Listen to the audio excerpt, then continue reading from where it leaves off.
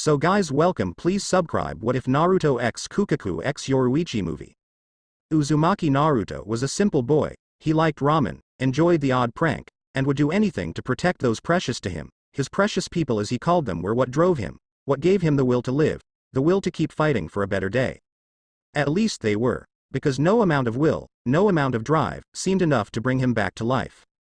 Standing in the middle of what used to be a lush green mountain valley, but was now a barren waste filled with smoldering craters and charred earth, Naruto stared at the lifeless corpse in front of him.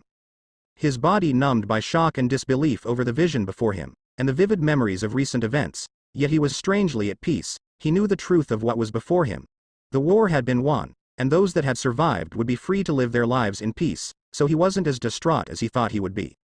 The body in front of him was adorned in a red haori wreathed in black flames, the tattered orange and black jumpsuit being the most identifying article of clothing one would ever see on a shinobi. Well, other than the golden blonde hair, of course, there was a peaceful expression on its face, and a small serene smile on its lips, as if they had come to terms with their mortality and were content with all that they had accomplished.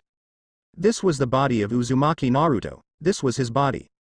Naruto looked down at his chest, where a small chain hung down to his knees from where it protruded from his sternum. He looked unhurt. The wounds present on the corpse, his corpse nowhere to be found on what he could only assume to be his soul. It was as if he hadn't just fought in a battle of epic proportions against a resurrected primordial god, and the lunatic responsible for every moment of suffering had endured in his admittedly short life. When he looked back up and brushed a hand through his hair, he couldn't help but notice that every movement was sluggish. His body felt as if he was trying to move underwater, like he would normally feel if he was suffering from chakra exhaustion. Then again, he was dead, and even though he wasn't as smart as Sakura, Naruto was well aware of the fact that one needed to have a physical presence to wield chakra.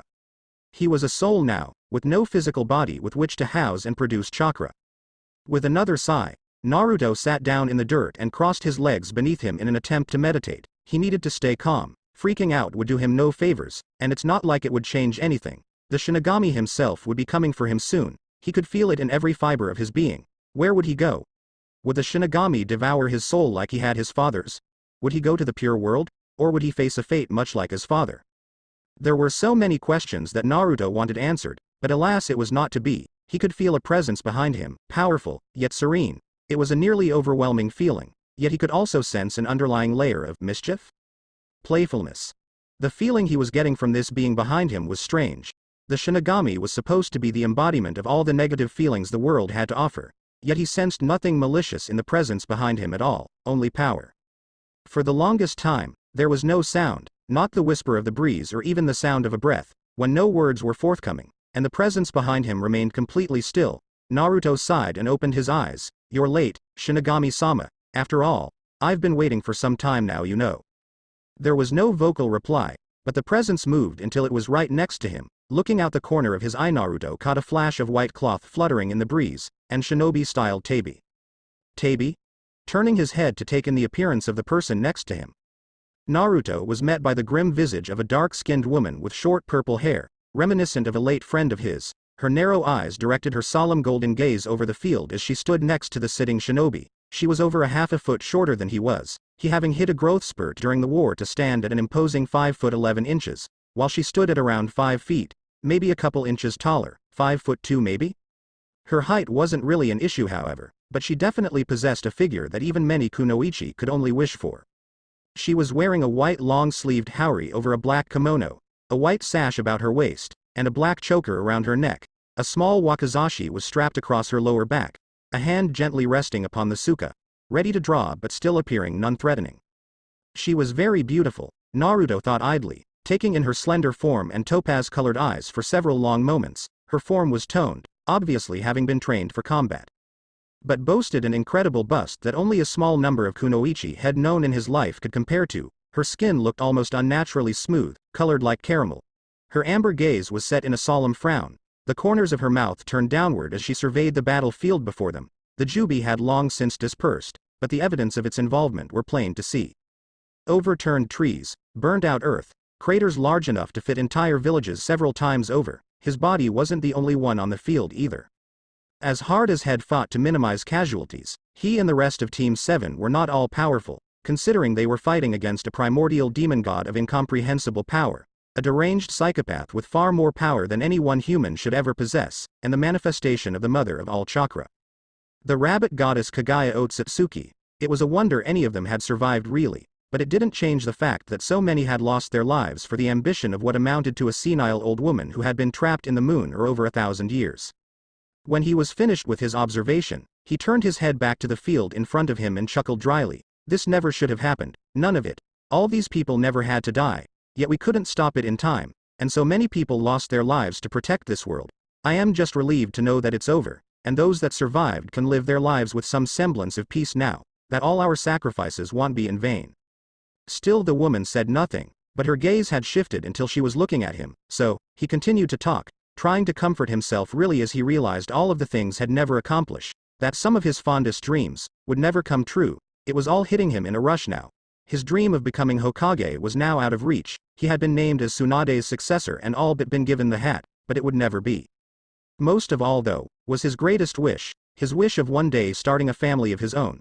Being able to witness his kids' first steps and hear their first words, Shion, among others, would be a mess when she found out had died, he realized sadly, had agreed to give her children not long before the war had really started to heat up, and their first try had been successful. They were going to have twins, but he wouldn't be there for them.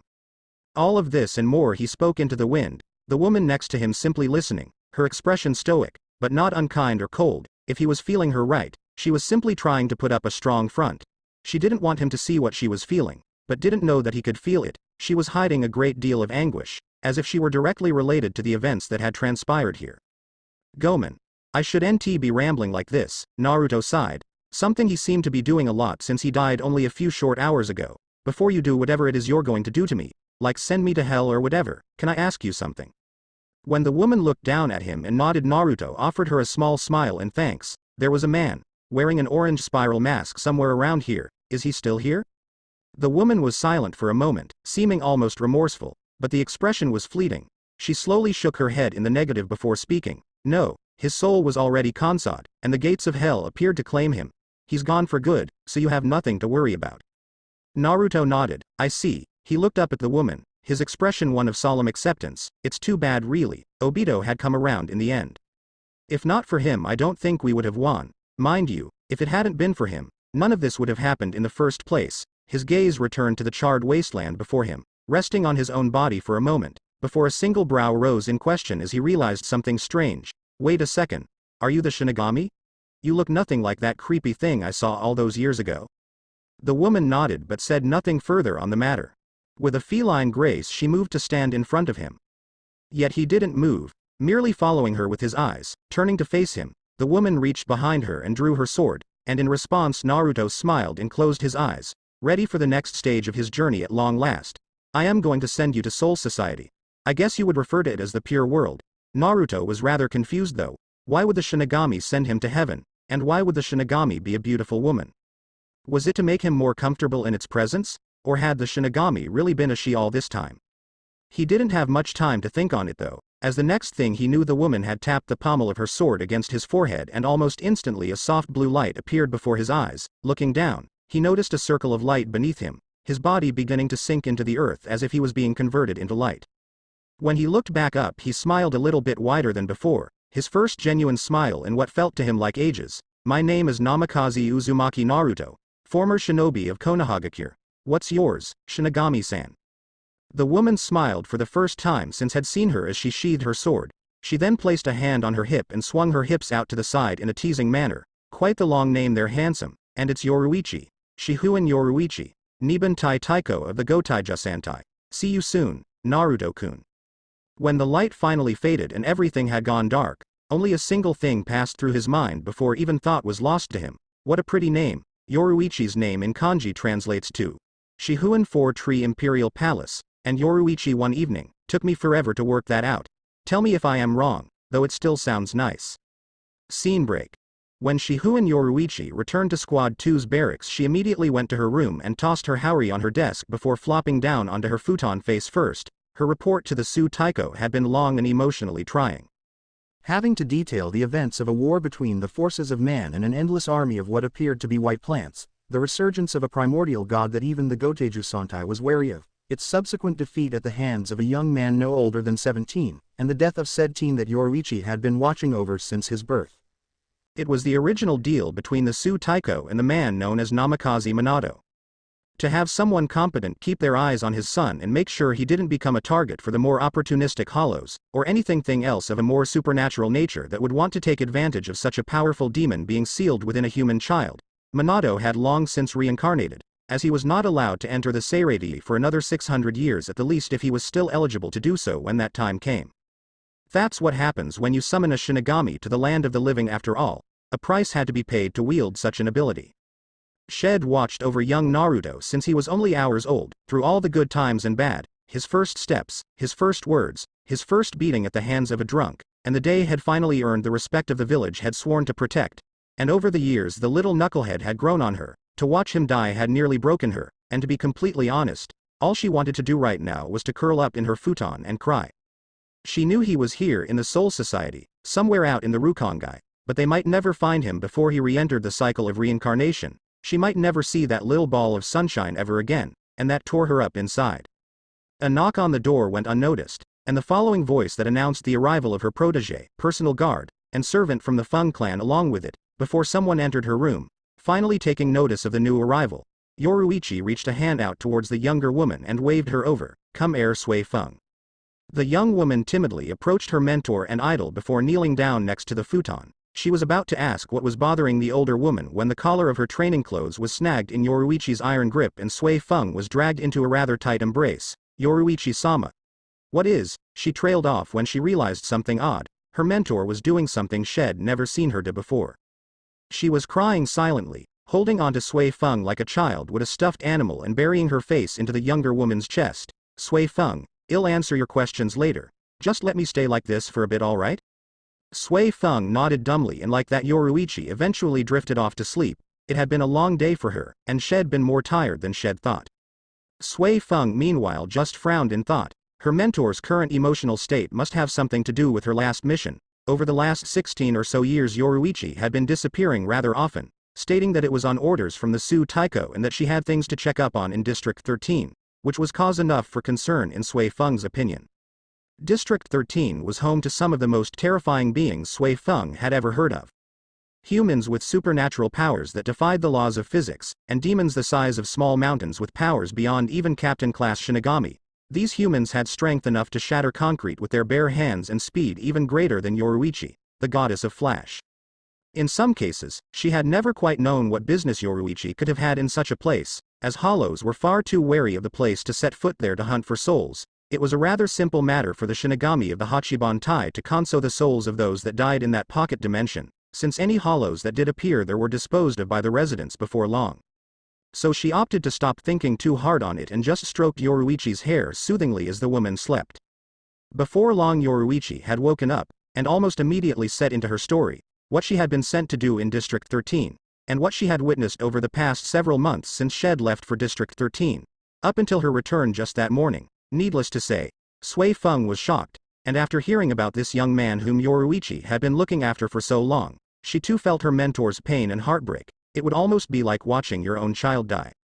So Sui Feng made her mentor a promise. She would search the Rukongai high and low whenever she had the chance. She would find this boy and bring him to the Seirei for her, and she would protect him with her life just as she would Yoruichi.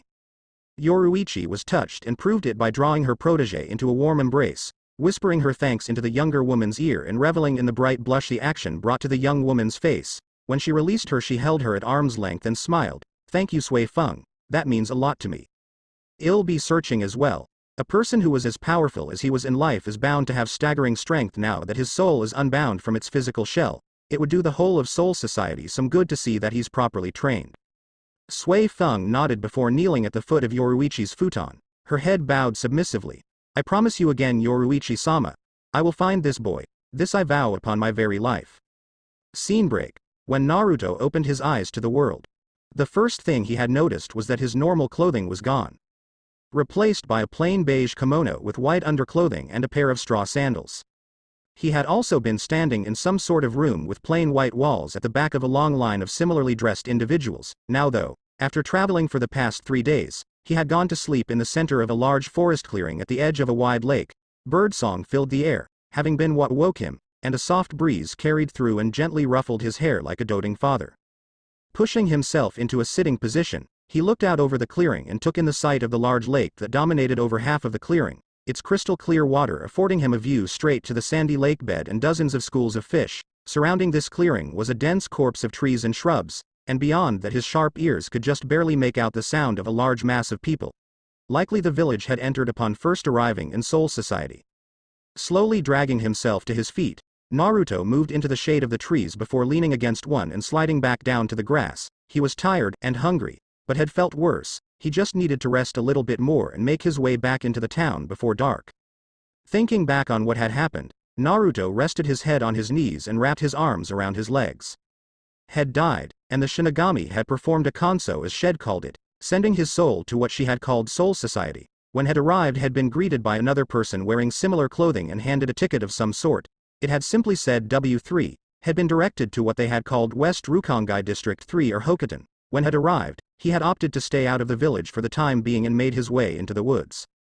Now here he was sitting about in some woodland area alone, his memories before that particular instance being a little foggy, something that caused him more than a little concern.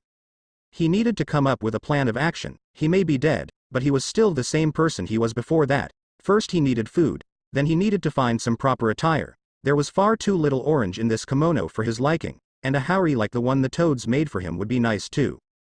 How he was going to get all of this he had no idea, but he would find a way. He was a shinobi after all. 6 months later. Rukongai, Hokuton District. 6 months had seen Naruto employing all the tools of his former trade that he was able to.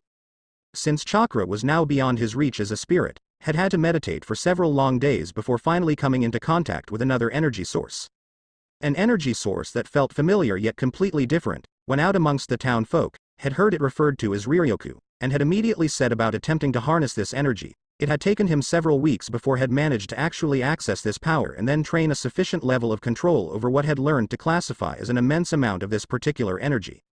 Over the past 6 months had learned to reduce his Ryotsu, or the ambient Ryoryoku that flowed from a pair of vents on his wrists, to the point that he was nearly undetectable, as was the way of the shinobi to strike unseen. Had used this ability along with others to, acquire what he would need to survive, before had decided to build himself a house outside the village. That forest clearing sounded like a good place. And so, there went a good 4 months of his time in Hokuton. Without the use of Kage Bunshin it had taken much longer than it normally would have. But had increased his muscle definition a great deal.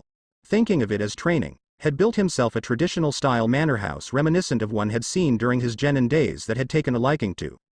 It was a single floor surrounded by high walls with a large yard for training. The main building was a good 60 meters long and 30 meters wide, containing several bedrooms and a small kitchen with a large sitting room dominating most of the interior. The sitting room opened out into the yard, with a long deck framing that entire side of the house beneath the roof awning.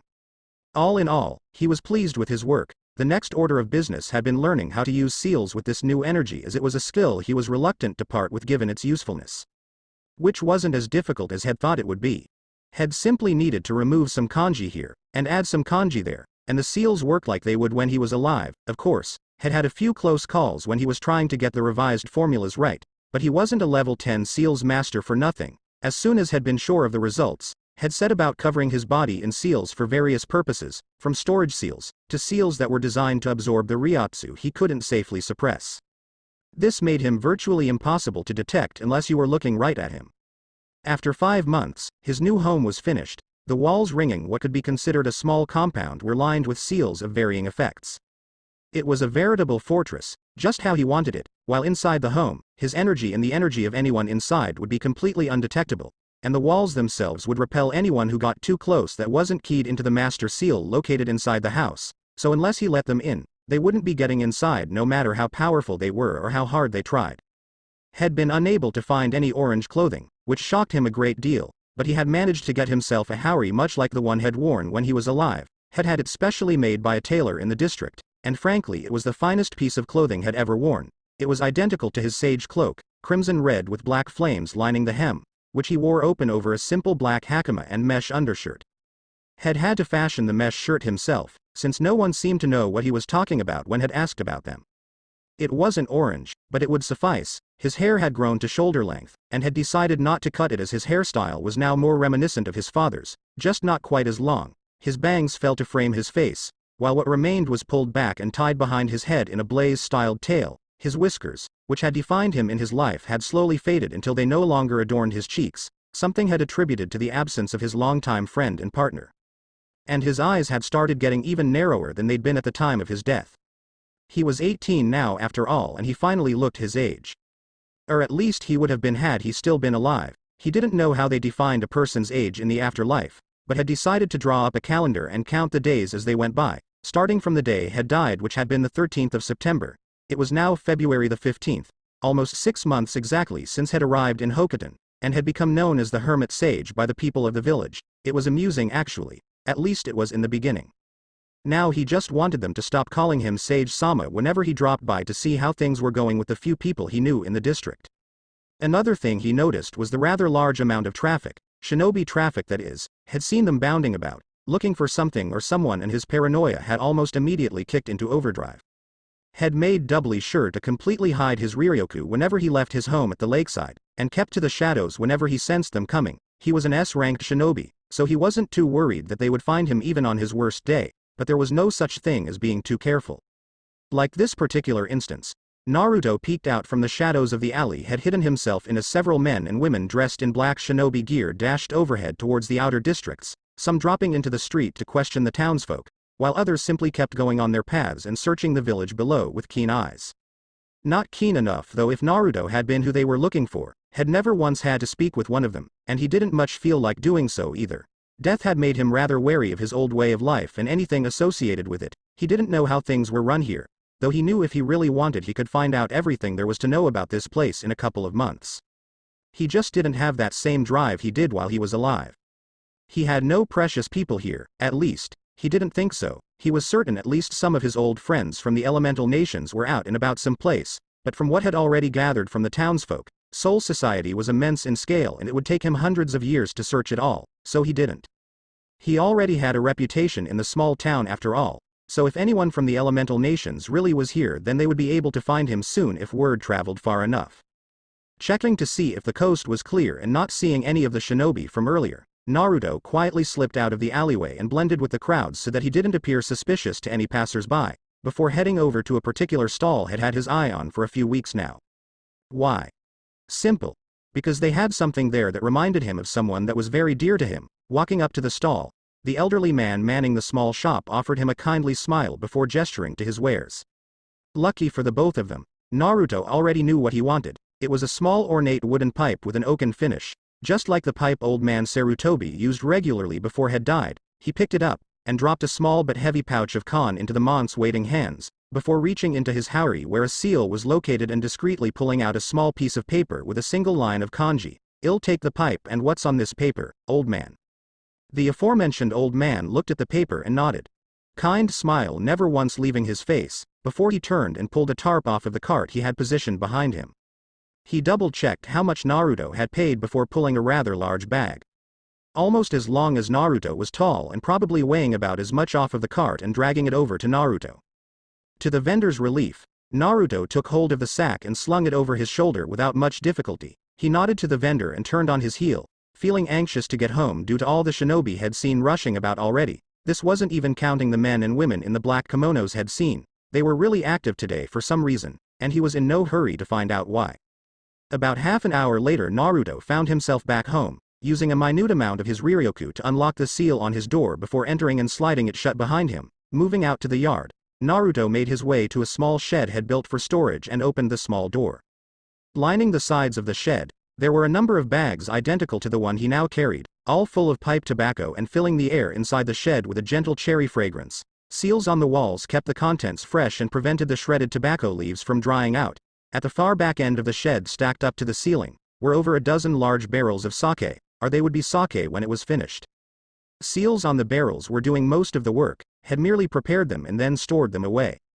It was the recipe for Mayubukuzen firebrand sake that had remembered from his time training with the toads. As their favorite summoner, they'd given it to him as a sign of eternal friendship and to show their loyalty to him and any children he might have in the future.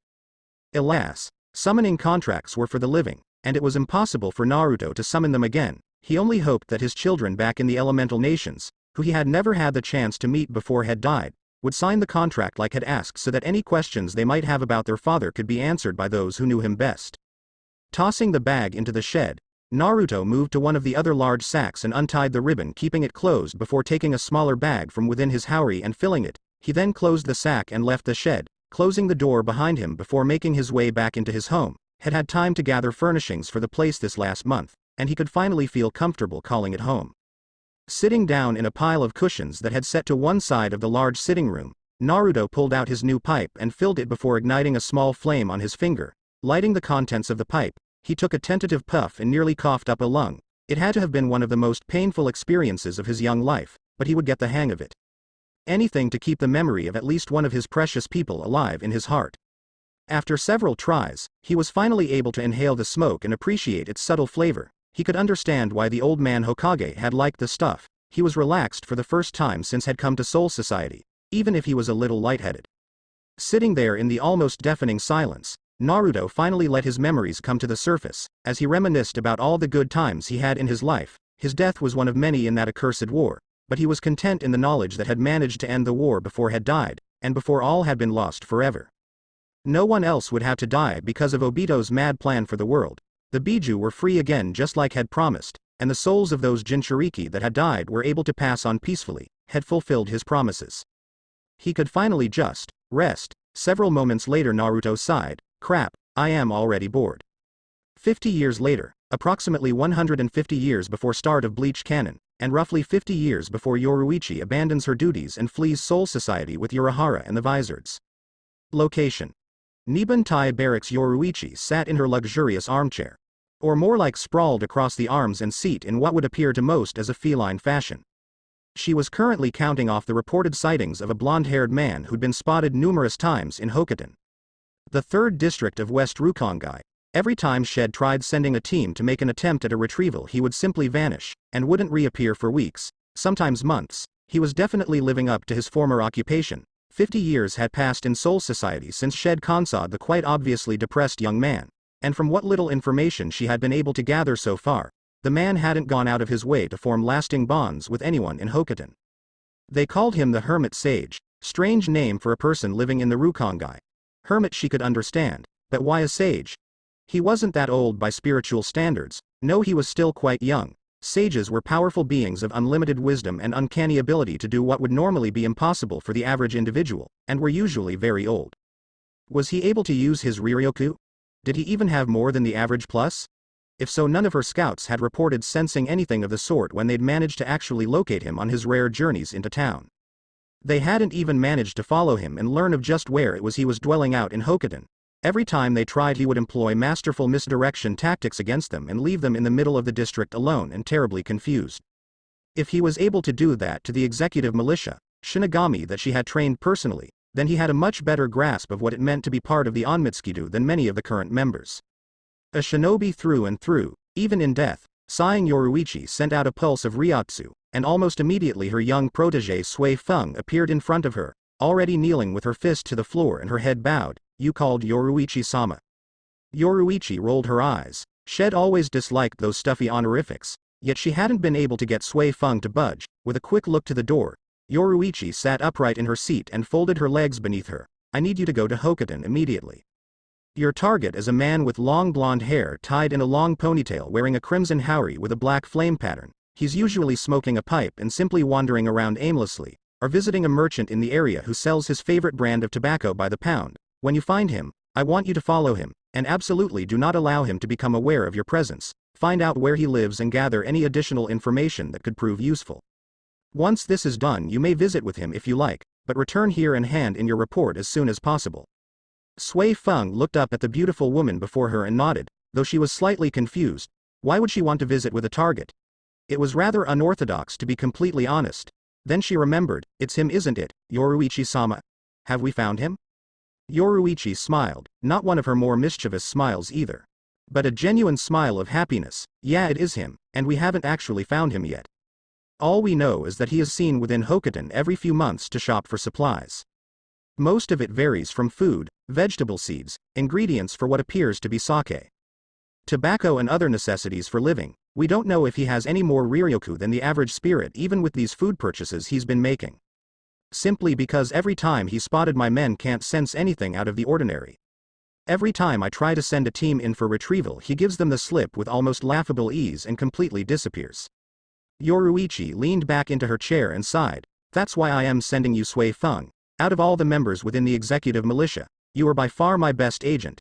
I am sending you in alone so that you draw less attention. Try to blend in with the civilians. That means wearing a normal kimono in place of your shiakusho.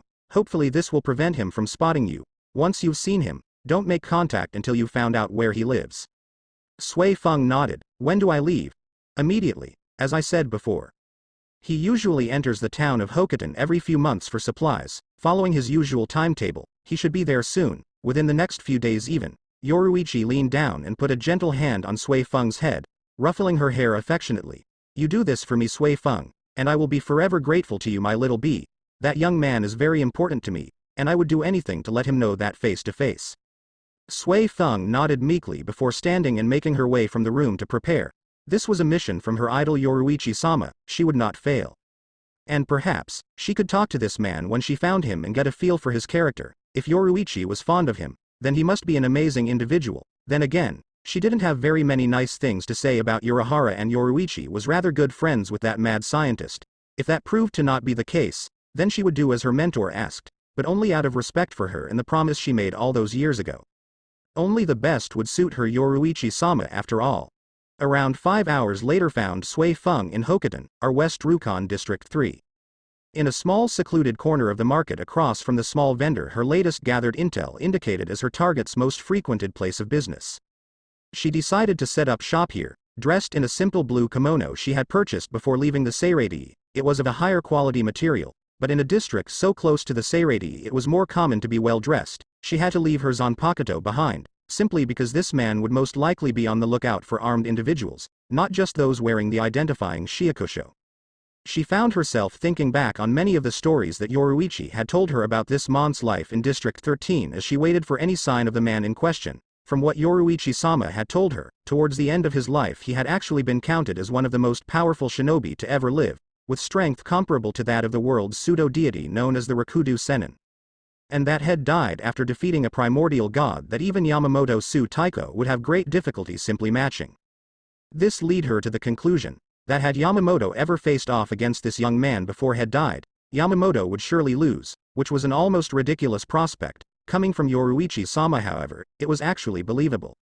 The descriptions of the Jubi, and all of the limited information within the archives about Kagaya Otsutsuki, clearly stated that these beings were entirely capable of wiping whole nations off the map in the blink of an eye. Literal destroyers of worlds, Kagaya was in league with the Spirit King himself, so it made sense that even Yamamoto would not wish to face her even with an army standing behind him. To think that a boy, barely 17 years of age, had fought and defeated such a monster was incredible, and that's not even counting the Jubi itself. His entire life was full of what would normally be classed as impossible achievements. Defeating enemies far above his caliber by utilizing an uncanny ability to come up with tactics on the fly and employ them near instantaneously. It was a talent that would and should make any halfway decent tactician extremely wary of facing him on the field of battle. Even the most battle-hardened tacticians needed to take time to think on their stratagems before employing them in the field, yet Naruto had the ability to come up with similar and even superior tactics on the fly. From what Shed deduced from these stories, Naruto had spent his entire life honing this skill to a razor's edge, while simultaneously growing stronger and stronger and subconsciously revising his tactics to accommodate his increase in power. He had grown so strong that a single attack could devastate entire landscapes, obliterate whole mountains, and actually disintegrate a human being by attacking them on a molecular level, leaving nothing behind, not even dust. He was a master of what they called wind manipulation, and was known as the Toad Sage of Mount Mayuboku. He possessed startling control over the element of wind, to the point that it allowed him the ability of flight, and this sage mode she had been told about actually gave her chills thinking of the possibilities. She was so lost in her thoughts, she almost didn't notice the flutter of cloth or the tall man wearing the sleeveless crimson haori until Head made it to the vendor. Her head almost snapped up, but she restrained herself. If he was really as masterful as Yoruichi had said, then he would definitely notice such a movement, even if he were to put it off as simple shock at his size. It was a mistake she could not afford to make. Speaking of size, Yoruichi hadn't told her that the man was so tall. From what she could see, he stood 1.5 feet taller than her at the least, standing at roughly 192 centimeters. with long blonde hair tied into a wild ponytail trailing down his back to his waist. With two long bangs framing a masculine face with an angular jaw and high cheekbones, narrow oceanic blue eyes gazed out from underneath a low brow line looking almost bored. His arms were covered in thick corded muscle, the result of years of training and actual combat experience, and his shoulders were broad, wide and squared. He was powerfully built, for both explosive speed, endurance, and incredible strength. With only a single look, Sui Feng could tell this man was extremely dangerous. Like Yoruichi had said, she could not sense any Ryoku at all from the man, which in itself didn't make any sense no matter how you looked at it. Every soul had at least some Ryoku, extremely small amounts mind you, but it should be there. This didn't matter though. Even without Ryoku, this man walked and moved like a trained warrior.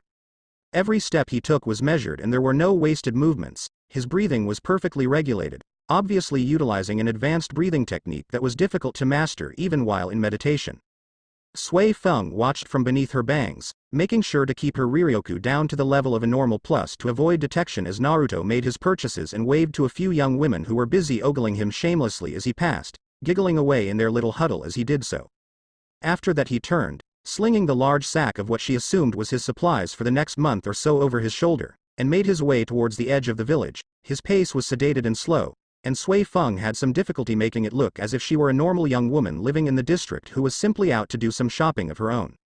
She stopped at several stands and shops as they made their way closer to the edge of the village, sometimes even moving ahead of him to enter a shop in his line of sight. When they finally reached the outer edge of the town, Sui Feng walked into a shop before walking out the back entrance, completely ignoring the rather disgruntled shopkeeper, and then blended with the shadows. She moved quickly in order to get Naruto back into her line of sight, and even then she only just barely noticed him moving into a thick corpse of trees before vanishing into the shadows cast by the canopy overhead. She quickly made after him, keeping low to the ground as she made her way through the alleys and across the small clearing before leaping into the high branches of the trees overhead. After that she could only ever catch small glimpses of the man, and worried that had caught on to her. If he was employing the same tactics had used against the Onmitsukido against her, then there was a good chance she would be lost inside the forest and forced to return to the town to try again another day. Just when she was starting to think that she'd lost him, she came to a halt when she suddenly realized that there were no more trees in front of her. She was now looking out over a beautiful forest clearing, dominated on one side by a large crystal clear lake, and on another by a sprawling manor house surrounded by high walls, with a large training yard and a small shed nestled in one corner of the grounds. This place was almost as large as the Nibentai barracks. And there at the door was the man whom she'd been following all this time. He did something to the door, and unless her eyes were playing tricks on her, she was positive that the entire compound had just shimmered. It was only once the phenomena had passed that Naruto opened the door and stepped inside. Sui Feng almost cheered out loud. She'd done it. She had accomplished what seasoned members of the Onmitsukido could not do even with the help of several others keeping track of the same target. She found the home of someone important to her mentor whom they'd been searching for over the last 50 years. Yoruichi was going to be thrilled. After her little mental victory dance, Sui Feng paused, placed a small locator beacon in the bark of the tree she was standing on and turned to leave before a thought struck her. Yoruichi-sama did say it would be alright if I decided to visit for a little bit. And I am honestly curious about this man. Turning back to the house, Sui Feng dropped down to the ground silently and stood to her full height in an attempt to gather up her courage. Just for a little bit. I won't stay long since I have to get back to Yoruichi-sama quickly. This man may not have any Ryoku, but his body and movements were those of an experienced warrior. She was not as strong as her mentor, and thus she had to be extremely careful in case he turned out to be a threat, though she was sure she could handle a normal soul, even one with as much combat experience as her current target. Walking up to the door, she didn't even make it halfway before a shadow fell over her. Quickly growing larger with every moment, looking up, she only caught the silhouette of the attacker, before realizing it wasn't an attacker at all. With a dull thump, a large man landed just 5 steps in front of her in a kneeling position. The man was tall and lean with dark brown hair falling about his head messily. When he looked up, she was met by brown eyes and a stern expression, and when he stood she realized that he was standing at around Yoruichi's height, roughly 5'4". For a few moments they simply stared at each other, before the man straightened his back, puffing out his chest in an attempt to look threatening. What business have you in this place, the home of Hokuton's hermit sage? Sui Feng blinked, then blinked again. She had been expecting an attack from this individual, but it turns out he's simply the doorman.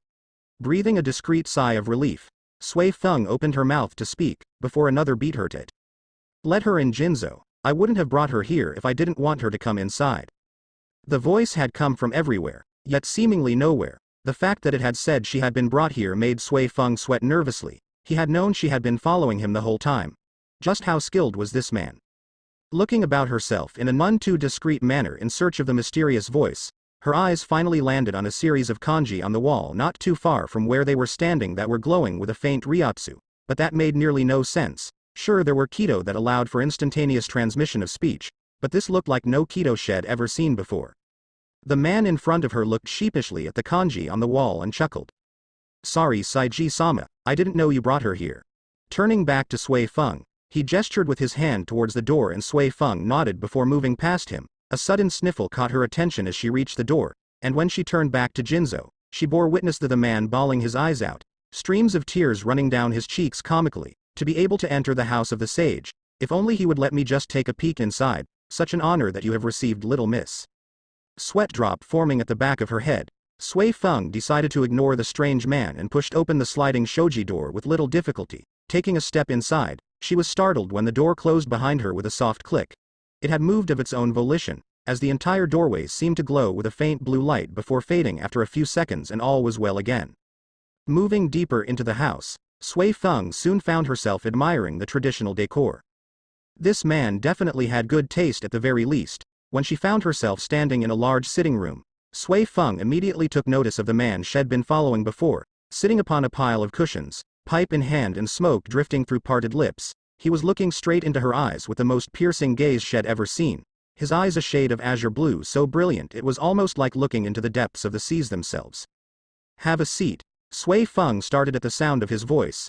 Since she was so close to him now, she could actually hear his voice without a filter like she had earlier. It was a smooth baritone, deep and soothing to the ear. When she did as instructed and took a seat in a pile of cushions only a few paces from the man, Naruto inhaled another lungful of smoke before slowly exhaling to the side. So, a Shinigami graces my humble abode. You're quite skilled, but you need to be careful not to be so jumpy, Naruto stated curtly, tipping her off that had noticed her right from the very start. Tea? He had reached to his side, where a pot of what was most likely tea and a pair of small cups had been set on a small tray. Sui Feng blinked in confusion at the sudden change in his demeanor from that of a serious master giving a lecture to a student, to that of an accommodating host, nodding dumbly without so much as a thought. In an instant, she had a steaming cup of what appeared to be black tea in her hands. It was hot, but not unbearably so, and taking a sip she found she very much liked the flavor. What brings you here? Sui Feng mulled over her next choice of words carefully. There was a good chance he might not remember Yoruichi after living in Soul Society as long as he had already, and if she insulted him somehow there wasn't much she could do to stop him from attacking her if that was his wish, so she had to be careful. I made a promise to Shihuanheim, the 22nd generational head of the Shihuan noble family, that I would find you for her. I made this promise over 50 years ago now, and we've been looking for you ever since. Naruto nodded, taking a sip of his own cup before smacking his lips in approval. I see. Any particular reason why this person has been looking for me in particular? Sui Feng sipped her tea, sitting in seiza upon the cushions and idly noting how much easier they made the position. They were soft, very much so, and almost as large as she was, though that wasn't saying much as she was admittedly quite the petite woman. My mentor and master, Yoruichi-sama, was the one who consawed you when you died, Namikaze-sama. Rather abruptly, Naruto waved his hand as if trying to wave away something unpleasant, trailing smoke from his pipe as he took another sip of his tea. Please, Naruto or Naruto-san are fine, but please, Namikaze-sama is a bit much, makes me feel old, and far more important than I really am.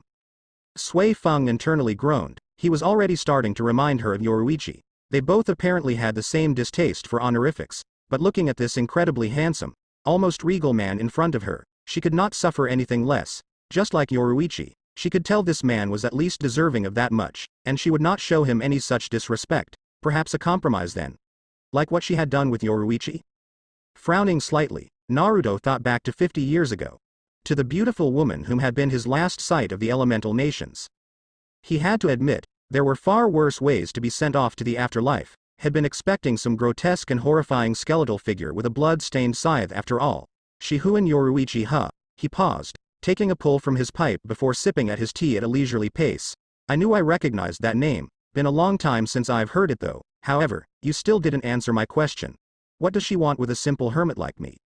Sui Feng nodded, ignoring for now the lack of appropriate suffix. And set her now empty teacup onto her lap. I am not quite certain that I am the best person to answer that question. I actually came simply to find you and inform her of your location. I believe she wants to visit you herself once I have submitted my report on my findings. Sui Feng took a breath and scooted closer to the man who simply watched her calmly from where he sat. I was also curious as to the type of man whom could attract my mistress' attention and affection so completely. Naruto raised a brow at the rather blunt declaration, but said nothing as he continued to puff away on his pipe. After a brief moment of thought, he finally sighed tiredly and looked out into the yard through the open shoji door. What would you like to know? That had been the question that had begun a long series of questions about his life, his ideals, and his philosophy.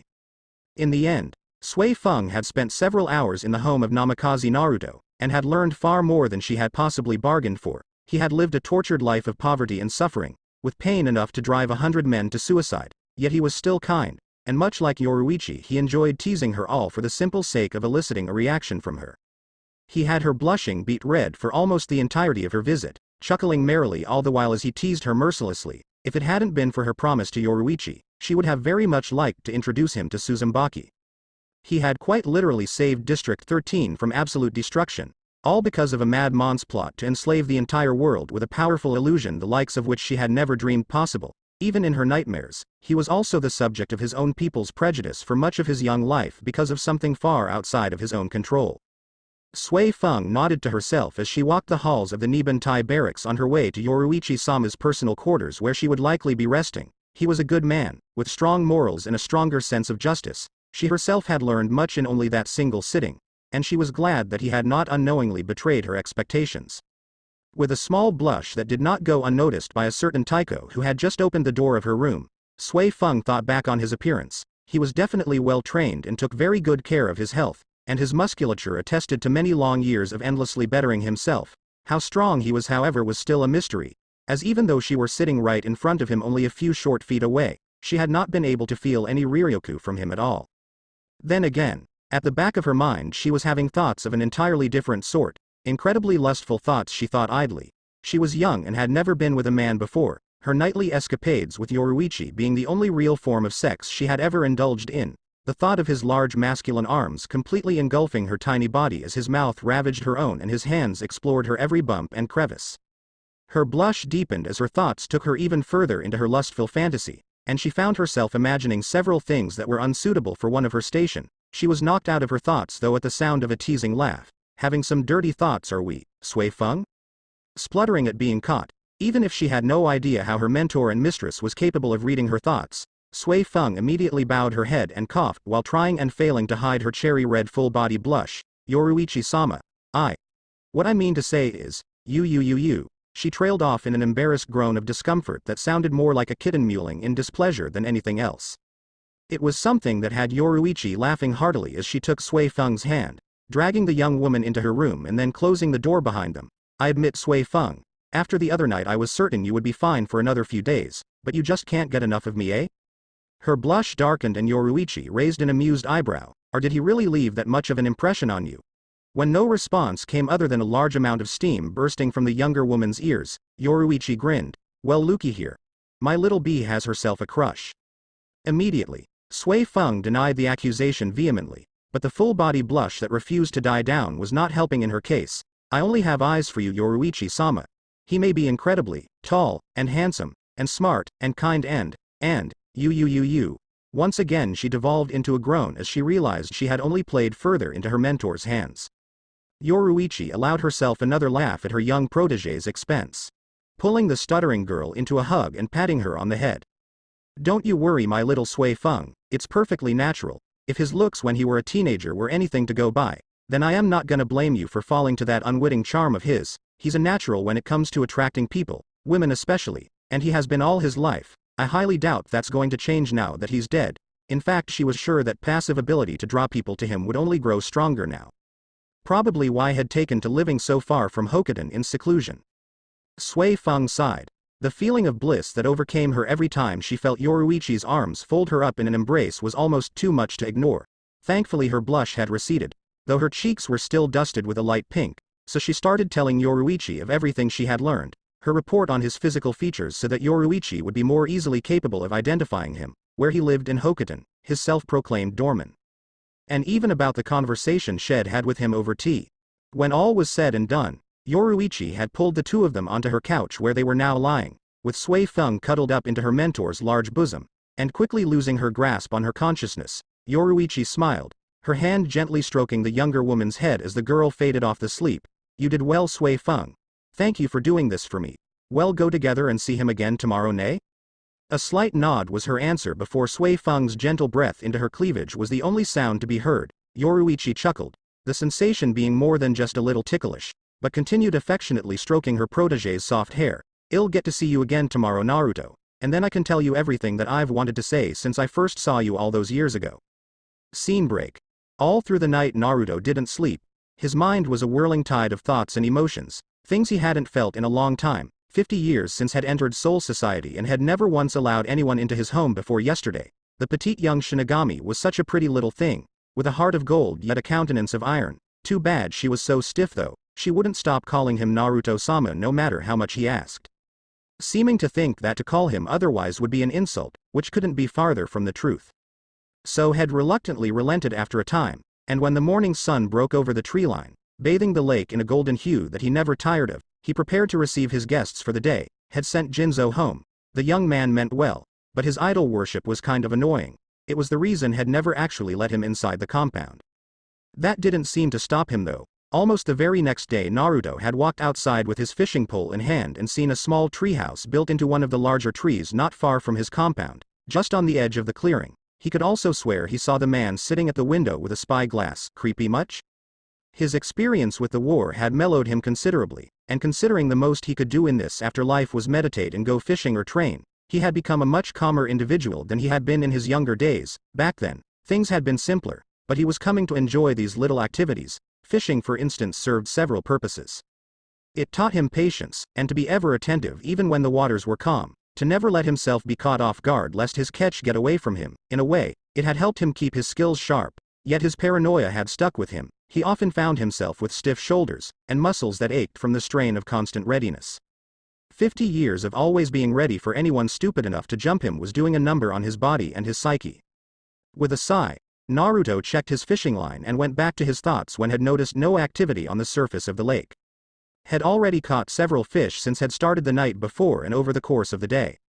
Several salmon, 12 mackerel, and a few sweet fish, had been fishing all night after he discovered that sleep wasn't coming to him. Had already prepared several dishes, from ramen topped with grilled pork, radish, red onion, and a single egg, to oden and sukiyaki nabe, hot pot, dishes, the oden still simmering away inside, taiyaki, grilled meat dish, sashimi, raw fish dish, and yakizakana, grilled fish. Dishes had also been prepared over the course of the night and were being preserved in seals. All in all, it was a feast fit for the Soul King himself. There was still more to be prepared though, as he had several rice dishes in mind. Shahan, fried rice. Some simple steamed rice for the rice bowls and maybe even some sushi. This is technically classified as a rice dish, if he had the time. He had nothing better to do with his time, and had be damned if he didn't at least accommodate his first real guests in 5 decades properly. Some of the fish had caught in the last hour or so would be going into his shed in special storage seals for later use, while the rest would be brought inside and added to the current dinner menu. He didn't know how much time he had until they arrived, but he had deactivated the security seals on the doors so that they wouldn't be repulsed or violently shocked on contact. Hey, so he valued his privacy. He had the right to booby-trap his front door if he wanted to. A flicker of movement in the corner of his eye drew his attention to his fishing rod, and slowly, he moved into a proper sitting position, kneeling down next to the rod but not touching it yet. He watched as the rod vibrated gently several times, before suddenly it was nearly yanked out of the ground. With lightning-fast reflexes, Naruto snagged the rod and pulled. The fish caught on his line, and came flying out of the water so fast it likely had no idea that it wasn't in the water anymore. Reaching up, he caught the fish in his free hand, before placing it under his arm so he could remove the hook. Once that was done, he chucked the fish into one of the buckets he had with him that still had space, before coiling up the fishing line and making his way to his front step. Leaning the rod against the wall, he was about to go back to the shore to collect his catch when he realized that he was no longer alone. Looking over his shoulder, he took in a sight he hadn't seen in over 50 years. A beautiful woman with a slender body, wide hips and a generous bust, and legs that seemed to go on for miles. A regal visage framed by short purplish hair and golden eyes looking at him with an impish grin. She was wearing something different this time though. She had foregone the white haori and black kimono, instead opting for a golden formal kimono with elegant purple patterns strewn about the fabric tied shut with an orange obi. Next to her was the young woman from the other day, wearing a simple black kimono that he vaguely recognized as the uniform of those shinobi had seen all these years. She had a large blush on her face and was trying desperately to look anywhere but at him, which he found absolutely adorable. Then there was the rather large man standing with them. He was a tall man standing at least over 200 centimeters, which surprised Naruto since he hadn't met anyone larger than himself before now. The man possessed a rather bulbous build, and curly brown hair and a large chin. Kami, that chin was huge, he thought idly. He was wearing a black kimono as well, but also had what appeared to be a badge of some sort on his left arm and a plush purple collar. He was looking about the clearing in what could almost be construed as disdain, his leering eyes passing over Naruto as if he wasn't even there. Naruto's eyebrow twitched. Was that a scoff he heard just then? Yoruichi strode forward confidently, taking in his state of dress, which was more suited to working outdoors than his haori and usual garments. His mesh shirt was still in place, revealing his toned, muscular torso, and his legs were adorned with a pair of simple brown trousers instead of his hakama. Very nice, Naruto-kun. The years have definitely been kind to you, Yoruichi thought with an almost perverse inner chuckle. It's been quite some time, nay Naruto? Naruto turned to face the woman who'd sent him off and nodded. That it has, Yoruichi. I was just catching dinner. If you could wait for just a moment, I'll go and bring it inside. He then turned to continue what had been doing, making his way over to the shore to gather up the several buckets of fish had caught that morning. Yoruichi nodded, her impish grin never once leaving her face as Sui Feng and the as of yet unidentified man walked up beside her. Taiko, is there a particular reason we are here?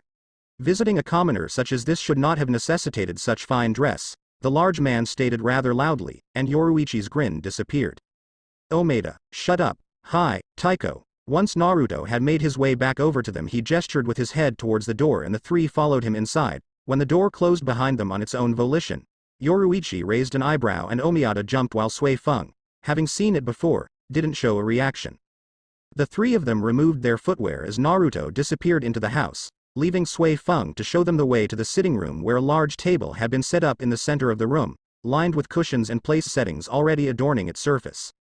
Walking back in through the door from the yard after depositing several of the full buckets into the shed, Naruto carried the bucket he was still holding into the kitchen next to the sitting room. Dinner should be ready soon. You all can take a seat wherever you like, I'll be with you shortly. Yoruichi stated her affirmation and took a seat at one end of the table, the large pile of cushions at the other end reminding her of another friend of hers, while Sui Feng sat at the side of the table to her left and Omeda to her right, still looking about at the surroundings, though with less disdain since the house they were currently lounging in seemed more fit for a noble. When Naruto returned once again, he was holding a large tray bearing 4 small sake bottles and a teapot with 4 cups and an equal number of sake dishes. Had also somehow managed to change back into his usual attire, his red haori and black hakama, while had been out of sight. Setting the tray down on the table, he took a bottle of sake and a dish before moving to the head of the table and setting himself down in the pile of cushions.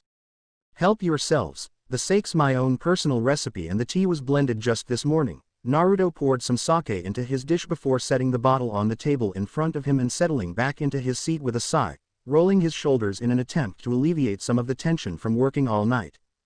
Yoruichi took a bottle of sake and a dish before following Naruto's example. Once she had poured some sake into her own dish and placed the bottle back on the table, she took a tentative sip and her eyes went wide. She pulled back and looked at the dish in surprise before placing it back to her lips and tipping it back. Damn, racking up some serious brownie points here, mister. That is some damn good sake. Sui Feng, remembering how much she liked the tea from her previous visit, simply poured herself a cup and took a sip, before smiling in delight with a sigh. Omeda himself had taken some sake and had tried it himself before nodding, seemingly satisfied.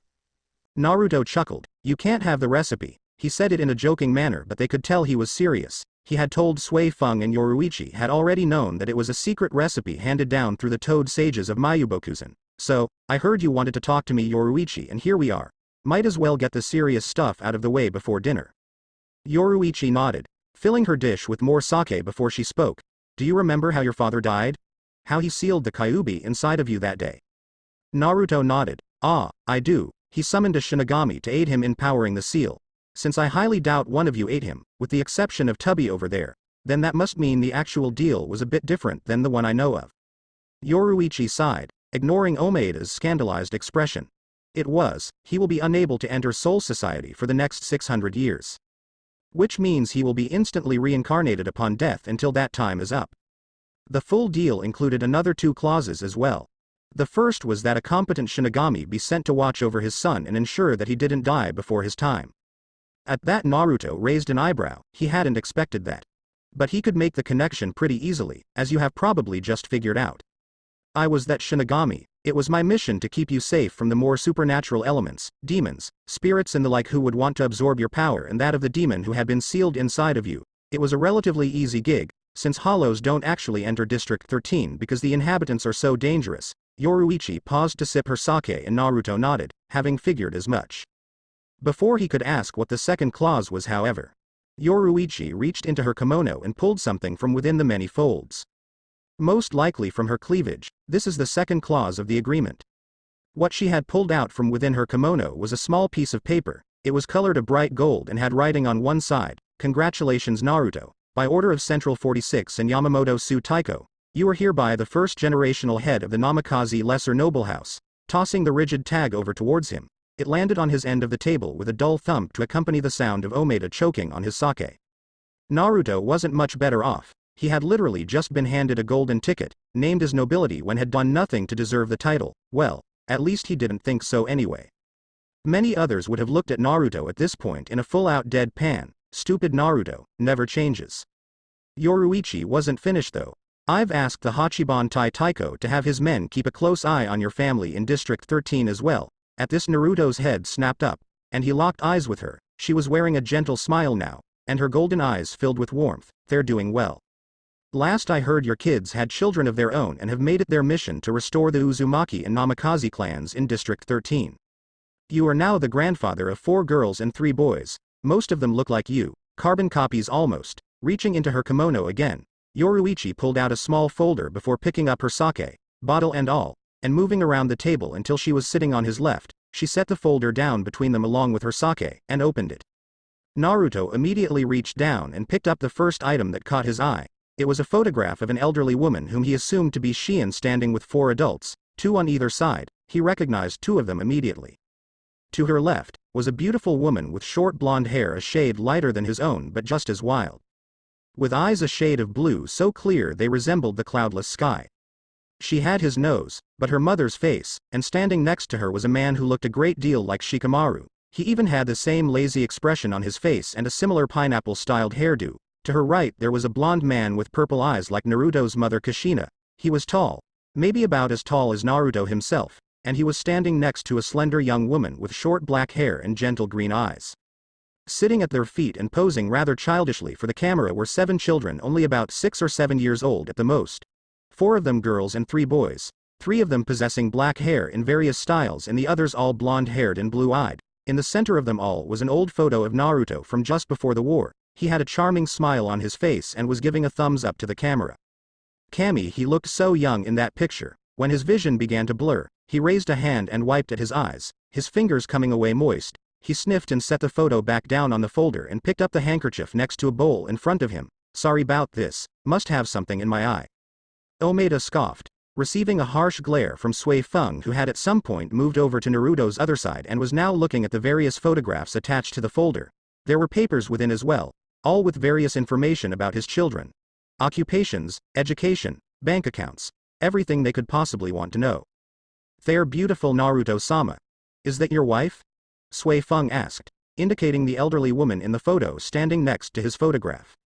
Naruto swallowed the lump in his throat, dabbing at the corner of his eye with a cloth. "We never married, though we were going to when the war ended. Mind you, I had probably close to 6 fiancés before I died." Yoruichi merely chuckled, while Sui Feng looked scandalized at that admission. Seeing her look, Naruto waved his hand dismissively.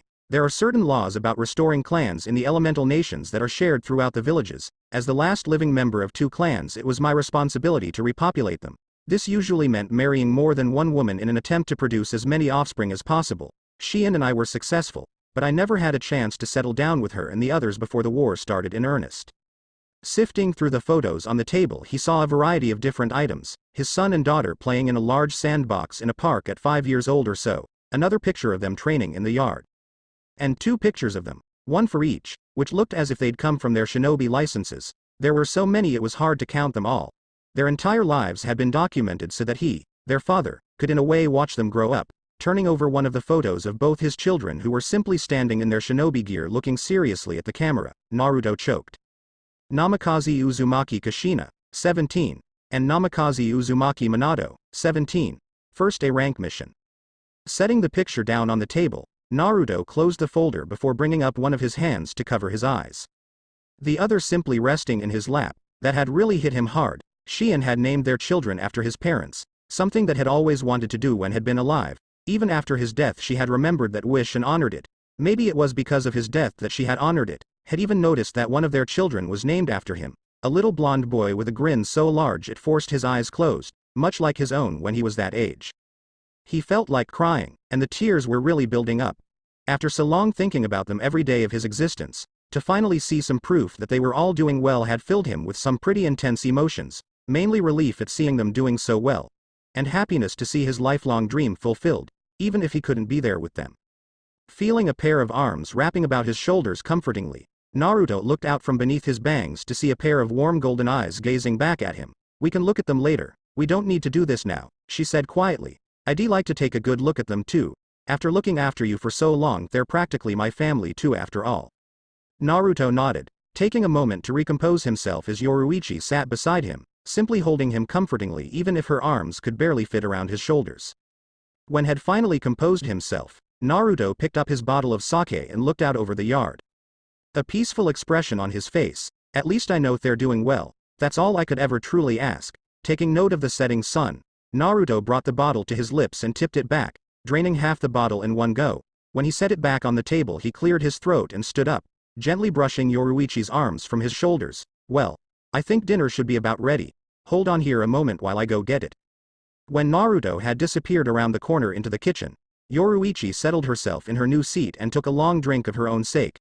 Turning to Sui Feng, who looked as if she were about to cry herself, she smiled. "What a ride, Nay." Sui Feng nodded, offering her own small smile. "My apologies Yoruichi-sama, I need a moment to compose myself."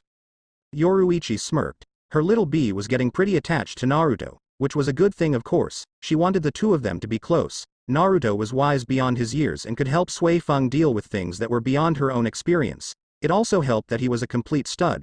Perhaps he could help Sui Feng out with a little issue that she couldn't now that he too was a noble. When Naruto walked back into the room, he was carrying a large pot in his hands that he set down in the center of the table. Taking his seat once again Yoruichi raised an eyebrow as both Sui Feng and Omeda looked at the pot in confusion. "Anyo, Naruto-sama. Is that it?" Sui Feng asked timidly, afraid to overstep her boundaries. Naruto smacked his forehead in mock exasperation. "I knew I was forgetting something." Placing the middle and index fingers of his right hand on the surface of the table over a strange circular symbol filled with tiny kanji, there was a pulse of ryotsu that they could barely feel, followed by a flash of light and the table was suddenly covered by what appeared to be at least a dozen different dishes. Sui Feng's eyes were sparkling, since there were so many of her favorite dishes sitting in front of her. While Yoruichi was shocked and a little confused and Omeda was salivating. Naruto chuckled and waved his left arm over the table. "Go ahead and dig in, there's more than enough to go around." Dinner was a rather noisy affair. After getting over his short emotional outburst, Naruto had started joking and even flirting with Yoruichi, much to Omeda's dismay and Sui Feng's eternal embarrassment since more often than not they turned their attention on her, the both of them teasing her mercilessly as they ate. Yoruichi however was in a slight quandary. For 50 years she had wanted to tell him just what had been to her. She had thought she felt something along the lines of motherly affection for him.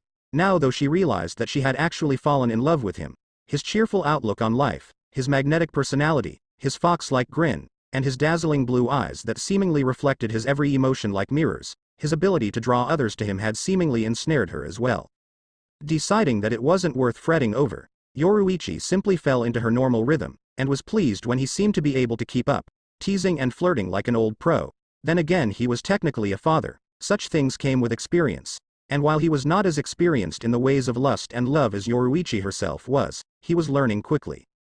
Surprisingly enough, her Fuku Taiko, whom had initially taken great lengths to show his dislike for their host, had warmed up to him and the two were sharing drinks and laughing together like old friends, singing a collection of drinking songs, while drowning themselves in sake. Sui Feng however was the most surprising, and had taken to sitting in his lap as she drank her tea. Her much smaller form fitting in the dip in his crossed legs near perfectly, the crown of her head barely reaching his collar. She had been right when Shed teased Sui Feng about her crush, because the girl hadn't stopped blushing since had pulled her there. She knew Naruto found it difficult not to tease the girl, but he seemed to genuinely like her. Perhaps he even saw her as a second daughter, like the one had never had the chance to spoil before had died. After dinner was finished, Naruto offered them a place to stay for the night since it had gotten late, and had offered to lug his new drinking buddy to a room to sleep it off, since Omeda was currently an unconscious drooling mess on the floor. Accepting the offer, Yoruichi watched as Naruto hefted the large man onto his shoulder and led the two women to a room. Since Yoruichi had told him they were fine with sharing, he then left down the hall with Muranoshin slung over his shoulder as Sui Feng and Yoruichi got themselves settled in for the night. "Yoruichi-sama, you seem much happier now," Sui Feng stated calmly as she got herself settled in her futon. "I am glad you got to see him again, you were so sad before." Yoruichi smirked and looked Sui Feng dead in the eye, intentionally making the girl quite nervous. "I am happier. I finally got to see someone I care about after 50 years not knowing how he was living or where. But it seems someone else got to indulge in her fantasies tonight as well. Nay, Sui Feng. I think you looked so cute together." Sui Feng blushed scarlet and buried her head under the blankets, hiding herself from view. With a smirk, Yoruichi tossed her kimono into the corner of the room, not all that fond of formal wear. But the clan elders had insisted since she was literally handing over the title of nobility to a man who had slain a god in his lifetime. Thus, she needed to make a good first impression. Now bereft of the stifling kimono, Yoruichi was left in her Onmitsukido uniform. Consisting of a black kimono that left her shoulders and back exposed, along with a good portion of her sides and the sides of her breasts, and a pair of black leggings that bared her thighs and a pair of simple sandals. The Namikaze Lesser Noble House was already being called the House of the Godslayer, and had only been a noble for a few hours. The elders of her clan were obviously planning something if they were trying to spread word of a new noble so quickly. She wouldn't worry about it for now, since she already had an idea of just what their plans were. Honestly, she wasn't bothered by it for once, but it would ultimately be up to Naruto. An hour later, when she was certain that Sui Feng had drifted off to sleep, she left their room and silently made her way back to the sitting room where she was certain she would find the person she was looking for. Sure enough, he was there on the deck overlooking the yard, smoking his pipe with a folder detailing the lives of his children and grandchildren open in his lap, looking over the photographs with something akin to reverence.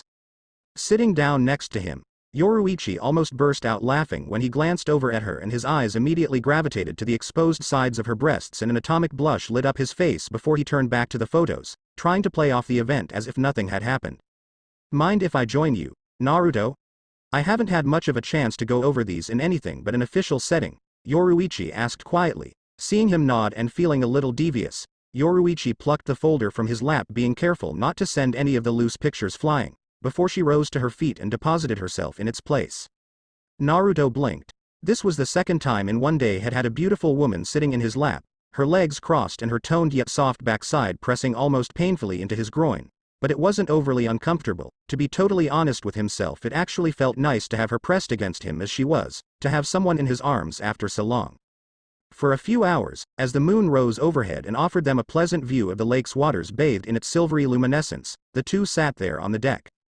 Naruto had by this point put his pipe away for the time being and wrapped his arms about her waist so he could get at the photographs and articles in her lap. They spoke quietly with small smiles, going over the different information within the small folder and then looking at the pictures attached to a particular paragraph. Laughing at particularly funny instances in the lives documented there, and crying at the sad times, like when their first family pet had died after having stuck it out with them for close to 40 years. Eventually the two had put the file to the side and simply sat there, Naruto's arms wrapped around Yoruichi's waist as they looked out over the crystal clear waters of the lake. Yoruichi frowned when a thought struck her. Isn't there a wall around this compound? Leaning her head back against his shoulder and tilting it back so she could see his face, she started running her hands up and down his forearm, not in an attempt to get a reaction. She just felt an all-encompassing need to touch him, to feel his skin beneath her hands. Naruto grunted. There are several seals laid into those walls. One particular set of seals is designed to make the walls transparent from the inside, that way I wouldn't rob myself of the view. Humming in contentment and understanding, Yoruichi continued what she was doing. Ignoring almost all else, it was nice, sitting with him like this. She almost didn't want to leave, but they needed to get some sleep. They both needed to be in the Seirei tomorrow, something she had told him during dinner, so that he could be assessed for ability and formally introduced to the Su Taiko. If he was accepted into the Gotaija Sentai, then Yoruichi had already offered to train him alongside Sui Feng, and he would become a member of the Onmitsukido, the corps commander if she had her way, for a variety of reasons. None of which involved her current workload, no sir. Patting him on the arm, Yoruichi made to stand, before turning and pulling Naruto to his own feet after had gathered up the file. It's time we got some sleep, we have a lot to do tomorrow and you need to actually be awake to meet with the Su Taiko. Naruto pouted childishly, do I have to? Can't he just talk to my unconscious body instead? Chuckling, Yoruichi took his hand and pulled him along down the hall, opening doors at random until she found the one she was looking for, completely failing to realize that the room she was looking for belonged to the very person she was dragging behind her.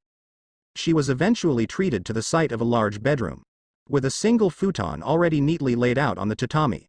It was incredibly Spartan, with only the bed and a desk at the far end littered with sheets of paper covered in scrawls. And a single candle set near the back of the desk. Pulling him into the room, Yoruichi smirked back at him before taking hold of his shoulders and pulling him down. Now get to bed, I'll see you in the morning. Then she did something not entirely out of character for her, but absolutely shocking for Naruto. She pulled him down even further until her lips pressed against his own in a gentle kiss. It was gentle, not meant to inspire lust but to show him the love she felt for him. It was soft yet confident, chaste yet full of passion. When she pulled away, her cheeks were lightly flushed and she could only smile at the dumbstruck expression on Naruto's face. Good night, Naruto. Standing there, shocked out of his mind, Naruto's mind went blank. He didn't even notice that Yoruichi had left his room until the door behind him slid closed with a quiet click.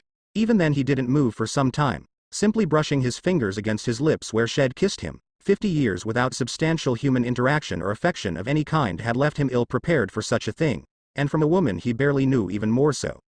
Finally, after standing around in a daze for several long minutes that felt like hours, Naruto shrugged off his outerwear, placed the file he was holding on his desk, and then crawled into bed, determined to force himself to sleep if need be. Alas, that wasn't necessary, since almost the second his head touched his pillow, he was off to dreamland. Scene break. The next day, after a light breakfast of grilled fish and rice, served with iced tea and miso soup, the group made their way out of Hokoten. Yoruichi grumbled about having to wear such stuffy clothing for a good portion of their trip, and not being able to wait to get back into her normal uniform. The sentiment made Naruto chuckle, as he himself had simply gone with what he was comfortable in, his red haori, fishnet shirt and hakama. He too wasn't much one for standing on ceremony, and he absolutely hated formal wear, so he didn't wear anything that was any more expensive than what he had on. The group made good time, and Yoruichi and Sui Feng were both pleasantly surprised that Naruto was capable of keeping up with them. Even while using Shunpo, he was fast, almost unbelievably so, and only seemed to get faster as they traveled. Then again, Yoruichi realized suddenly that Naruto was a visual kinetic learner. He learned best by watching someone demonstrate a technique he wanted to learn and then practicing on his own. The fact he learned Shunpo just by watching a few Shinigami over the years was not so surprising when she thought of it that way. It also confirmed her suspicion that Naruto did indeed have a larger than average well of Riryoku, but she couldn't feel his Ryotsu at all. Knowing him though, he must have found a way to hide his presence in its entirety somehow. Deciding she might as well wait to ask her questions for some other time, Yoruichi held her tongue and continued on her way, with Sui Feng directly behind her and Naruto beside her, with Omeda bringing up the rear. When they arrived in the Seirei a few hours later, they had shown their passes to the gate guardian Jidanbo, who greeted them with a large smile, before they made their way towards the Ichiban Tai barracks in the captain's meeting room. First though, they had to make a small detour so that Yoruichi could change into her uniform. Once the group arrived at the Niban Tai barracks, the group split off, with Omeda offering Naruto a quick tour of what he was certain would be a place Naruto would be frequenting in the near future. When Naruto accepted, the large man immediately started off towards the training fields, and beckoned for Naruto to follow after him. When the two men were out of sight, Yoruichi and Sui Feng made their way to the captain's quarters so that Yoruichi could change. This is our squad training ground. We have regular training sessions here, and the Taiko often joins us in our sparring matches to offer personal instruction to those who need it, Omeda stated proudly. And within the said training ground, several shinobi were bounding about throwing punches and kicks at each other in what Omeda described as pure Hakuda matches to improve skill and endurance. Moving on, he then showed him the actual barracks where the unseated and seated officers excluding himself and Sui Feng slept, then directed their attention to the main building where the administrative offices were located. Their tour was cut a little short when Yoruichi reappeared in a burst of shuna, dressed in her shiakusho and white haori, but Naruto wasn't complaining. Having fun, you two? Omeda saluted the woman as Sui Feng appeared next to her, standing at her shoulder dutifully. I was just giving Namikaze-sama a tour of the facilities, Taiko. Yoruichi smirked and turned her attention to Naruto, who had hung his head and placed a hand to his forehead in exasperation. How do you like it, Naruto? Naruto looked up again, dragging his hand down his face. It's nice, but aren't we supposed to be somewhere, Yoruichi? Yoruichi frowned, then pouted childishly. Did you just call my amazing barracks nice? Not awesome, or amazing, or awe-inspiring, just nice. Naruto raised an eyebrow. Yeah, it's nice. And we have an appointment, correct? We should get moving before we end up emulating an old friend of mine. Yoruichi snorted after a moment of thought, knowing exactly who he was talking about. Kami-sama blessed that man for providing her with endless hours of amusement at the expense of those he always managed to catch flat-footed. After a moment or two quietly snickering to herself, Yoruichi nodded and ordered Omeda along as well, since this meeting would require the presence of both the Taikos and their Fuku Taikos. Sui Feng would have to remain behind as she wasn't even a seated officer yet, even though she was nearly as strong as Omeda. When the three of them were finished saying their goodbyes to Sui Feng, leaving her to train in the yard with the other members of the Onmitsukido, they left the Nibantai barracks and made their way deeper into Seireiti. It only took them another 20 minutes to arrive at the Ichiban Tai barracks, and when they did they were greeted by Sasaki Chojiro, the squad's Fuku Taiko. He was a tall man with hair that had gone silver with age, apparently being one of the oldest Fuku Taiko still on active duty. He immediately directed Naruto through a set of shoji doors which Naruto quickly realized upon entry led into the office of a short old man with a very long white beard and large eyebrows. Looking back at Yoruichi, she nodded and then left for the far end of the hall with Chojiro and Omeda following behind her. Closing the door behind him, Naruto made his way over to the desk, standing in front of it and submitting himself to the older man's closed-eyed scrutiny. After several moments, the old man opened one of his eyes only slightly and spoke. Your Ryotsu is being actively suppressed, masterfully as well, if I might add, Namikaze-san, Yamamoto stated calmly. I believe it has something to do with those symbols on your wrists? Naruto raised an eyebrow, surprised by the elderly man's ability to see past the seals he had placed on the vents on his wrist, which were the source of the outward flow of Ryoryoku that produced a being's Ryotsu. With a nod, Naruto remained silent, waiting for the older man to continue. Very interesting, Namikaze-san. Those symbols create some sort of extremely complicated Kido unlike any I've seen, derived from your time living in District 13, I presume. Another nod, and Yamamoto's eye closed once more. I would like to introduce you to the captains in a moment, since you will undoubtedly be working with them in the near future. But first I would like to ask how you have been faring here in Soul Society? Naruto scratched at his cheek as he attempted to formulate a proper response. Better than can be expected, actually. I've been to some of the outer districts of the Rukongai. And I am lucky I was placed where I was. It took me quite a few weeks to adapt to using Ryoryoku after all.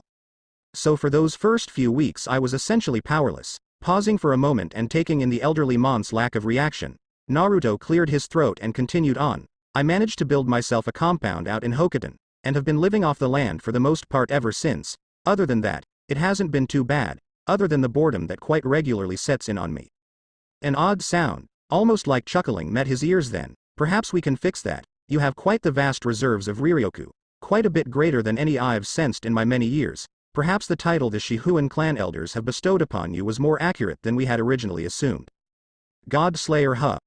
Naruto muttered distastefully. Yamamoto nodded before standing from his seat and picking up his cane from where it had been leaning against his desk. You did after all slay a primordial demon god known as the Jubi.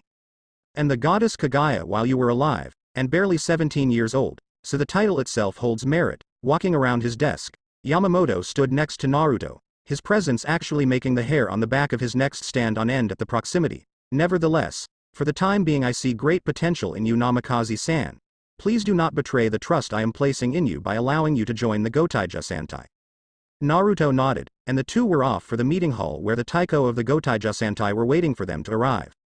When they did arrive, the other captains were standing in 2 rows on either side of the door, leading up to a raised platform where Naruto assumed Yamamoto would stand. When he was proven right, Naruto was directed to stand in the very center of the room, with captains on both sides and Yamamoto in front of him. Tapping the bottom of his cane on the floor, the sound it produced being like a hammer striking stone, Yamamoto peered out at the captains from beneath his brows. I hereby call this meeting to order. We are here to discuss the official instatement of the Namikaze clan here in the Seireiti as one of the lesser noble houses, and what this could mean for Soul Society as a whole. We must also make a decision as to which division the first-generation head of the family will be joining and representing in their clan's colors. This was something Naruto didn't see coming, but he was a shinobi, so he already had an idea of his own. My apologies, Su Taiko, but based on my already existing skill set, would it not be best to have me placed in the Nibantai? Yamamoto frowned in thought before seeming to come to a quick decision.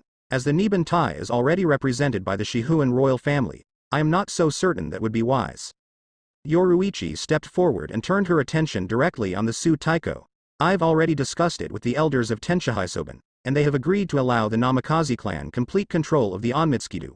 We already have enough on our plate as it is, Su Taiko-sama, and it would be a great help, not only to myself but to the Omeda clan as well, as they have been a part of the patrol corps operations for some time and are unable to shoulder any additional burdens. Yamamoto nodded appreciatively in Yoruichi's direction as she stepped back into place, before he turned his attention on Naruto. Is this acceptable? Naruto turned his attention to Yoruichi for a moment with a raised eyebrow before nodding mutely. That was when the sweat drop formed on the back of his head as Yoruichi pumped a fist in victory, the thoughts going through her head being rather joyous about how much paperwork she had been able to pawn off on someone else. This meant far less cramping in her wrists and hands from now on. Yay. Then it is decided. Namikaze-san will be inducted into the Nibantai as the new head of the Onmitsukido. Shihuan Taiko, from here on you will be responsible for his training. There is much he still needs to learn about the duties of a Shinigami, not to mention his new duties as head of the Onmitsukido. Until he is properly acclimated, he is your responsibility. Yoruichi nodded and sent a wink his way, sending a strange shudder down his spine. Why did he suddenly feel like had just been thrown to the metaphorical wolves? Then with this, welcome to the Gotaija Santai, Namikaze Naruto-san. Bad spot for a time skip, but I wasn't entirely sure how to go with that, so, we're time skipping to around the time of the disaster known as the creation of the Vizards, and from here, we'll see the real start of this story. 42 years later, approximately 110 years before start of Bleach canon. Naruto sighed once again as he looked out over the last batch of new recruits. He could already tell that they were going to require a lot of work, and he honestly didn't know how to start. The last time had taken on new recruits, they already had a good grasp of the basics for this particular profession. This time though, he had taken them fresh from the academy instead of the detention force or patrol corps. These new recruits were fresh-faced, and thought they were ready for anything. Oh, how wrong they were, and he could only hope they learned quickly. Naruto had only been a member of the Goteiju Santai for about 40 years now, but had seen things that any normal person would have been greatly disturbed by. He wouldn't go over it in detail with anyone at any time, but had seen things that refused to leave his memories, and by proxy him, in peace, things that to this day still haunted his dreams. Like that incident with Miyako and Kaien, of whom both were among his closest friends. He had been introduced to the Shiba clan members by Yoruichi and her friend Urahara, the Junabantai Taiko and head of the Gijutsuki Kyoku Technological Development Department, about 30-some-odd years back after Yoruichi had decided that he had acclimated to his position more quickly than Shed thought he would. Even after knowing him for as long as she had, some things still surprised her. He had immediately hit it off with Kaien and his sister Kukaku. While Ganju saw him much like he did Kukaku, thanks to their similar styles of dress and propensity to beat the crap out of things that pissed them off. So Ganju was more terrified of him than anything else, knocked the youngest Shiba about the head after had decided it would be wise to take it upon himself to find out what rankled him the most.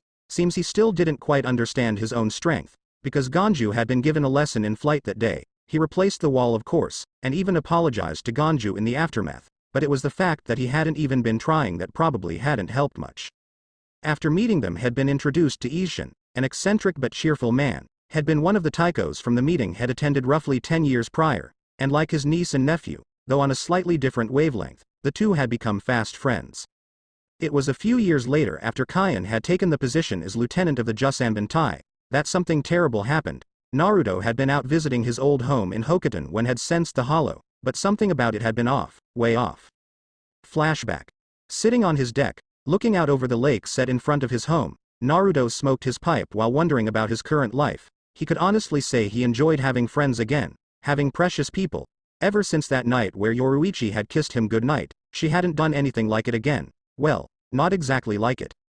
She had discovered a number of ways to tease him over the years, but it never escalated beyond touching. It would seem the boundary had been drawn, and he was fine with that. It made their relationship a little bit more interesting than the ones had had before, but he was the one they once called Uzumaki Naruto.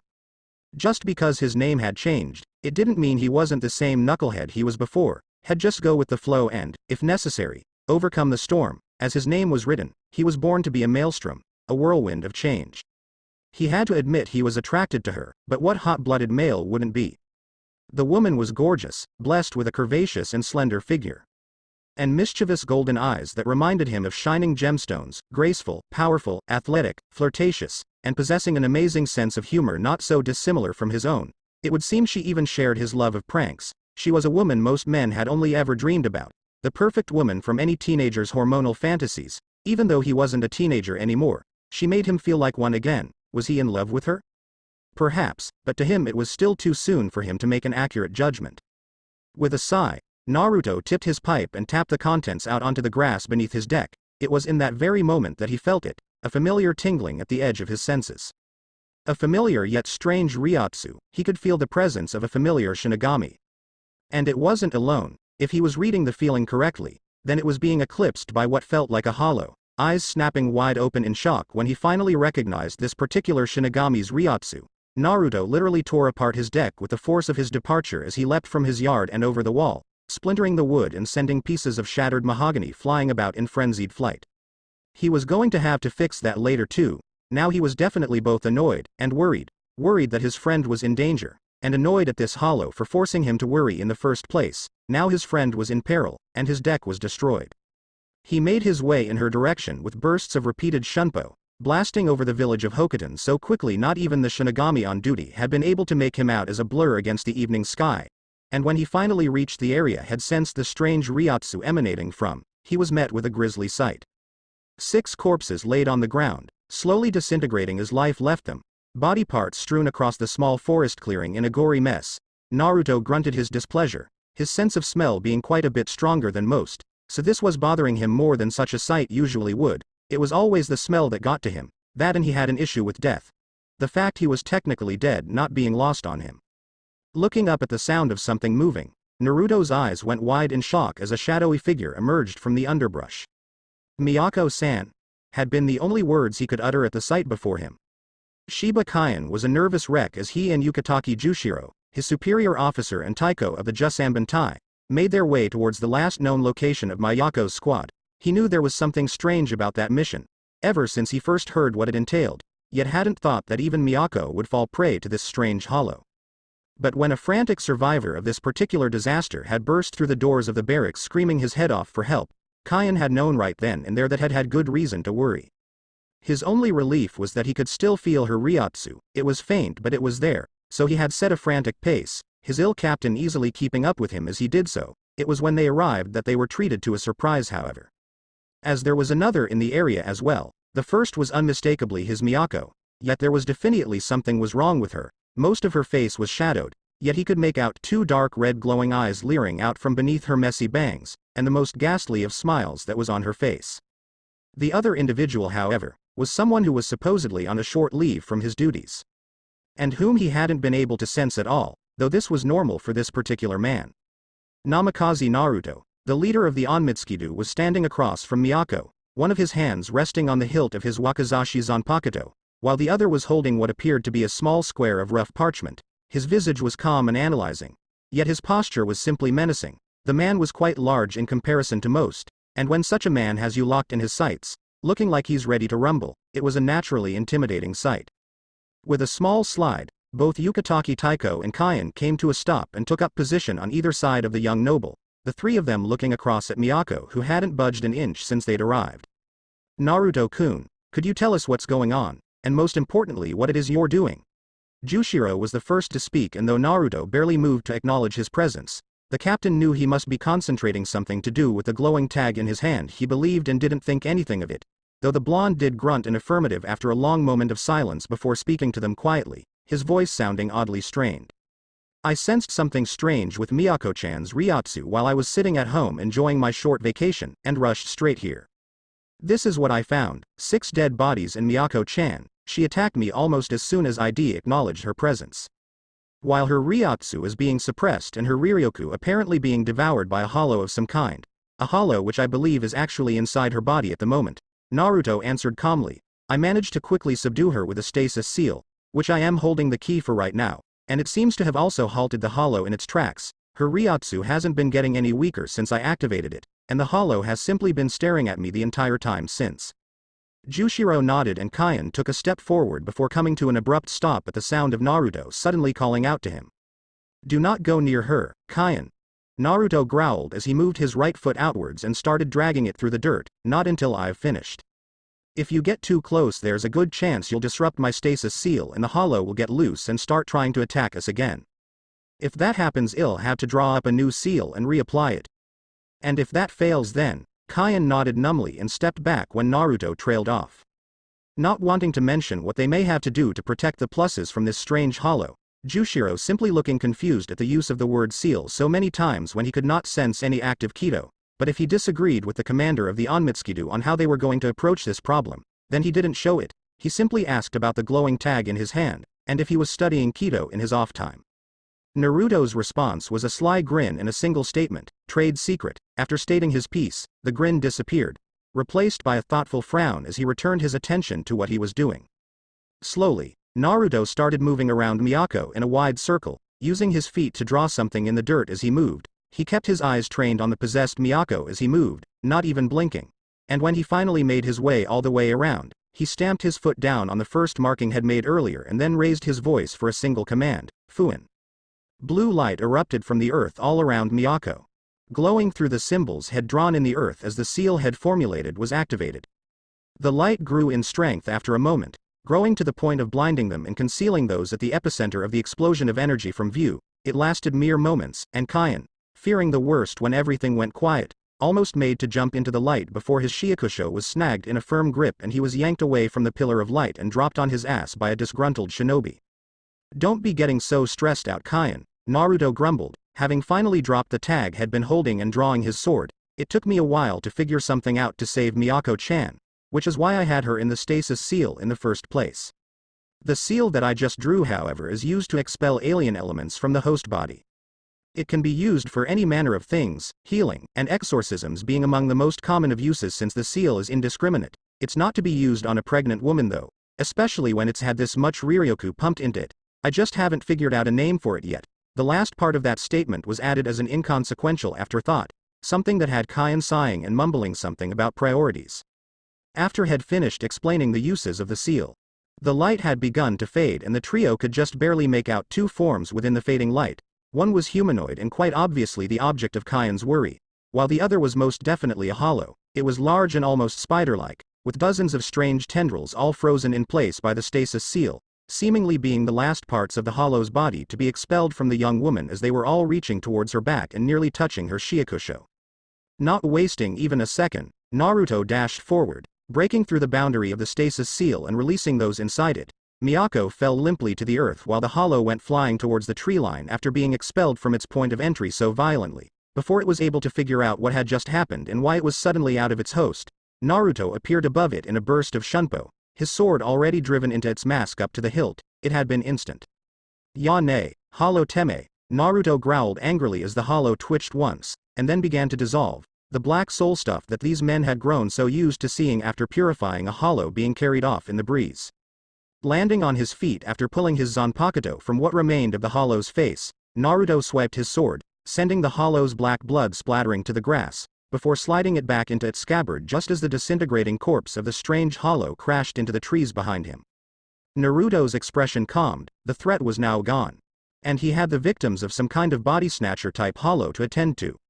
Facing forward and making his way over to the prone form laying in the center of the earth that had been charred almost black in the wake of such a massive release of pure reishi.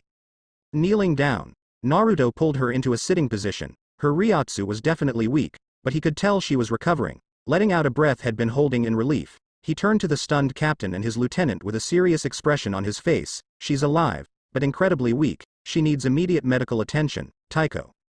Jushiro nodded and motioned for Kaien to take her. We'll need to transport her to the barracks of the Yonbantai.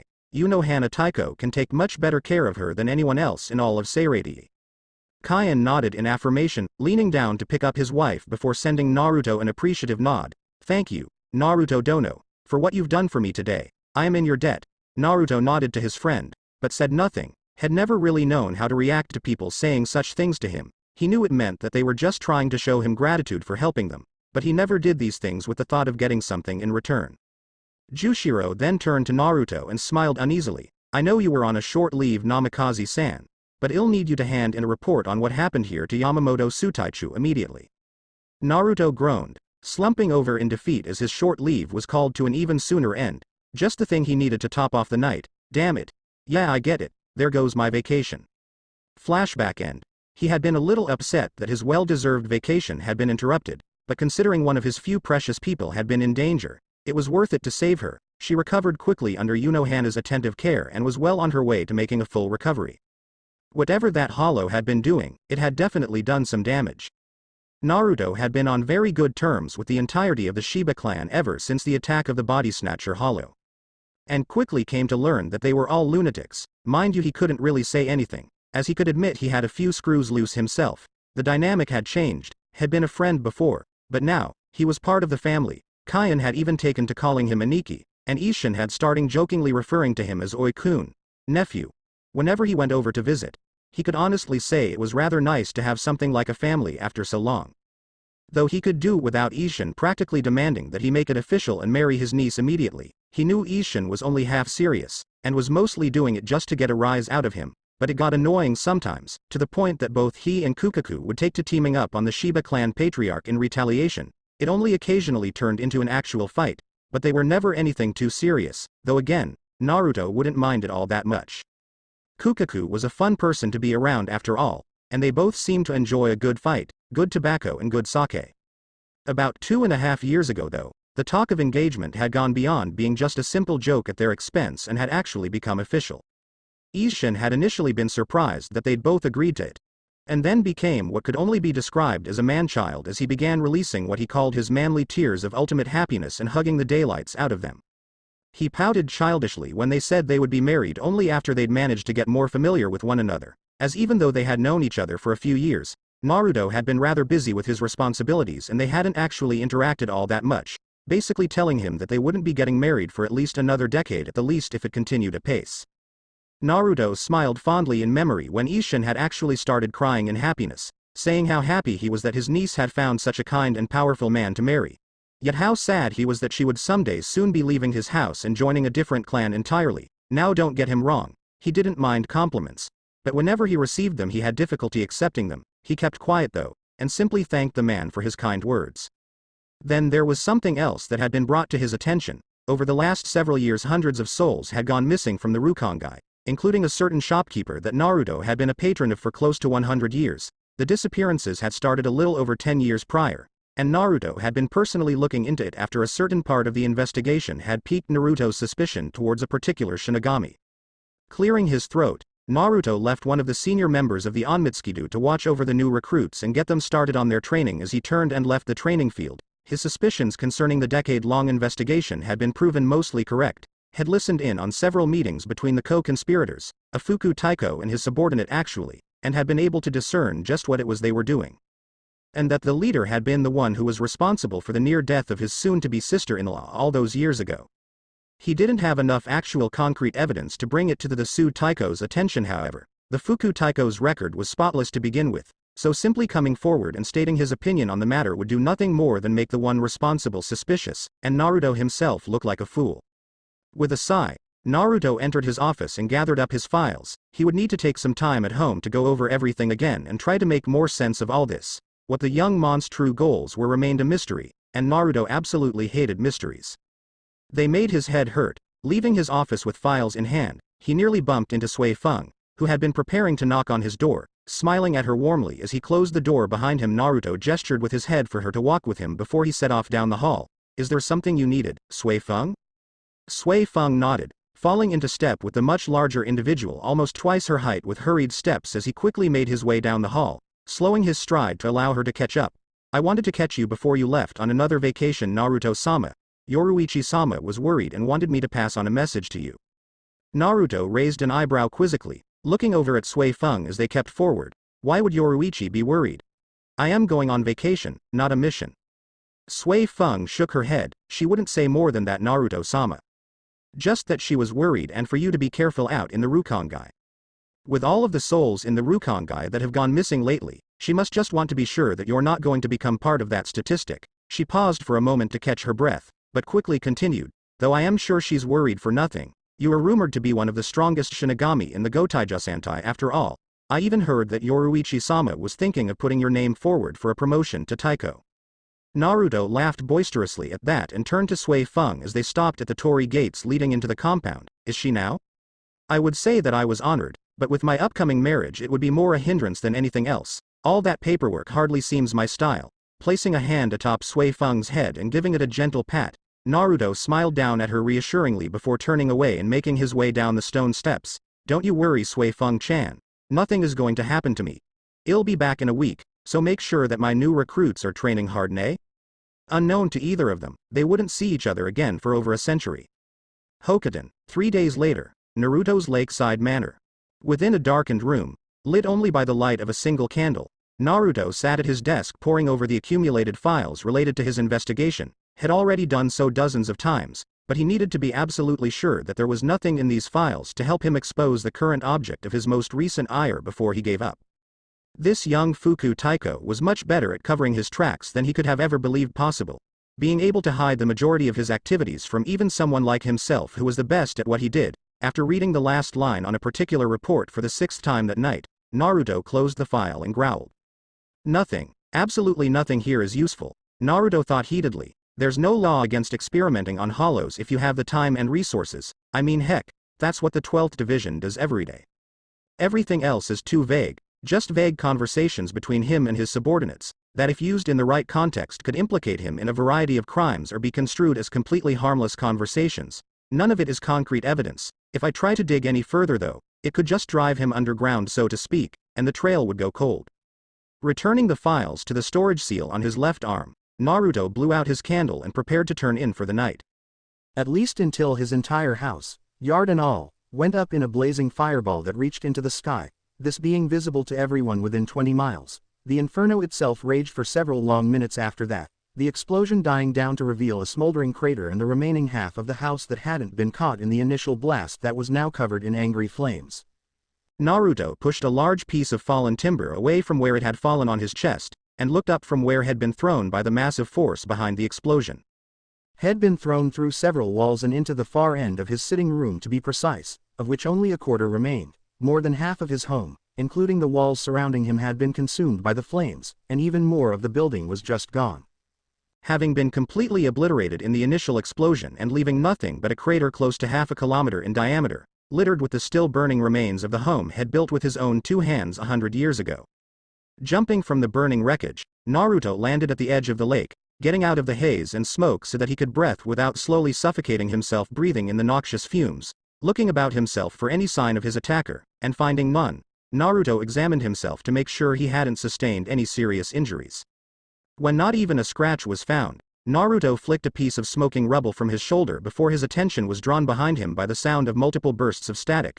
There had been 4 in total, and now that he was actually looking for them he could feel their strong ryotsu, suppressed as it was. And after he had turned completely, his gaze grew cold, his eyes becoming as chips of ice. There was a storm brewing behind those eyes, but in the end he only caught a glimpse of his attackers before what he supposed was the leader swung their sword at him in a wide arc, releasing a wave of golden energy that tore towards him with unbridled fury. He didn't have a chance to so much as blink before the technique washed over him and he was picked up and thrown across the clearing like a rag doll by the bright yellow wave of energy, and another massive explosion rocked the clearing as that same technique detonated at the treeline.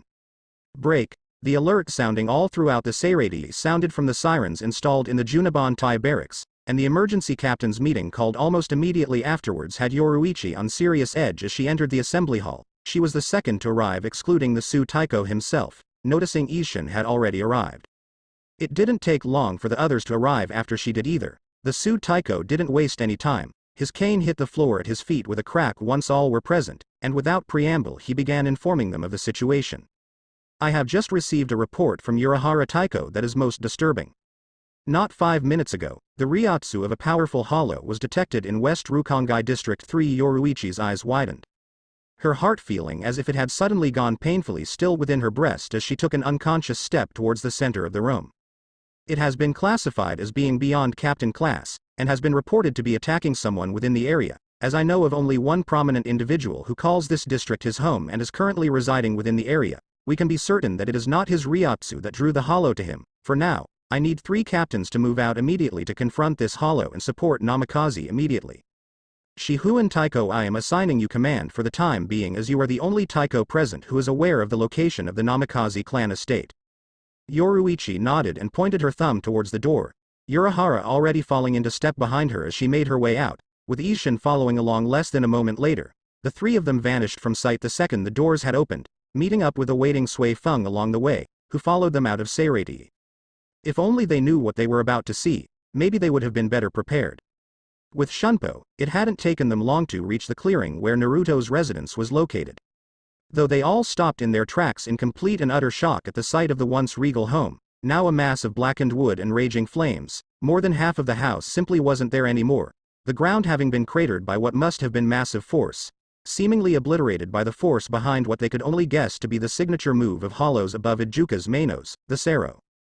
Beyond the house, what used to be a beautiful lake shore, was scarred by a massive trench in the earth, stretching along the shore of the lake for over 100 yards before terminating in a burning pile of fallen trees.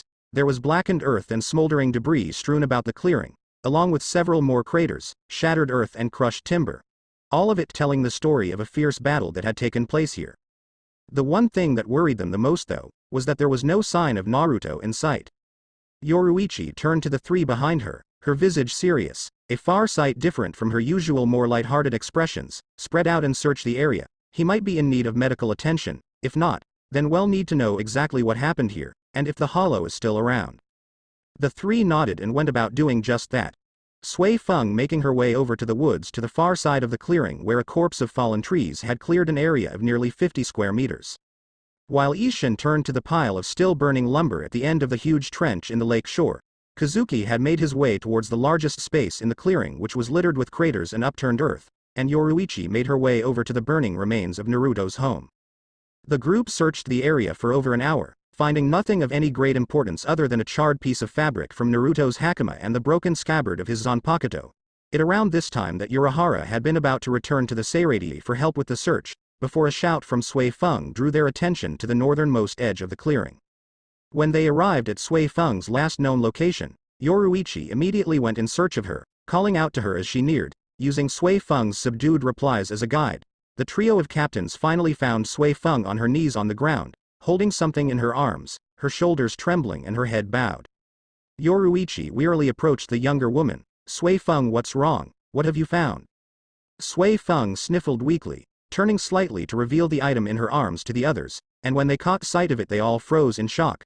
There in Sui Feng's arms, clutched tightly to her chest, was the torn and bloodied remnants of Naruto's prized haori, the distinguishing item of clothing that he wore at all times, that had become recognized as the signature dress of the Namikaze clan head.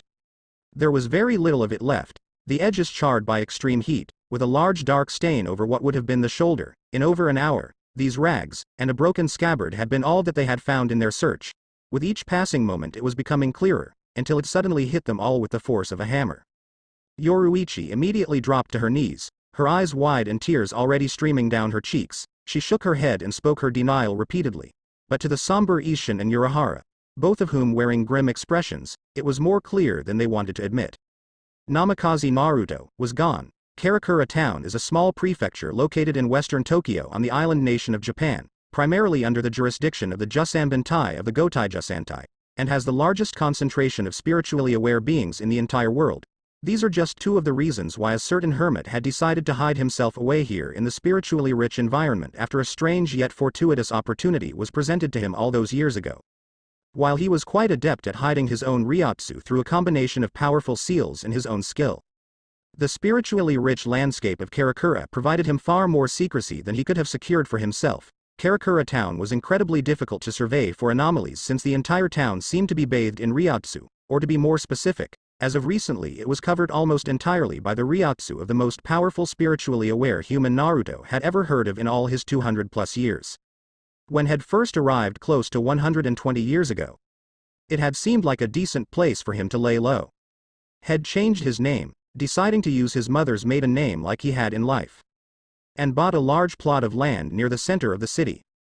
utilizing the denser population in that location to hide himself and his newest companions in this crazy ride he called life, or afterlife as it were, since Naruto had discovered that life as a soul in Soul Society actually had very few differences in comparison to the life of a normal human living in the human world, after you factored out the much longer lifespan of a soul, and the incredible strength many of these souls had gained over such a long period of time. Both had hearts that beat in their chests, both felt joy and sadness, heartbreak and pain, and both could fall in love, had even learned that when two souls copulated, pregnancy was still a very real occurrence. Who knew? How else did noble families in the Seireii produce heirs? A magical stork. Would you be surprised to hear that he had actually been convinced that a magical stork really was responsible for delivering the natural-born heirs of noble families? Of course not, that would be silly, and completely true, mind you, considering that he was in essence dead, and he had no idea how it was that new souls came into existence, had been forced to draw his own conclusions on the subject. That was until Yoruichi had quite literally laughed him out of the barracks one day, before explaining to him that yes, though rare, it was entirely possible, more so in those clans where families possessed an abundance of Riryoku. Back on track, after spending the equivalent of millions of US dollars on the construction of a new house on his purchased plot of land, and then shaping the land to suit his tastes, he ended up with a house designed very much like the one had built himself in Hokkaido. When the carpenters had cleared out, the more mundane tasks having been completed, Naruto had immediately set to work upon its completion himself, lining the outer walls and supports with a similar array of seals as he had in his old compound, and adding a few other seals so that his house wouldn't show up as a suspicious dark spot devoid of Ryotsu on any of the Junibon Tai's scanning devices, effectively using the ambient energy as something like a blanket. They wouldn't be able to see who or what was inside, but it wouldn't seem empty either. For over 100 years it had worked as had hoped it would, and since he had very little to do and 4 very willing volunteers, Naruto had set about a little side project that wouldn't normally fit into his repertoire: studying the hollow condition. Ever since he had first started learning seals in his youth under the tutelage of Jiraiya, puzzles had become almost laughably simple. And as far as he was concerned, a hollow was simply one large puzzle with a rather obvious piece missing. It was finding out what that missing piece represented and attempting to replicate it that was proving difficult. He spent close to 60 years on this research, often sitting on his deck with his pipe and sake, simply thinking about what he could be missing. He developed what must have been hundreds of different seals, all performing some set purpose geared towards restoring a hollow's missing heart. Of course, he quickly learned that it wasn't so simple. A plus became a hollow because of spiritual decay, or in layman's terms, because they had remained in the world of the living for far too long, or they were devoured by another hollow. It could take years for a plus to turn into a hollow if simply left alone to its own devices, especially in the case of those souls known as demi-hollows, souls that had remained in the place they had died due to some form of strong emotional attachment, causing their broken chains of fate to literally bind them to that location until their eventual transformation into a hollow. He had observed these phenomena with great scrutiny, making sure to console them well before their transformation had reached completion, before moving on to the next subject for observation. Had kept this up for over 6 decades, and after 60 plus years of doing nothing but research upon research, which Naruto had decided he hated with a fiery passion, had finally been struck by an epiphany. The transformation itself wasn't going to lead him to an answer, but the hollow's memories very well might. That was of course if they could remember anything about their lives at all. But as it had been for him, perhaps he just needed to find someone with a significant amount of Riryoku, something that had protected them from losing their memories of their lives.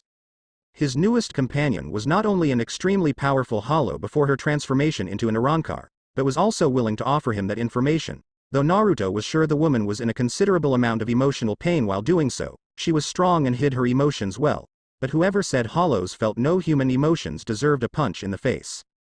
With an Odama Rasengan, or maybe a Rasen Shuriken, decisions. Unfortunately, he still hadn't made any progress towards reversing the process of hollowification. It made sense to him though. He was admittedly not the smartest person in the world, and someone was bound to have tried before. Perhaps it would be best if he just continued to develop new seals in his attempt and keep his eyes and ears open for anything that may help in his efforts. When in doubt, stick with something you're good at. Seals could after all do anything the user could dream up. A seal that would reverse the process of hollowification didn't sound too absurd when you thought of it that way. When he wasn't making new seals and training with his new allies, he was doing something he never thought he ever would. Something that would make his late godfather proud. He sat about his house, using the inspiration he received from the very curvaceous and beautiful women now living with him to continue his godfather's legacy, with their permission of course, and while they knew full well what it was he was using them as reference material for. He never once asked them to take off their clothes, never peeked on them in the bath, and never made inappropriate passes at them for more research material. When they had asked if he needed them to do anything for him to help him with his creative processes, Naruto had replied thus. He had told them that them simply being there with him was enough, and that he could use his imagination for the rest. Of course, he went out and bought a few Arrow mangas to make sure he was getting everything right. It had been almost 200 years since had seen a woman naked after all minus those time when Yoruichi decided to get changed in front of him, so his memory could be a little foggy. After only a short while his effort began to pay off, and the most popular, hated book series from the Elemental Nations was released to consumers living in and around Karakura, Japan. The Icha Icha series had been reborn, and it was back with a vengeance. For not even a month later his name was practically carved into the windows of every adult bookstore in the country. A month after that, every adult bookstore in the world was selling his works. It had spread like wildfire, and publishers the world over were clamoring for them like rabid dogs on raw hamburger, practically begging him for the opportunity to publish the next release of the series. It was then that Naruto realized something almost depressing. That no matter how much anyone would try to deny it, there was one worldly truth that applied to people of every dimension. Deep down, they were all insatiable closet perverts. They would try to hide it, and some would do very well at that particular endeavor, while others just let it all hang out in the open, so to speak. Others more literally than most. It was however a good way to make money, and due to its success, Naruto wouldn't have to worry about currency for at least the next 100 years, which was just fine for him, seeing as how having a base in the world of the living could definitely prove useful in the long run. Looking back on those days, Naruto chuckled, wisps of smoke escaping through his nose and parted lips. In over 100 years, he hadn't aged a day, and had only continued to grow stronger the longer he stayed in Karakura, had trimmed his hair so it was a little neater than it had been before, keeping it at about waist length, while he made double sure to maintain his physique and keep his skills sharp while doing so. All of this training and research, all his work into continuing his late godfather's legacy, all served a singular purpose. And that was to ensure that he had a solid foundation when what he was sure to be all-out war broke out between him and Aizen's army of modified super hollows. It wouldn't do for him to let all this time go to waste after all. Considering that his current allies were 4 such super hollows that once served the man had come to recognize as his newest true enemy. He figured he was off to an interesting start at least. As it were, Aizen had taken quite the gamble. The attack on his person 100 years ago had not only proven that Aizen knew about Naruto's investigation into his actions, but that Naruto had been getting far too close for comfort. It had been his mistake to act without enough information on Naruto's abilities at the time. As a result he made a miscalculation and lost one of his strongest soldiers, along with her servants. As a result of Aizen's mistake, Naruto had been able to train and prepare under the radar. Neither Seirei or Aizen was aware of his continued existence in the world of the living. It had been necessary, though perhaps a little cold of him, to convince those precious to him that had been destroyed in that battle. It was however the only option available to him. There was no way of knowing how much dirt Aizen could have on any of them. Had he tried to bring the schemer's actions to light he could very well have been painted as a villain himself. Having something like that happen to any of those close to him just hadn't been an option. It had been his first meeting with his current allies and now friends that had offered him the opening had been looking for. Of course, being who he was, this new relationship started out as many of those in his past had. With a bang, uber-long flashback of doom, 110 years ago. The wave of bright yellow energy slammed into him with the force of an angry giant, battering into his body and dragging him across the earth at least 36 yards before slamming him into the trees at the edge of the clearing. The explosion that followed was deafening, and by the time the roar of the flames quieted his ears were ringing, and it felt as if his head was playing host to thousands of tiny drummers all beating against the inside of his skull. That may have been because had smoked his head on a rather stubborn rock on his trip across the clearing, or maybe the force of the attack had rattled him just that much. Regardless, these sensations only lasted for about a moment before a new sensation began to dominate his senses. It was hot, and unbearably so. He was also buried in what felt like several tons of felled and burning lumber. He would need to rectify that so that he could focus on more pressing issues, such as the ones who had attacked him. So with a mighty push, he sent the crushed timber flying away from him, and through the air in splintered shards that rained down upon the earth below in a hail of burning kindling. With a pained grunt, he stood from the pile of debris and burning wood and gave himself a quick once-over. He appeared relatively unharmed, apart from the bleeding gash over his brow, the blood from his wound streaming down his face in thick rivulets, dripping from his chin and staining the blasted earth beneath his feet as he walked out of the flames. His assailants were instantly on guard as he emerged from the smoke, his strides measured and confident even though his haori had been nearly obliterated and his fishnet shirt was left in tatters. The only articles of clothing to come out of that encounter relatively whole were his sandals and hakama, though one of his sandals was missing, oddly enough. In short, he looked like a bum dressed in rags, a far sight from the dignified and almost regal appearance he'd sported before he'd been blown sky high, twice. Stopping several meters away from the four women in the strange white garb, Naruto spit a glob of blood to the side, running his tongue around his teeth to make sure none had been knocked loose or broken. With his inspection done, Naruto reached behind him and drew his wakizashi, the broken halves of the scabbard falling to the dirt behind him as he did so. Seemingly only having been holding on by a thread that had finally snapped as had drawn the blade, raising his free hand to his neck, Naruto gripped his nape tightly and tilted his head to the left. A sharp crack followed the action and a rather annoying kink that had been bothering him faded. He then used his pinky finger to clean out his left ear, wiggling it about in an attempt to alleviate the high-pitched ringing that was still assailing him. A muffled voice from the group in front of him forced his attention back upwards. And towards one of the women in particular. She was the shorter of the group, standing at 150 centimeters thereabout, with long olive green hair, long eyelashes and lavender eyes.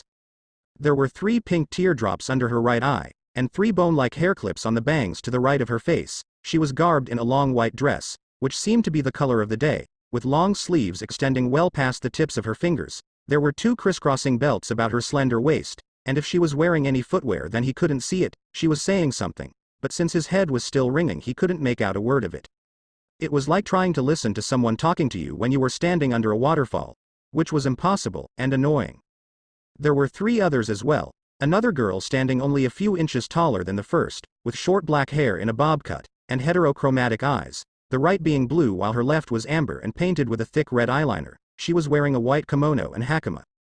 The kimono having shoulder-length sleeves and black cuffs, a V-neck top with a high collar, and black bands around her wrists. There was some sort of bone fragment decorating her hair, set in the middle of her bangs and extending toward the back of her head with a single horn pointing forward. Strange head wear to be sure, but to each their own. Wherever these people came from it must have been a common fashion accessory. Who knew? The others were quite a bit taller than the first 2. The first of these being a dark-skinned woman with long, wavy brown hair and an impressive bust standing at 177 centimeters. She had what appeared to be a 3-section crown on her head, and a thick necklace about her neck. Both of these items were seemingly made of the same bone-like material as the hair clips the other 2 were wearing. Like the others, she was also wearing all white.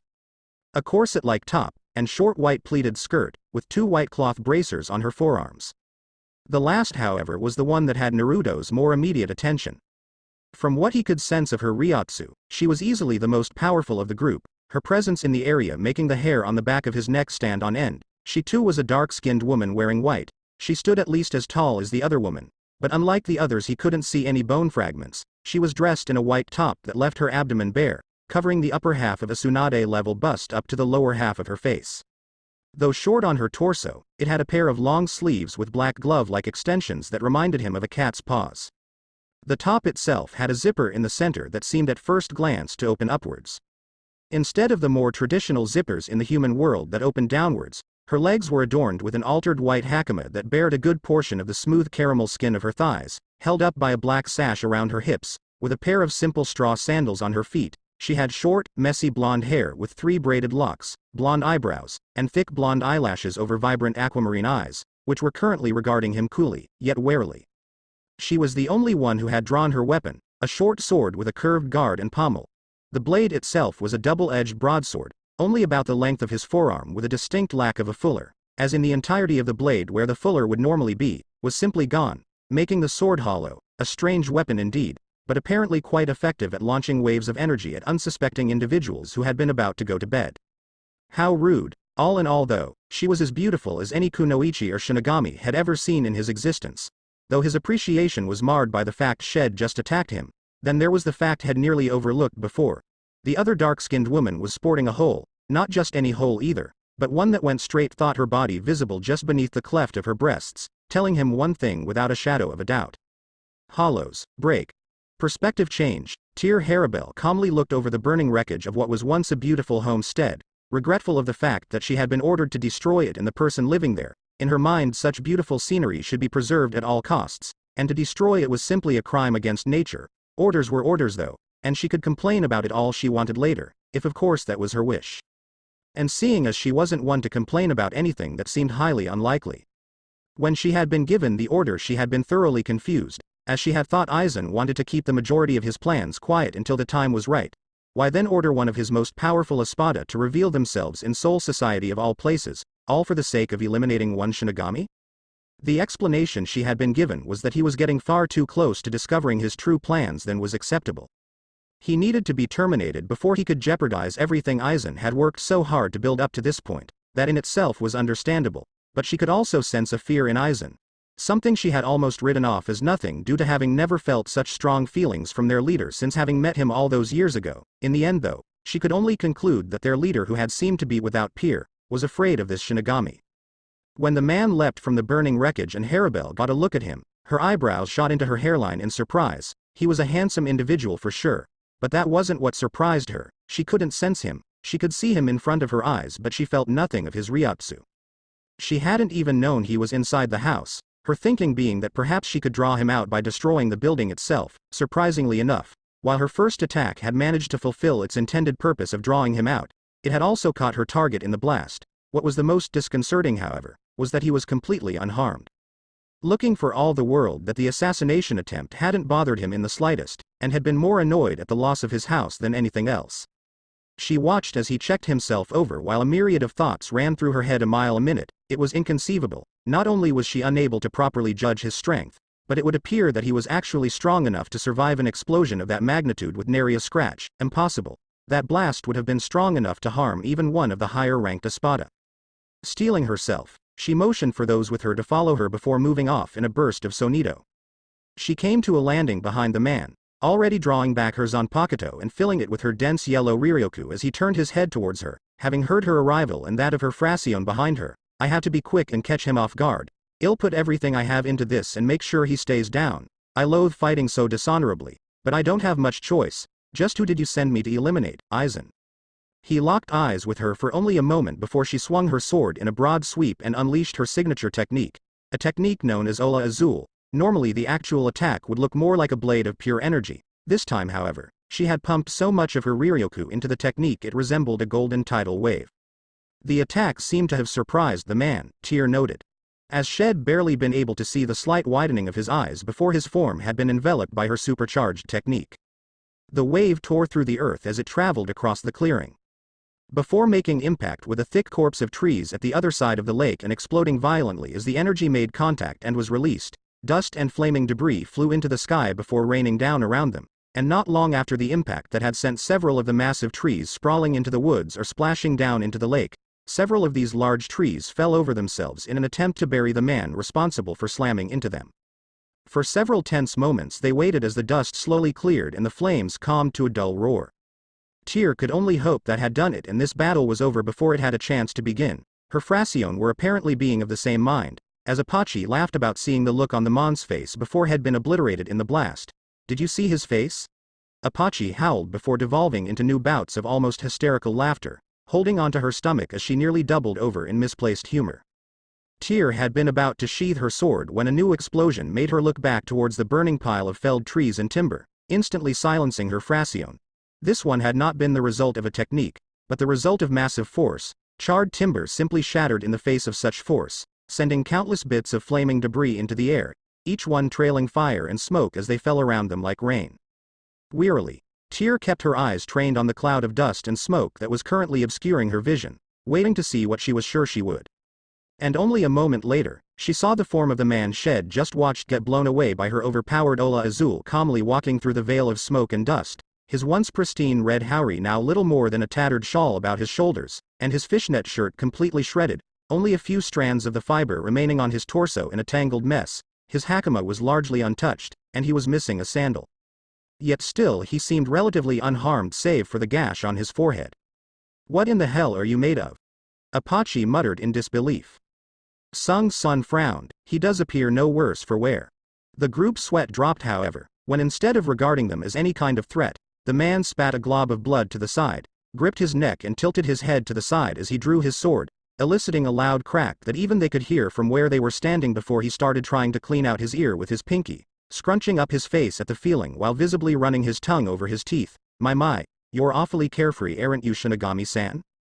The man looked up at them then, studying them before he smacked the side of his head repeatedly, blinking confusedly at the mon's behavior. The three Fractions simply continued staring at him as he tilted his head to the side and gave himself a few good thumps. Apache snarled, "Oi, take this seriously, you dim-witted bastard." Mila Rose, who had been silent up to now, crossed her arms beneath her bust and sighed. "I had thought he was going to be more impressive than this. I mean, if Aizen-sama sent us here to take him down because he was a threat to the plan, wouldn't he have to be at least moderately intelligent? Sure, he seems sturdy enough, but this man is clearly an idiot." Finally, the man stood to his full height and regarded them with a frown, before taking a deep breath and then shaking his head. Sung Sun lifted her hand, hiding her mouth behind her sleeve. "Are you ready to take us seriously now, Shinigami-san?" "What?" The man yelled loudly, startling the three of them. His voice had been so loud they were sure the people in the town across the forest had heard him. Getting over her shock, Sung Sun tried again, a little louder this time. "I saw you have to speak up. I can't hear you." The man articulated this point by gesturing to his ears and lifting a palm towards the sky to indicate raising the volume at which they spoke. The three Fractions fell flat on their faces, so shocked at his statement that they had tripped from a standing position, while Tyr simply raised a brow, clearly bemused with the entire situation. Now it was the mon's turn to look at them oddly while simply standing there in his ruined clothing. First they attacked him, then they do a simultaneous faceplant. Why were people in the afterlife so much stranger than he was used to? Sure, things could get crazy in the elemental nations, but this was just plain weird. Sung Sun sighed almost tiredly before turning to their mistress Haribel. "May we start now, Haribel-sama? Talking will obviously get us nowhere if he can't hear a word we are saying." Haribel shook her head exasperatedly, before looking at the man and nodding. "We weren't sent here to talk in any case, just be careful." "All right. You're going down, you empty-headed twit," Apache crowed with a large sadistic smile. Naruto shook his head, and his frown deepened. "You really need to speak up. I can't hear a word you just said." "Oh, forget it." Apache screamed in frustration as the three Fractions burst into motion. "Forget who shit." Naruto dashed out of the way as Apache came flying down at him, her leg extended in a signature axe kick. And when her heel connected with the ground where had been standing, that patch of earth was completely obliterated, the impact lifting a cloud of dust and earthen debris into the air around her and momentarily obscuring her from view. Before long she re-emerged from the dust cloud as if she'd been shot from a cannon and jumped into another kick, this one a drop kick aimed at his face, to his eyes. The motions were incredibly slow, and getting himself out of harm's way was as simple as leaning his head a little to the left. Her heel grazed his cheek, but she made a mistake and overextended. So he capitalized and took a firm hold of her ankle, before spinning once on his heel and releasing his hold, sending her flying through the air like a discus in an uncontrolled spin. Mila Rose was the next to strike, but unlike Apache, she had drawn her broadsword and aimed to take off his head. Bringing up his Zanpakuto, Naruto deflected the blow above his head, letting her heavier blade skitter off to the side and throw her off balance. His next move was to deliver a solid fist just beneath her hollow hole, coincidentally being right where her diaphragm should be. The blow was strong enough to lift the woman's feet off the ground, spittle and blood bursting from her mouth as she was sent flying away from her now more coherent opponent. Sung Sun and Apache had stopped, looking back as Mila Rose flew past them and crashed into the lake with a splash, skipping along the water before ultimately flying into the treeline with a mighty crash, acting the part of a pinball for a moment as she broke through the trunks of several trees, their trunks having been completely shattered by the impact. These sturdy wooden giants all toppled down atop the felled Arankar, adding more sound to the already noisy symphony of clashing steel and raging infernos. Looking back at the man, they bore witness to a hard glare with an intensity unlike any they'd ever seen. "I think you all need to cool off." Haribel frowned. She knew this man was strong, but to actually wound an Arankar, even one of the weaker ones, with nothing but his bare fist was a feat only some of the more powerful Arankars and Shinigami could ever boast. An Arankar's Hiero was usually strong enough to deflect even a Zanpakuto, yet had punched Mila Rose and actually hurt her, deflecting some admittedly powerful blows with masterful ease and actually managing to counterattack while being attacked by several opponents without the use of one of his senses. She prepared to attack herself as Naruto moved, slowly at first, drawing his sword back in a reverse grip and holding it behind him as he entered a pseudo-runner's pose. "Allow me to help you all blow off some steam," Naruto grumbled, before it turned into a growl. While I pay you back for destroying my house suddenly, he vanished, disappearing with insane speed that none present could follow. When he reappeared, his leg was drawn back and his body spun into a powerful roundhouse, powered by his considerable strength and the speed of his shunpo, that caught Apache in the abdomen, with interest. The blow slammed into her with the force of a speeding train, folding her around his leg and sending her flying back into Sung's Sun, the both of them crumpling to the ground in a twisted heap of tangled limbs, groaning, and unladylike cursing. With them taken care of, Naruto turned his attention to where Haribel was now dashing towards him, sword drawn back but without the yellow energy from before filling the hollow of the blade this time. It was a normal swing and he had to quickly bring his sword up to the side to block the powerful slash that was aiming to bisect him at the waist. With a thunderous crash their swords met, turning the earth beneath his feet to mulch from the force and sending the dislodged dirt and stone flying out behind him in a massive wave, the shockwave generated by the impact being strong enough to knock the newly risen Sung's Sun off her feet and tumbling across the clearing like a rag doll, and actually put out part of the fire consuming his former place of residence. Haribel had seen enough. This man was far too powerful for her Fracione to even dream of fighting as they were. She needed to end this quickly, since more Shinigami were undoubtedly on their way. To that end, Shed decided to attack, but had hit something of a snag. Locking blades, she suddenly realized that he was much stronger than her. While her sword arm was shaking with the strain, his own wasn't even twitching. Both of their expressions were calm and composed, but his eyes held a fire in them that made Haribel nervous. While he was truly calm, Haribel's was only a facade at this point. Realizing with a sudden clarity that she was simply no match for this man. What kind of enemy have you made, Aizen-sama? It's almost like. Her thoughts were cut short as Naruto lifted his free hand, his fingers forming some sort of hand seal, before a single world turned her world on its head, Kai. All of the sudden, a great pressure fell about the area, falling on her shoulders with such weight that her knees had very nearly buckled beneath her, her normally stoic demeanor changing to one of complete shock as the massive force pressed down on her and made it difficult to breathe. Almost like fighting the Primera, with force far greater than it appeared, Naruto twisted his sword against hers until he had it positioned diagonally, and then swung up and outwards. The action sent Haribel tumbling back along the ground in an uncontrolled roll. Realizing she had to get herself back on her feet and quickly, she planted her feet against the ground and drove her sword into the earth beneath her.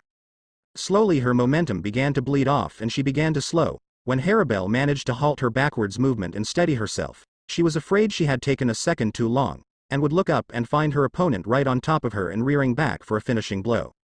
When she did look up, she was surprised to see that he hadn't moved an inch, and so she took the opportunity presented by this development to school her expression and stand up straight, staring straight into his eyes with whatever courage she could muster. They stood there for what felt like hours but was really just a few moments, several meters apart, observing the other's stance and searching for openings. Or in Naruto's case, simply waiting for her to make a move while thinking about what questions he wanted answered first. After several long minutes, Haribel shot forward, her sword once again drawn back behind her in preparation to swing. Naruto quickly raised his own blade across his body to knock the swing back, before stepping into her guard and hitting her in the stomach with a powerful palm strike. Her eyes widened upon feeling the strength behind the blow. Already she could feel it turning into an ugly bruise on top of having also knocked the air from her lungs. The force once again sent her rocketing backwards, sliding back along the ground and tearing two small trenches into the earth with her heels as she tried to slow her momentum. But this time Naruto followed her, keeping close and raising his sword to once again deflect her attempt at a rebuke, the force of which keeping her momentum constant and making her arm go numb. She continued to slide backwards for some time before finally coming to a stop against part of the wall that had once surrounded his compound. Looking back momentarily to see just what had stopped her, she took only a moment to recognize the wall before returning her gaze to the man currently flying straight towards her in a mad dash.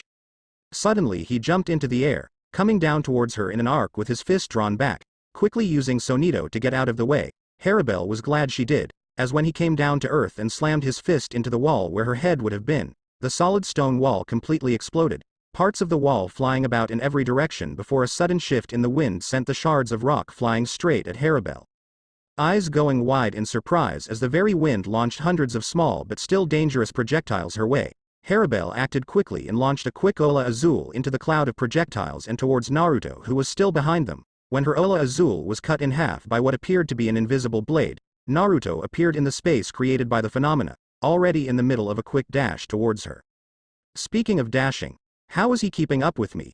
He hasn't once used Shunpo, yet I've been utilizing Sonito almost repeatedly.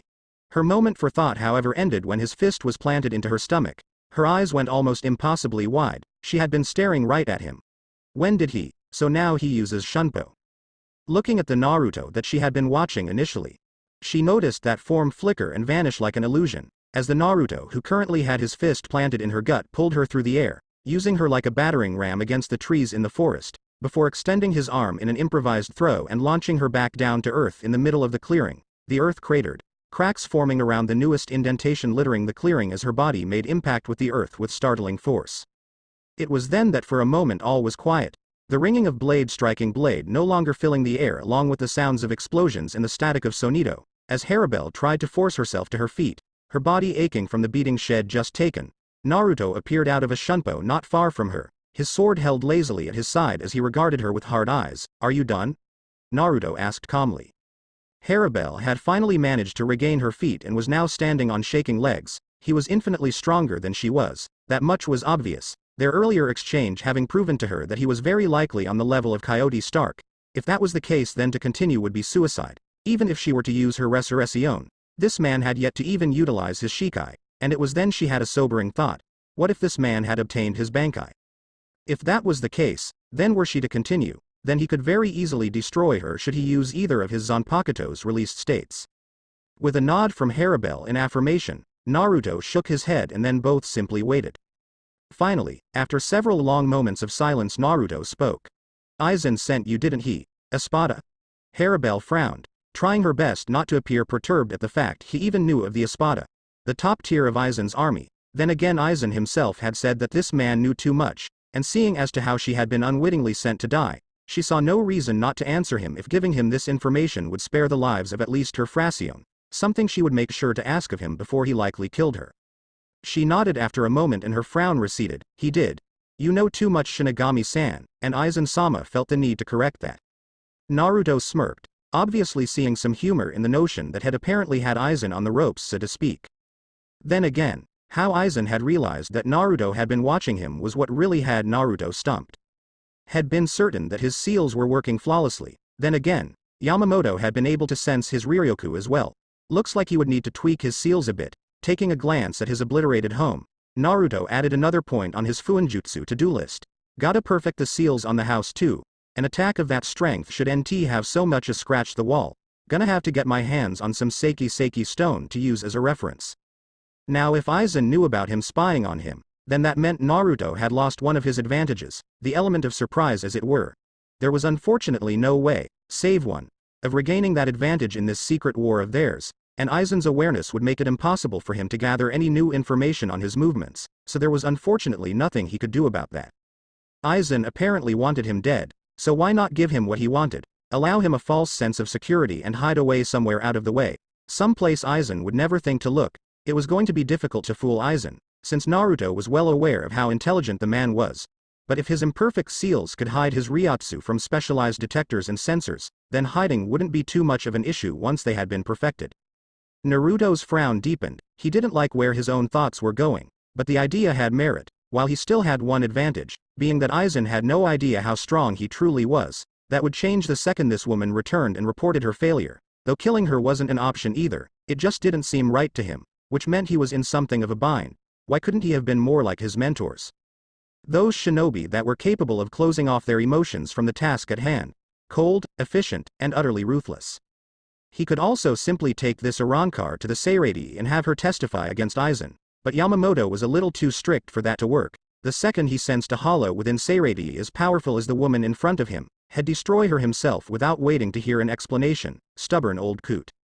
Looks like plan A will have to suffice. Now he just needed to get himself out of this situation. Well then, we appear to be in a little situation here. You can't beat me, but if I were to kill you and return to Seirei, there's nothing to stop Aizen from sending a more powerful Arankar next time to finish the job. I am also not too keen on him figuring out how powerful I am. There's a reason I hide my Ryotsu most of the time after all. So hollow, wait a minute, Naruto sighed, lowering his sword to his side and brushing his bangs out of his face. It would be awful rude of me to keep calling you hollow. Does my opponent have a name? Harabelle raised an eyebrow, also lowering her sword for the moment as Naruto's Ryotsu began to weaken until it was barely there, allowing for a more comfortable atmosphere. Even if they were surrounded by flames, uprooted trees and the other results of their admittedly short bout, the fact he would even think to ask her name, when no Shinigami had ever cared to ask for the name of a hollow before, had actually surprised her. Most Shinigami simply found it easier to purify them as soon as possible rather than try to make conversation with them apart from issuing threats. Such pleasantries between a hollow and a Shinigami were practically unheard of, though she did find herself answering. Tear reached up to her jacket, taking hold of the zipper and opening the article of clothing. When the Gothic number 3 was revealed, so too was her mask, the shark-like face mask covering her nose and mouth, lined with a row of jagged teeth. The plate extended down, covering her neck and collarbone, while 2 plates came down over her breasts to cover her nipples. The Gothic-styled 3 was tattooed in black on her right breast. Trace Espada, Tear Haribel, she spoke ominously, yet at this point she knew it wasn't going to so much as startle him, let alone frighten him, as it would normally. Closing her jacket once more to hide her mask fragments, Haribel gazed calmly at the man before her and waited. Naruto chuckled quietly, moving to sheathe his sword and only succeeding in slicing off a piece of his hakama. He then remembered that his sheath had been broken in that second attack, and smiled sheepishly. Forgot you broke my scabbard, Haribel-san. So, he tossed his sword into the dirt at his feet, the blade easily sinking into the earth about halfway, before he introduced himself. My name is Namikaze Naruto, first generational head of the Namikaze noble family, third seat of the Nibantai and commander of the Onmitsukido. A pleasure to meet you, I guess, Haribel-san. With the introduction out of the way, Naruto was reminded of a particular conversation he had overheard one day where this particular hollow's name had been mentioned. Naruto then realized just how fortuitous his day had just gotten. Aizen had not only supplied him with a way to gain the upper hand in this little struggle of theirs, but had also unwittingly provided him with a way to weaken his own standing forces without having to bloody his hands. Haribel-san, why do you fight for Aizen? What has he done to make you and your underlings so loyal to him? Haribel frowned. Having her reasons for fighting questioned was one thing, but her loyalty to Aizen was paramount. She owed him a life debt after all, and she took such things very seriously. He saved the lives of myself and my Fracione from an Arankar that had disobeyed his orders and attacked us. I owe him my life, Namikaze-san, and I do not forget my debts. Naruto nodded, having heard that part of Aizen's plan, before he sighed. This could either go really well, or really badly. It was a good thing he liked people like her. What would you do if I told you that you had been deceived, Haribel-san? That Aizen hadn't actually saved you out of any form of goodwill, but only because you were strong enough to warrant his attention?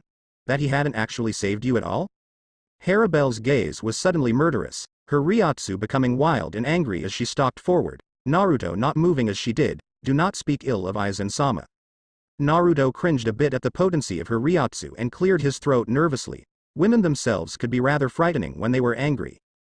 Mind you, he had plenty of experience dealing with some of the most fearsome kunoichi in the elemental nations. Now that he was in Seireiti, the titles may have changed, but in the end it seemed he was destined to be surrounded by women that could level skyscrapers with ease.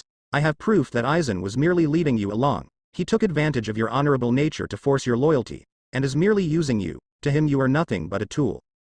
A tool to be used and then discarded when he finds you no longer useful.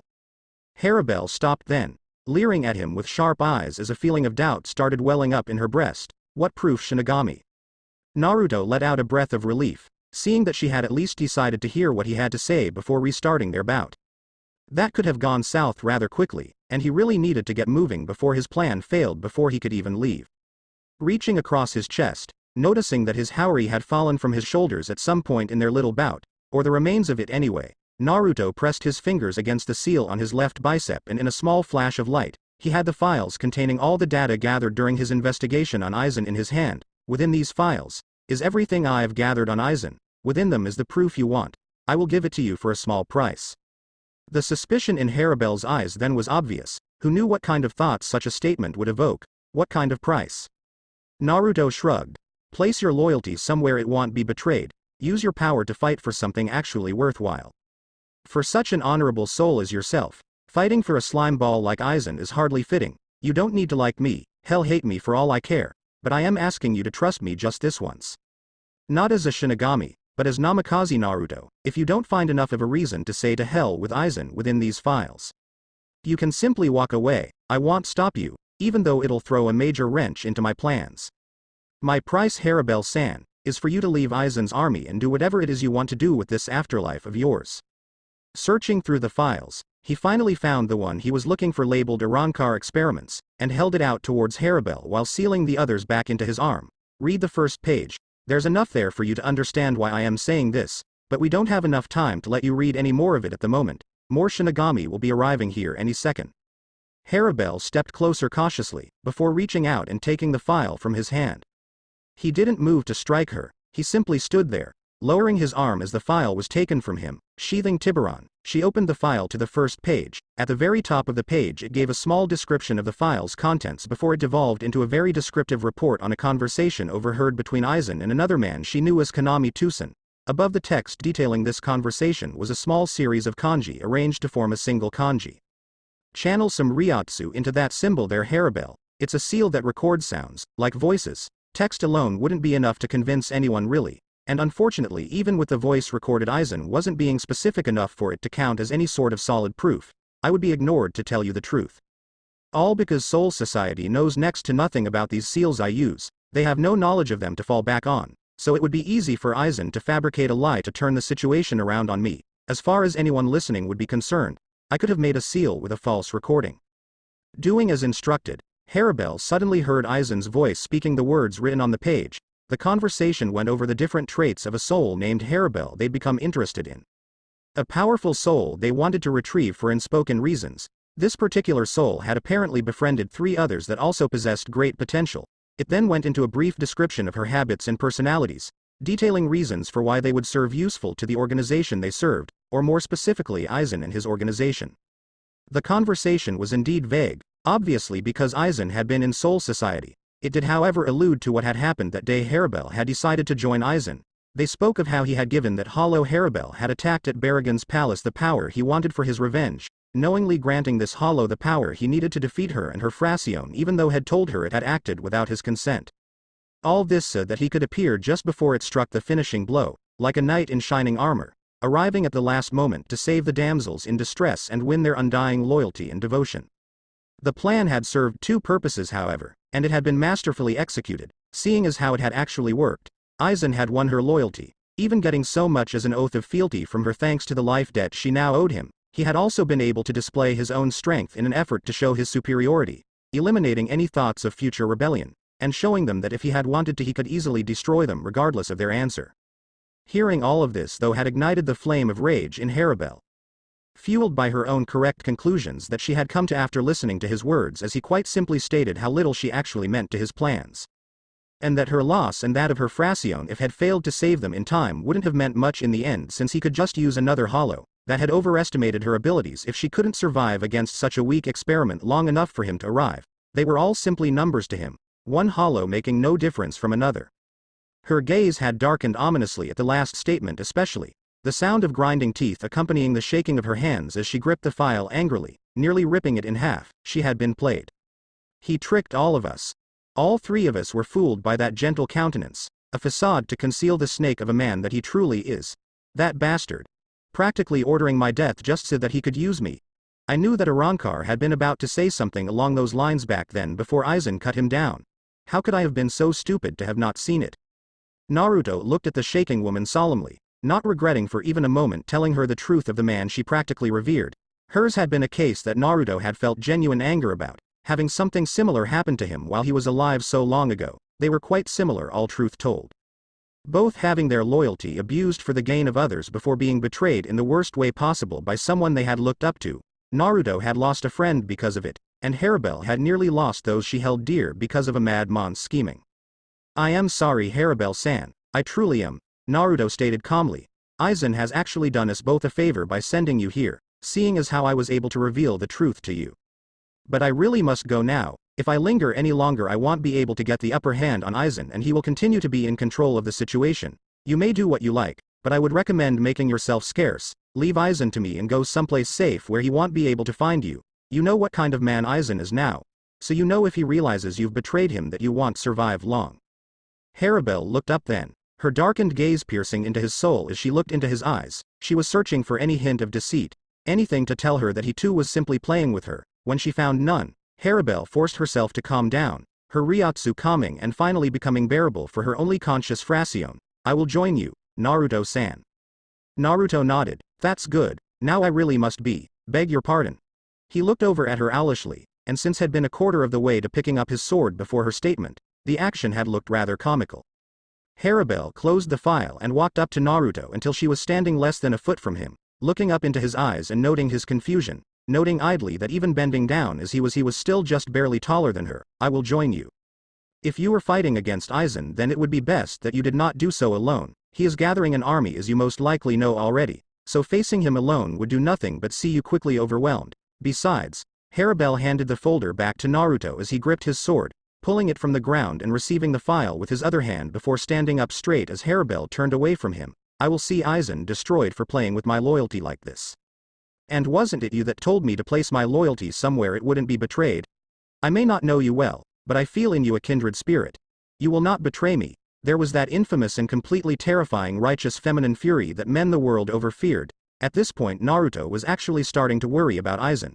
The poor bastard's plotting was gearing up to bite him in the ass, or kick him in balls, depends on your point of view really. Naruto blinked, looking down at the folder in his hand completely dumbstruck. How the hell did I not see that one coming? Sealing the file and his sword back into his arm, Naruto frowned, suddenly getting serious. If you're coming with me, then hurry and gather your friends. I'll need to apply seals on you to hide your Ryotsu so that we can get into the Seireitei undetected. There are a few things we'll need before we can leave, and the Seireitei is unfortunately the only place we can acquire them. It's also the only way out of Soul Society. Why would you need to be undetected? Harabel asked, a brow raised in question. Naruto smiled sadly. As far as anyone who knows me will be concerned, you killed me today, Harabel. And as far as Aizen is concerned, we killed each other in our battle here. Harabel nodded at that answer and moved to make her way to her Fracione before a small burst of static announced the arrival of said Fracione. Sung Sun having appeared carrying both of her fellow Fracione on her shoulders. I brought the others when I felt your battle reach its conclusion, Harabel-sama. Now we should stopping mid-sentence when she noticed Naruto standing there. Harabel palmed her face as the young Arrancar dropped her companions roughly and drew her sigh. Harabel-sama. Why is he still alive, Sung Sun? Harabel finished for her. Due to some unforeseen circumstances, we will be joining him. I will explain it later, but for now I'll simply state that Aizen played us all for fools. Sung Sun looked utterly confused but nodded at her mistress's words before putting her sigh away. This spoke much of her devotion to the woman, if she was so willing to stand down in the face of what had been an enemy only minutes ago. With that little bit of unpleasantness out of the way, Naruto got started on applying the seals to their bodies, keeping it to just 3 for now, 2 on their wrists and 1 on their collarbones above their breasts. Sung Sun had actually giggled while he did this, apparently being quite ticklish, while Harabel hadn't made a sound, simply offering the body parts he requested and holding perfectly still so that he could finish quickly. Once done, Naruto picked up the one named Mila Rose before motioning to his newest companions. He could sense the Ryotsu of several captains and another Shinigami quickly approaching them, and needed to get them out of here before they arrived lest they be found. Had already activated the seals so they should be able to sense them, but they could still see them. His heart was already beginning to ache now that he could recognize the Shinigami quickly making their way towards them. What he was about to do would no doubt hurt them a great deal, and if there was one thing Naruto hated to do, it was hurt those he loved. Having a friend die on you was never easy to bear, and that's exactly what he wanted them to think. Harabel picked up Apache and followed Insonito as Naruto used Shunpo to vacate the area. Moving quickly and quietly on a path that would lead them around the approaching Shinigami and towards the Seireitei, they would only be there for a matter of minutes, but Naruto had changed his mind and told them along the way to wait within District 1 until he returned. It would be too difficult to sneak 4 people inside the Seireitei if the alarms were blaring like they were. It was very likely that the entirety of the city was swarming with Shinigami by now. The larger the group, the larger their chances of being seen. While Harabel and her Fracione slipped into a broken-down storage shed in the district, Naruto left Mila Rose with them, gently handing her over to Harabel after Shed put Apache down on the floor. He then assured them he would be back shortly before making his way out of the district and heading straight for the Seireitei. Break. Perspective change. It hadn't taken him long to reach the Seireitei. And Naruto was counting his lucky stars that they hadn't lowered the walls, which would make his entry an infinitely more difficult affair. Once inside, Naruto had first made his way to the Junaban Tai barracks, swiping about a half a dozen Gigai and making sure to alter the records so that it didn't look suspicious. He then did the same for a case of Jikan, and a few Denreishinki as well as Kikanshinki just in case, before making his way out of the barracks and heading towards the Niban Tai compound. He needed clothing since he was only half dressed at the moment, and it was the only place he kept spare clothes in case he needed a fresh set. He was in and out in under 10 seconds, entering through the window of his bedroom and going straight to the wardrobe, He took only 3 sets, so that it didn't look strange if searched, and put them away in one of the many storage seals on his body before making his way back out the window and into the night. He stuck to the shadows, keeping low and quiet as he made his way back to District 1 in the waiting Arankar. He was honestly surprised that Haribel had trusted him so quickly, had simply expected her to vow her feminine justice on Aizen for abusing her trust and that of her friends and then go on her merry way. He didn't expect for her to place her loyalty or her trust in him. She would definitely bear watching, since this could all just be a plot to catch him off guard again. That last time had hurt like a bitch, so he was in no rush to experience it again. Once had made his way back to the large storage shed, Naruto entered through the heavy doors only to be met by silence. Looking about in confusion, he finally saw Haribel standing at the back of the building with her arms crossed under her breasts. She was staring at him intently upon his entry but said nothing until had made his way over to her. Looking down, he noticed Sung's son busily fretting over the still unconscious pair of Arankar. Must have hit them a little too hard. Turning his attention back to the still silent Haribel, Naruto nodded once. We should be ready to go. I was hoping they would be awake to walk themselves. It'll be harder to sneak over to the official Senkaimon with a pair of unconscious bodies, but we'll have to make do, I guess. One of Haribel's eyebrows moved upwards. You are aware that we are hollows and are capable of opening a garganta, correct? Naruto stopped completely at that. He had indeed forgotten that they would be capable of doing that. They looked so human that had forgotten they were hollows for a moment. Turning to look about the warehouse, Naruto nodded. All right. But wait a moment while I set up a temporary seal to block out sensors. That sort of thing would immediately send up some pretty big red flags back in Seirei and they would be able to track it to the exit location in the world of the living. Haribel nodded and watched as he set about his work, dragging his finger through the dirt at their feet and drawing a strange series of kanji that didn't actually say anything coherent. He did so slowly and carefully, even though it would be relatively easy to use his Ryotsu to create an imprint of the seal he had in mind. Then again, they were supposed to be incognito, and he couldn't have anybody detecting their Ryotsu, no matter how brief or tiny the surge. Once done, Naruto nodded to Haribel as he very gently pushed the bare minimum of Ryotsu into the seal to activate it, hoping that he could get away with even that much, even if it didn't matter much at this point. Even if any Shinigami had detected it, they would be long gone before they arrived.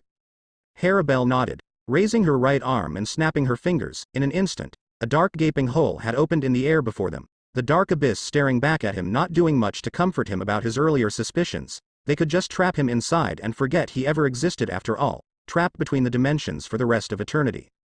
That was definitely not a comforting thought. Uber-long flashback of doom, end. It was a harrowing experience, having never traveled through a garganta before. But he likened it to traveling through the Dongai.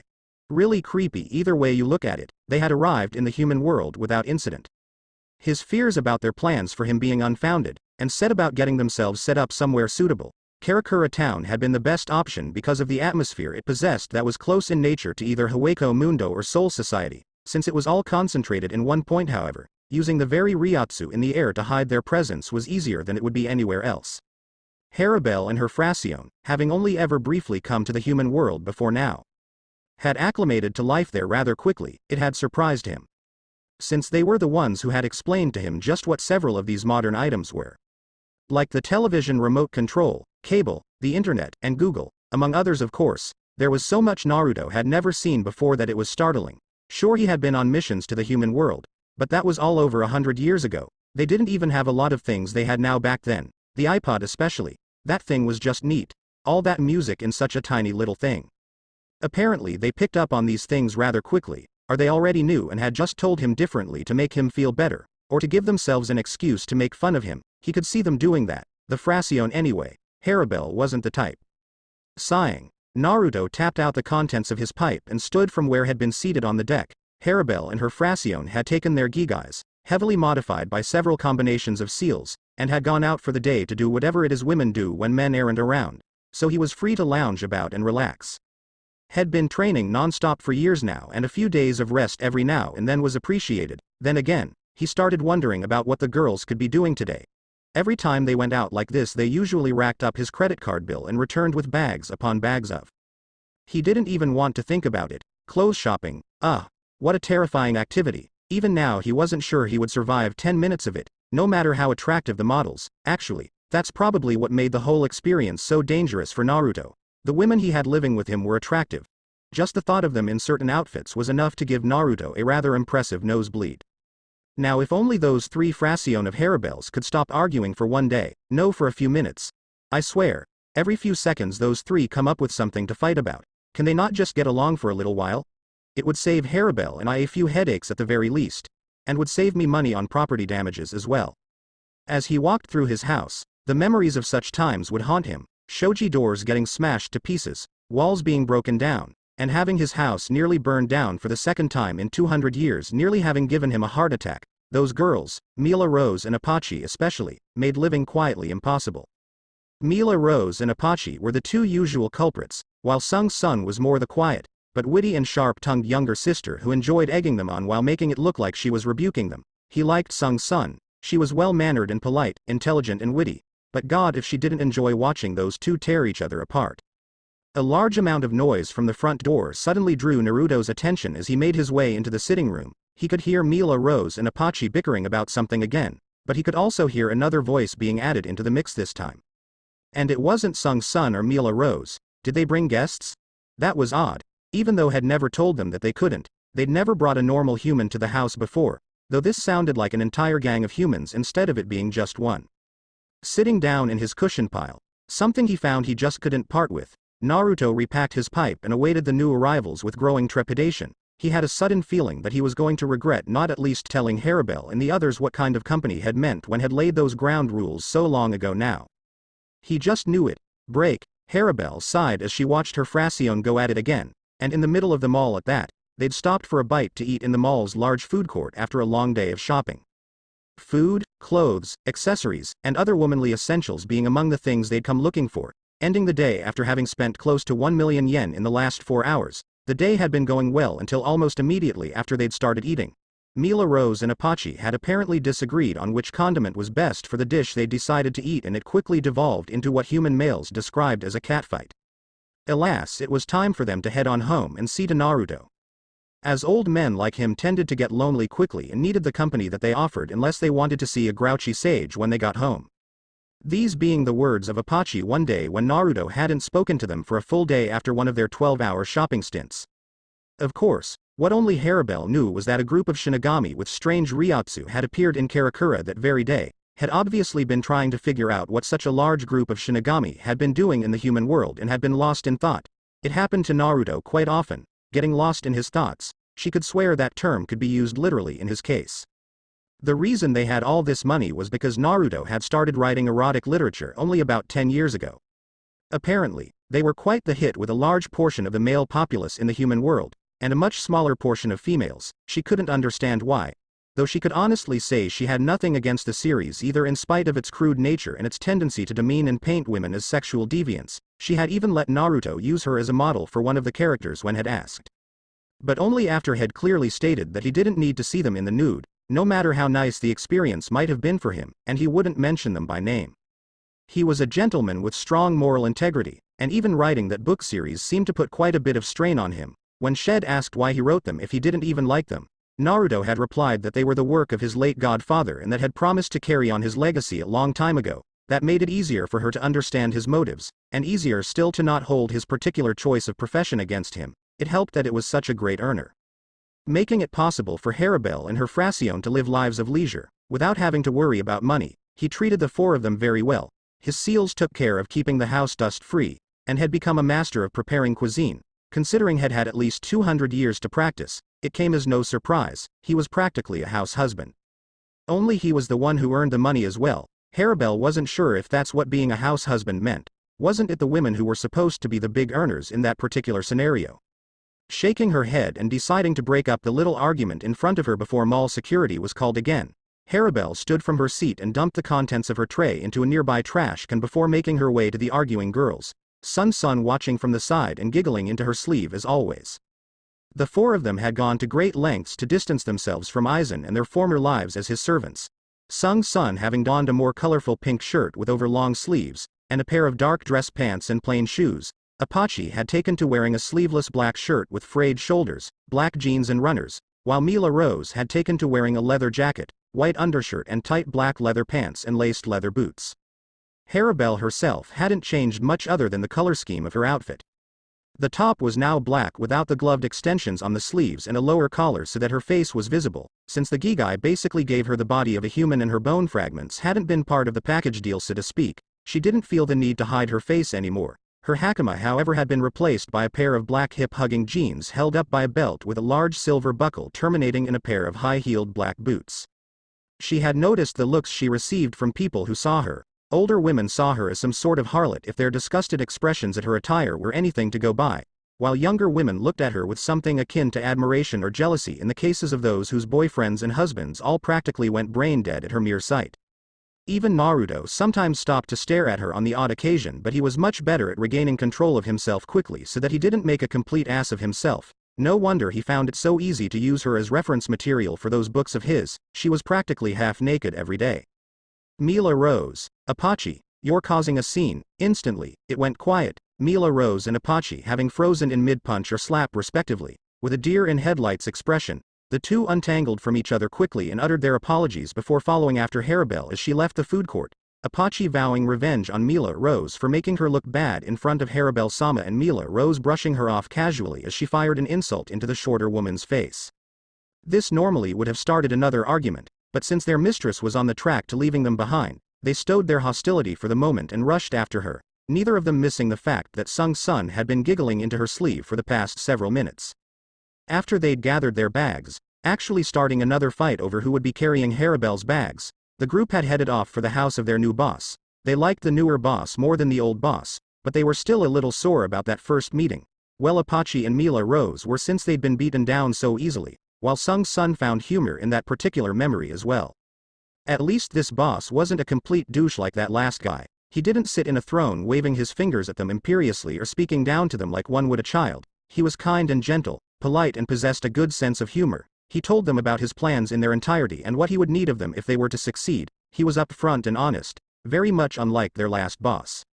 Yet they could all tell he was sad. They could see it every day, his personal anguish creating a dull atmosphere on those days where it got really bad. They had at first thought it was about leaving the Soul Society, but had learned from Haribel that it was actually more than just that. Haribel was the only one he actually talked to as more than just an acquaintance, though it didn't help that the three of them walked on eggshells when around him either. They were about halfway home when they came across a large group of girls facing down an even larger group of boys. Both groups were made up of teenagers from the ages of 15 to 18, and all of them appeared to be armed. There were dozens of people walking hurriedly away from the scene, covering their faces with any object they might be holding as they made their escape so as not to be identified. A territorial dispute? Weird. Haribel hadn't been aware of any gangs in the area. Then again, she never cared for such things either, so she probably just wasn't paying attention to it. All she cared about now was getting stronger and destroying Aizen. It appeared, however, that the boys were blocking their way, and this just would not do. Haribel continued forward, ignoring the warnings from the young women on the other side of the path as they took notice of her and her fraction. But it wasn't needed. If the boys wouldn't move out of the way when she asked, then she would make them move. Stopping a few feet shy of one of the larger men in the group, Haribel looked him square in the eyes, or tried to anyways. Since the moment had laid eyes on her, his eyes immediately dropped down to her breasts. "Excuse me, my associates and I are trying to get home. Could you please get off the street?" The large man simply continued to stare, but the rather roguish-looking young man with the dirty stubble and greasy long hair standing behind him answered for him. "Look at this, guys. This lady here wants us to leave the streets. Should we get acquiesced to her kindly request?" There was a resounding denial, and a few compromises shouted into the air, such things as having her and her fraction go with them for entertainment, or some other such nonsense. Of course, Haribel shook her head, before lunging forward without warning. It was a massacre, one woman against a large group of well over 30 teenagers, and she was mopping the floor with them. Since they were still only children, she went easy on them, but even still it had ended just as quickly as it had started, lasting only a few minutes. But in the end, Haribel was left standing in a street littered with bruised and battered young men, all of which were either unconscious or lying on the ground and groaning as they clutched at their manhoods. Maybe that would teach them to respect their betters, perhaps even to notice when they were simply outmatched. Before she could walk away, her and her fraction were suddenly surrounded by the other gang. This one being apparently nothing but young women in their early to late teens. They all had stars in their eyes as they complimented her ceaselessly on her strength and her cool beauty, saying they wanted to be just like her when they grew up. Of course, Haribel had no ideas on how she could deal with this new problem, so she simply pushed her way out of the group and continued on her way. her number of followers now having increased from just 3 to nearly 60 in under a few minutes, much to her consternation. When the large group arrived at the mansion near downtown Karakura, the girls following them were once again in awe, a particular couple of girls, and one they'd snagged off the street on their way here that they'd called Tatsuki Aneki, walked up to Haribel and her Fracione while dragging the red-faced young woman with the short and spiky black hair by her collar. The young woman had stopped trying to fight them off, considering she was pretty badly outnumbered, and had simply made it difficult on them. If they wanted to drag her along on their stupid little get-together, they could literally drag her. And much to Haribel's hidden amusement, the girl had forced them to do just that. "Is this your house, Haribel Oni-sama?" As would be expected of such a strong and beautiful woman, one of her newest followers stated loudly. Even the newest arrival seemed surprised and impressed. Haribel, however, took one look at the girl and shook her head. "I don't own this house, but I do live here with the one who does." Nodding, the girls all asked what they wanted to know next. Who could possibly own such a large house in Karakura, and what were they to their new Oni-sama? Haribel took a moment to think on that question before coming up with the best answer possible. "My boss, Break, Naruto, was not a betting man, but when he did gamble he usually won, often showcasing his ability to send the world's wealthiest casinos into a downward spiral towards bankruptcy. In simpler terms, he cleaned them out. It was this particular talent that he was hating on right now, since it would appear he did indeed need to clarify which company was acceptable company with Haribel and her Fracione. Why would he decide this was actually necessary? Simple.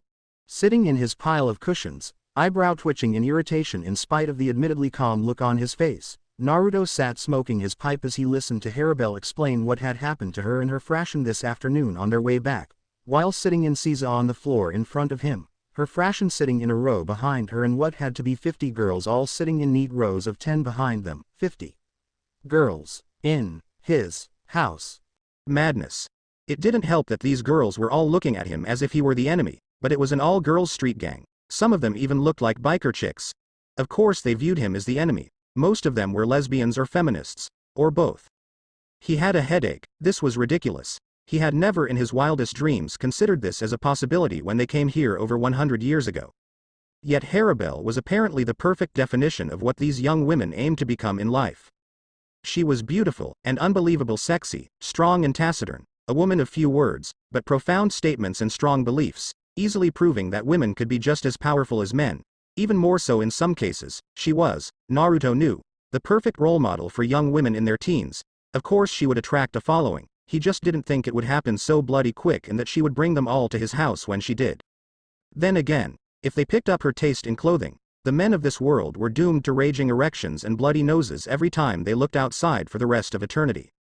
He just refused to believe that most of these girls were still in high school. It just wasn't possible. Some of these girls had the figures of women in their 20s. At least with a role model like Tyr, the chances of them getting attacked by molesters or worse were lowered considerably. Well, the chances of them being capable of defending themselves should something like that happen rose considerably anyways. What man in his right mind would attack a woman who made it a point to aim for the testicles? Trust him, he would know. Many a spar had ended in extreme pain and ice packs on that particular extremity when she decided she wanted to actually win for once. It hurt. A lot. Exhaling a large cloud of smoke, Naruto sighed. Haribel, while I understand what happened, what I really want to know is, why are they here? In my house? Sitting in Caesar in my sitting room and looking at me as if I am some sort of mobster? Haribel blinked and actually had the decency to blush. Though it was small and barely noticeable, they followed me home. And I decided that we could put them to good use here. Naruto raised an eyebrow and motioned for her to continue as he idly puffed on his pipe. You have been working very hard lately, not only on our plans for the future, but in taking care of me and my Fracione as well. I believed we could have them take some of that burden off of your shoulders and use them around the house for what the people in this city call cheap labor. So, can we keep them? Saying it out loud, so bluntly and without a care for what the girls behind you would think about it. That's Tyr Haribel, ladies and gentlemen. Is that so?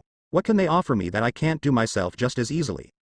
Haribel tilted her head to the side in thought, reminiscent of Naruto's own habit during his younger days, and something he still did every now and then. Time to yourself that you don't have to spend cleaning? Cheap labor? Security for the grounds? Did I mention cheap labor? Are these points good enough? Naruto hummed in thought, exhaling a plume of smoke through his nostrils as he did. He looked out over the girls in front of him, all of whom seemed to be looking at him intensely. They didn't seem to care that Haribel was basically signing them up for a job where they would basically be little more than maids. They were actually looking at him as if daring him to say no. With another sigh, Naruto leaned back in his pile of cushions and placed his pipe back in his mouth. Fine.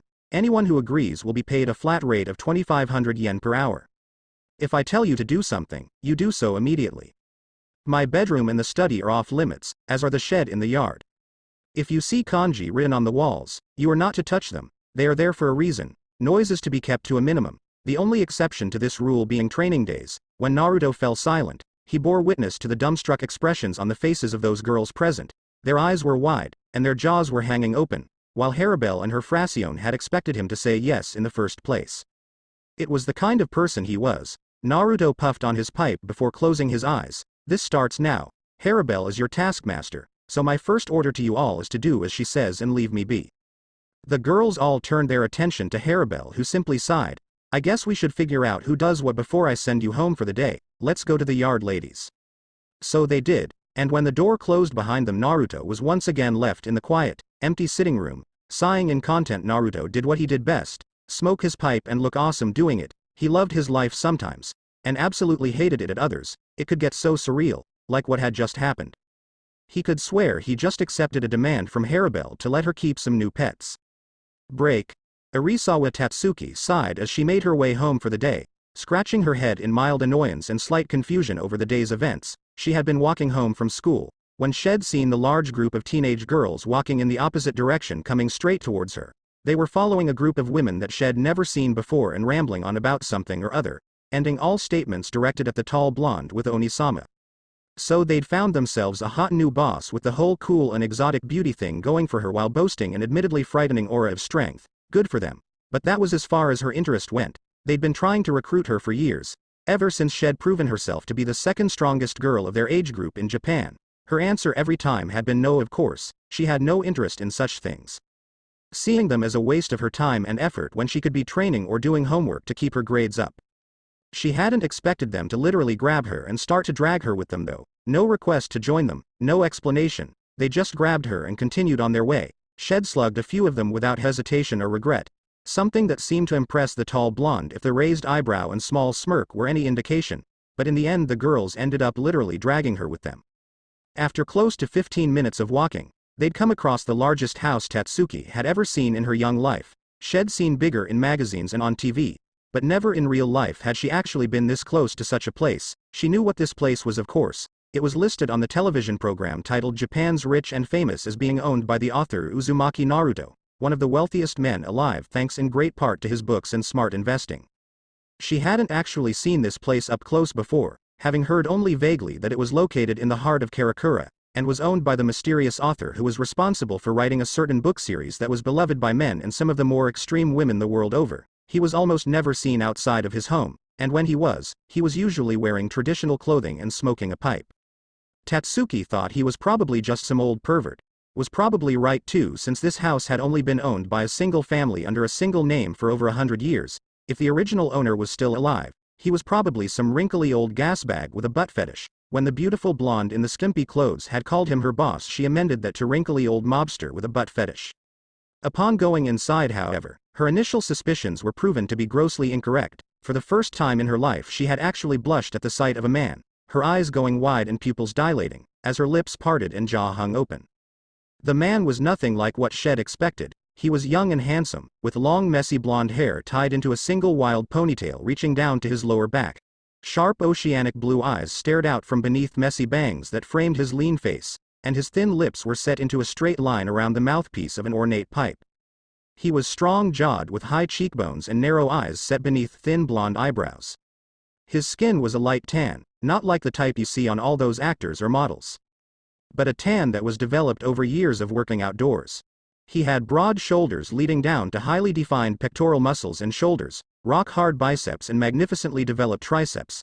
The muscles in his abdomen were no different. Some muscles that were visible on this man she'd never known could actually be developed to such a degree. His body was built for a combination of speed and strength, not sacrificing one for the other, but attempting to maintain a balance between them. He was wearing a red haori with a black flame pattern near the hem, reaching about a quarter of the way up the article of clothing, underneath which he wore a fishnet shirt that left his chest and abdomen bare, and a black hakama with white socks on his feet. She could see what the critics meant by traditional, But damn, this guy made it look good. Looking back over at the woman who had led them here, she compared the two and realized that the man in front of them was on a whole different level. If her aura was one of frightening strength, then this man was absolutely terrifying. She knew it then and there, that this was a true master. Of what, she had no clue, but she knew it just the same. The man had sighed when he took notice of the large gaggle of young women in his home before placing his pipe in his mouth and looking the blonde woman straight in the eyes. Sit down, and tell me what happened, Harabelle. Her name was Harabelle.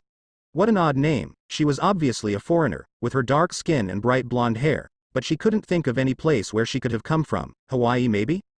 The next hour found the entire group of girls, herself included, sitting in Caesar behind the Harabelle woman and the other three Shed never seen with the gang before. As Harabelle explained what Shed been up to that day, apparently she and the other women had spent what amounted to, in Tatsuki's eyes, an obscene amount of money on clothes and other such pointless things, before Harabelle had taken down an entire rival gang single-handed without a scratch. The man didn't seem surprised by any of this, or angry about the amount of money they'd spent, so he was obviously paying them really well, or he was rich enough that he didn't care about how much of his money they spent. Probably both. After that, Shed explained what had happened afterwards and why these girls had followed her. Apparently they'd named her the new leader of their gang without her agreement, so Shed brought them here to actually put them to use. It was a large house, and Tatsuki hadn't seen any maids since Shed arrived. So it made sense, the way she said it though. Damn if that wasn't funny.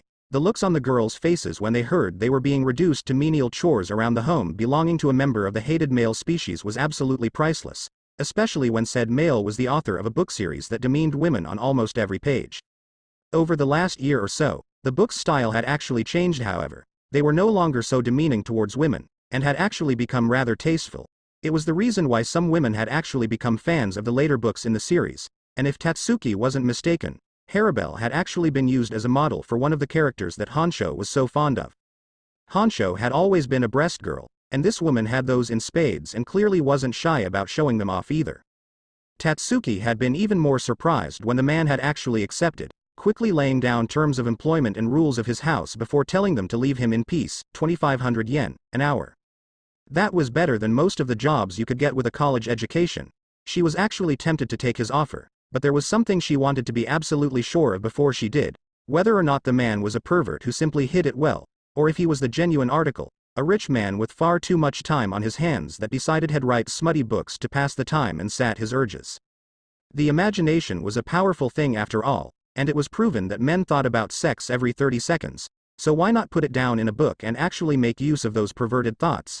Had to be healthier than holding it in or expressing those thoughts by molesting the bouncy young women that surrounded them every day. Like Honsho, if this man was anything like that perverted lunatic, Shed beat his face in repeatedly, just like she did Honsho every day. When she finally made it home, she had a quick dinner with her parents before heading to her room to get her homework done before school the next day. It was tough being a teenager in the world of today after all. Break. The next day found Tatsuki doing much the same as she did every day, meet up with Inoue Orihime on her way to school, beat up the admittedly smaller than usual group of creeps trying to get a date from said innocent girl, punch Honsho in the face when she attempted to grope said innocent girl's breasts, and study as hard as she could throughout the day until the lunch bell. When lunch finally came, she found herself outside with the usual group of girls. The school's resident lesbian Honsho Chizoru, Suzuki Mai, Kunita Ryo, Ogata Michiru, and Mahana Natsui. They were very shortly joined by Orihime, who had gone to get her lunch and the horrors that usually dwell within said bulging bentos, and the new girl Kuchiki Rukia, whose appearance at the school had Tatsuki a little weary. The girl was a good actor, but there was something about her that seemed fake. She could also have sworn that she and Ichigo knew each other. A secret affair perhaps? If that's the case, why make it secret? Ichigo was pretty high up on the list of eligible bachelors in the school in spite of his hair color and thuggish reputation. Having a girlfriend would actually make things easier on him, especially one who was as sweet as little Miss Kuchiki. The height difference was a little disconcerting, but to each their own. They got into the usual conversation, with Honsho repeatedly making a grab for Orihime's breasts, and sometimes actually succeeding before Tatsuki decked her square in the face, and the other more carefree girls of their group discussing the latest guy on their list of interests, debating about the best choices and why they would or wouldn't make a good boyfriend. For once, Tatsuki actually found herself contributing to that conversation, which surprised everyone present, even Orihime, considering that when she spoke she actually blushed ever so slightly. I met someone just yesterday actually, that even Honsho would be interested in, for different reasons of course, but the sentiment is the same.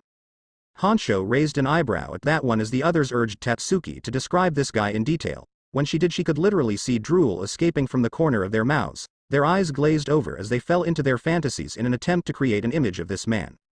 No wonder you're interested, you tomboy. The guy's a muscle-bound practitioner of some sort of martial art the very least, Honsho stated dryly. However, I don't see why I would be interested. You do know that I am a lesbian, right? Seeing that Shed been unable to get Honsho with the program with her description of the man Shed met yesterday, she decided to drop the bomb on her. He's the owner of that big mansion downtown, you know the one. Surrounded by the really high wrought iron fence with a large yard and storage shed, traditional Japanese architecture over 100 years old. Very well maintained. Seeing Honsho's eyes widen in realization, Tatsuki wasn't even able to get out his name before the lesbian beat her to it. Oh my god. Honsho cried loudly, lunging at Tatsuki and wrapping her arms around her waist, looking up into her face with sparkling eyes and a large perverted smile. You actually met him. My idol, the amazing and talented Uzumaki Naruto-sama. Unnoticed to everyone there, a certain Shinigami twitched at the name Honsho had practically screamed to the heavens, her eyes widening in recognition for only a moment before returning to her magical juice box. Tatsuki drove her fist into the top of the perverted lesbian's skull, getting her to let go of her and back away to the other side of their little circle. Yes, Honsho, it was the same guy who writes those perverted erotic novels you like so much. I swear you're such a guy sometimes. I wish. Honsho cackled, getting over the pain in her cranium rather quickly as she fished through her bag and pulled out one of the books in question. It was small, barely larger than the student handbook and colored a dark blue. This masterpiece was written by a true man, for all men to enjoy. He's my idol. Even though his books have gotten more tame over the years, they're still considered works of genuine art by fans and critics alike. He's the only man that I can say I am genuinely in love with. I feel such a connection to him even though I myself have never met him in person. I would go straight for him. Sweat drops forming on their heads, the girls all stared at Honsho, absolutely dumbstruck. You actually brought a piece of erotic literature with you to school? Can't you get expelled for that? While another question uttered by one of them went more along the lines of, Honsho actually likes a guy? The sky isn't falling, is it? Is that a pig flying? While Tatsuki herself had responded with a simple, please do, Chizuru. Maybe then she would leave poor Orihime in peace. Orihime meanwhile, continued eating her lunch, only vaguely listening in on their conversation and not really caring much about the subject, while Rukia kept an ear open towards the conversation yet tried to appear uninterested. If this was the same person her Ni-sama had told her about all those years ago, then he sure had changed. Her brother had described him as the perfect example of nobility despite him being rather brash and impolite. Then again, her brother had told her had died some 100 years ago now, so maybe it was his reincarnation?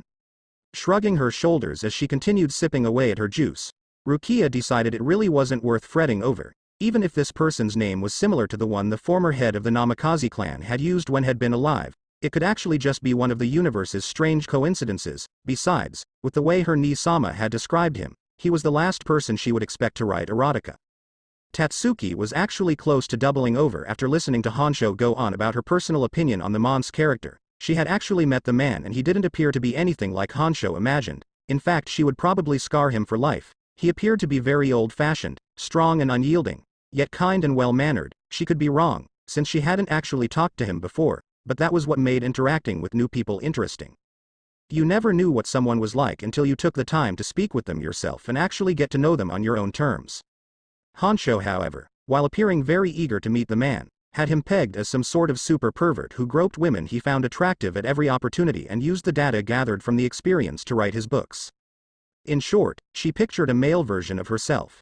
Somewhere in Soul Society, a certain white-haired man wearing kabuki clothes paused in his random scribbling as he sneezed loudly, looking up towards the sky with a grin. Jiraiya spoke proudly, "Good job, Naruto. I just know you're out there somewhere spreading my awesome to the world." Looking back at his peephole, Jiraiya panicked. His sneeze and small monologue had drawn the attention of several of the women in the bathhouse. When he tried to run, he would quickly realize that all these women were members of the Shinigami Women's Society. As such, they were all Shinigami with varying degree of skill in Shunpo. He didn't get far, and his freakish, girly screams were heard all throughout Soul Society for hours on end. Back to the world of the living, their conversation had devolved into a series of questions and short answers. as the girls tried to milk the tomboy for her opinion on this local hunk whose apparent female bodyguard was so strong she was supposedly able to take on an entire gang of delinquents by herself with ease. They could honestly say they'd never seen a man like what she was describing.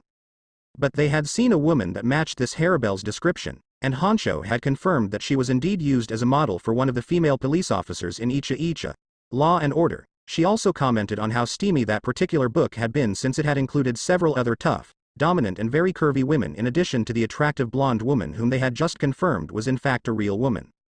Honcho sat in a thinking pose, her legs crossed boyishly and her chin resting on the knuckles of her hand. Are all the women he uses in his books modeled after real women? If so, then this guy is my all-time favorite male ever. And a lucky bastard. I mean, how hard is it to share the wealth? Tatsuki sighed tiredly. I don't know if all the women in his books are real.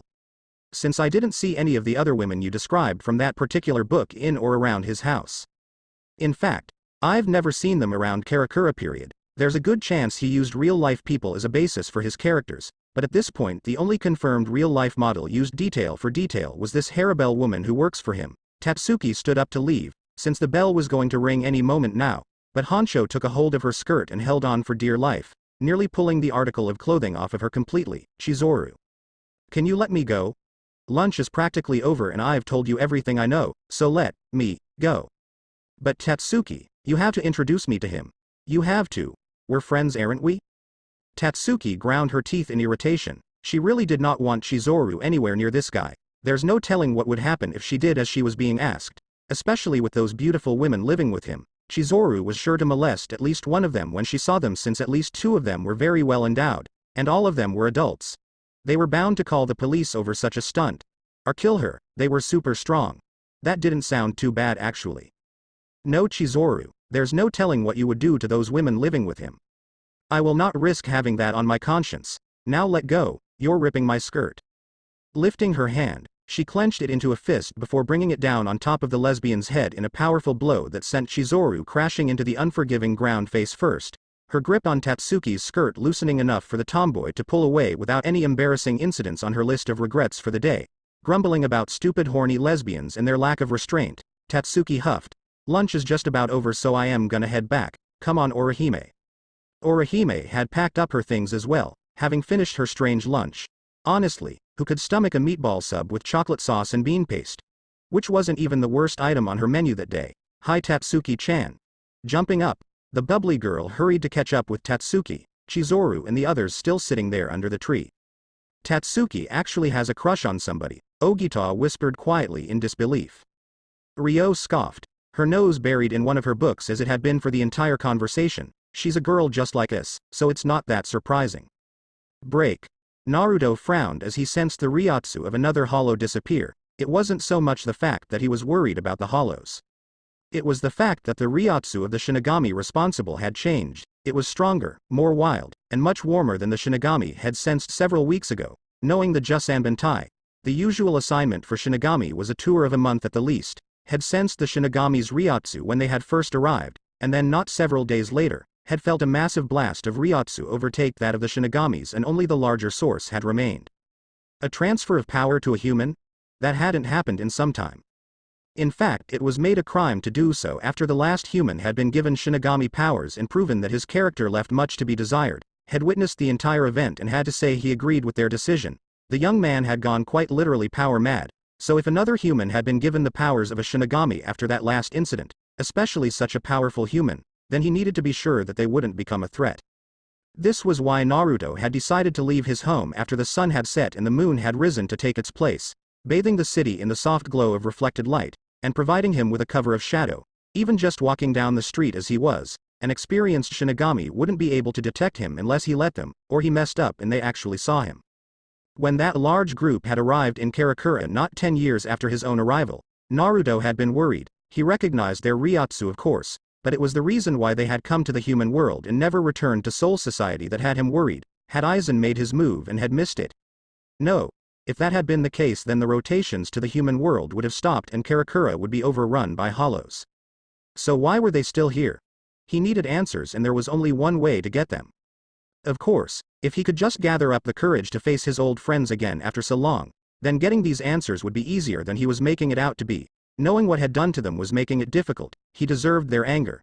But that wasn't making it any easier. He was scared that they would hate him for what had done. It had felt like ages since had last had thoughts like that. But old habits apparently really do die hard. Coming up to his destination, Naruto read the sign above the door on the building called the Kurosaki Clinic. It was in the immediate area where had felt that strange surge of Ryotsu, and stretching out his senses momentarily confirmed his suspicions. Within the house he could sense the Ryotsu of the human that had been the source of the ambient energy he was using to hide himself here in the human world, as well as the faint presence of that Shinigami had sensed before. The contrast between their Ryotsu was obvious, one being warm and comforting, the other being chilling and cold to the feel, but it was now incredibly weak. Looking about the house, Naruto took in the sight of the cordoned-off area next to the house where construction crews were working on fixing up the damage to the street. From what he could see, the damage to the home itself had been patched up for the most part, but the repairs to the street off to the side weren't even halfway finished yet. Stepping around the roadblock, Naruto made his way to the center of the area and gently reached out with his Ryotsu. He needed to be sure of what happened here, and he needed to be sure that the Shinigami hadn't made a grave mistake in giving this human their power. The only way to do that would be to blanket the small area with his Ryotsu, singling out the lingering Ryotsu of those that had been present. Taking in what his Ryotsu was telling him, Naruto willed his Ryotsu to become visible to the naked eye, covering the small area in a golden sheen. Gaps in his Ryotsu's flow could be made out rather easily, being the lingering Ryotsu that he was looking for blocking his light covering of Ryotsu from filling the space they occupied. He could make out 4 shapes, 2 of which appeared to be small children, while the other 2 were larger, the Shinigami and the human they'd given their power. What really concerned him, however, was what he was seeing before his eyes. His Ryotsu had converged around the location of the massive surge of Ryotsu had sensed from the night before. Stretching high up into the sky in a shape that resembled a blooming rose, soft spires stretching high into the sky from a massive dome where the human's Ryotsu still lingered strongly. Frowning once again and puffing tentatively on his pipe, Naruto let his Ryotsu fade. The thought of a human possessing that kind of power was disturbing. In his world such a thing was normal, par for the course as it were. But this was not his world. A human with that kind of power could very easily be corrupted by that power. Power corrupts. And absolute power corrupts absolutely. It was a law of the universe, and only those with significant moral fortitude could resist human nature itself. Breathing out a cloud of smoke, Naruto made to turn away from the area when a voice stopped him cold. "So you are alive, Naruto." Break, standing outside of the large manor house known to be owned by Japan's most famous author, Kurosaki Isshin, formerly Shiba Isshin and father of Kurosaki Ichigo, shook his head in disbelief. The house was surrounded by young women of varying ages and body types, all wearing black leather jackets and blue jeans. It almost looked like some kind of uniform, and considering that they were patrolling the grounds in and outside the tall fence, he was inclined to believe that was indeed the case. "What in the hell have you been doing, Naruto?" Isshin wondered. He had been trying to get inside for some time. Of course he could just go in soul form, but he hadn't yet recovered enough of his strength to do so safely, so he was stuck using the usual route. The girls standing guard at the gate wouldn't let him in, even though had said he had an appointment with Naruto, their boss apparently, simply because he was male. Coincidentally, Naruto was the only man they actually liked, because of the high pay rate and benefits he was giving them for guarding his estate. He really didn't like visitors apparently, which meant he was still the same old Naruto. Their conversation last night had been short. In usual Naruto fashion, he was a man of few words, a far cry from how had been in life according to Yoruichi. Then again, had lost his children when had died, and Isshin could understand how that could change a man. When had lost Masaki he could hardly bear it.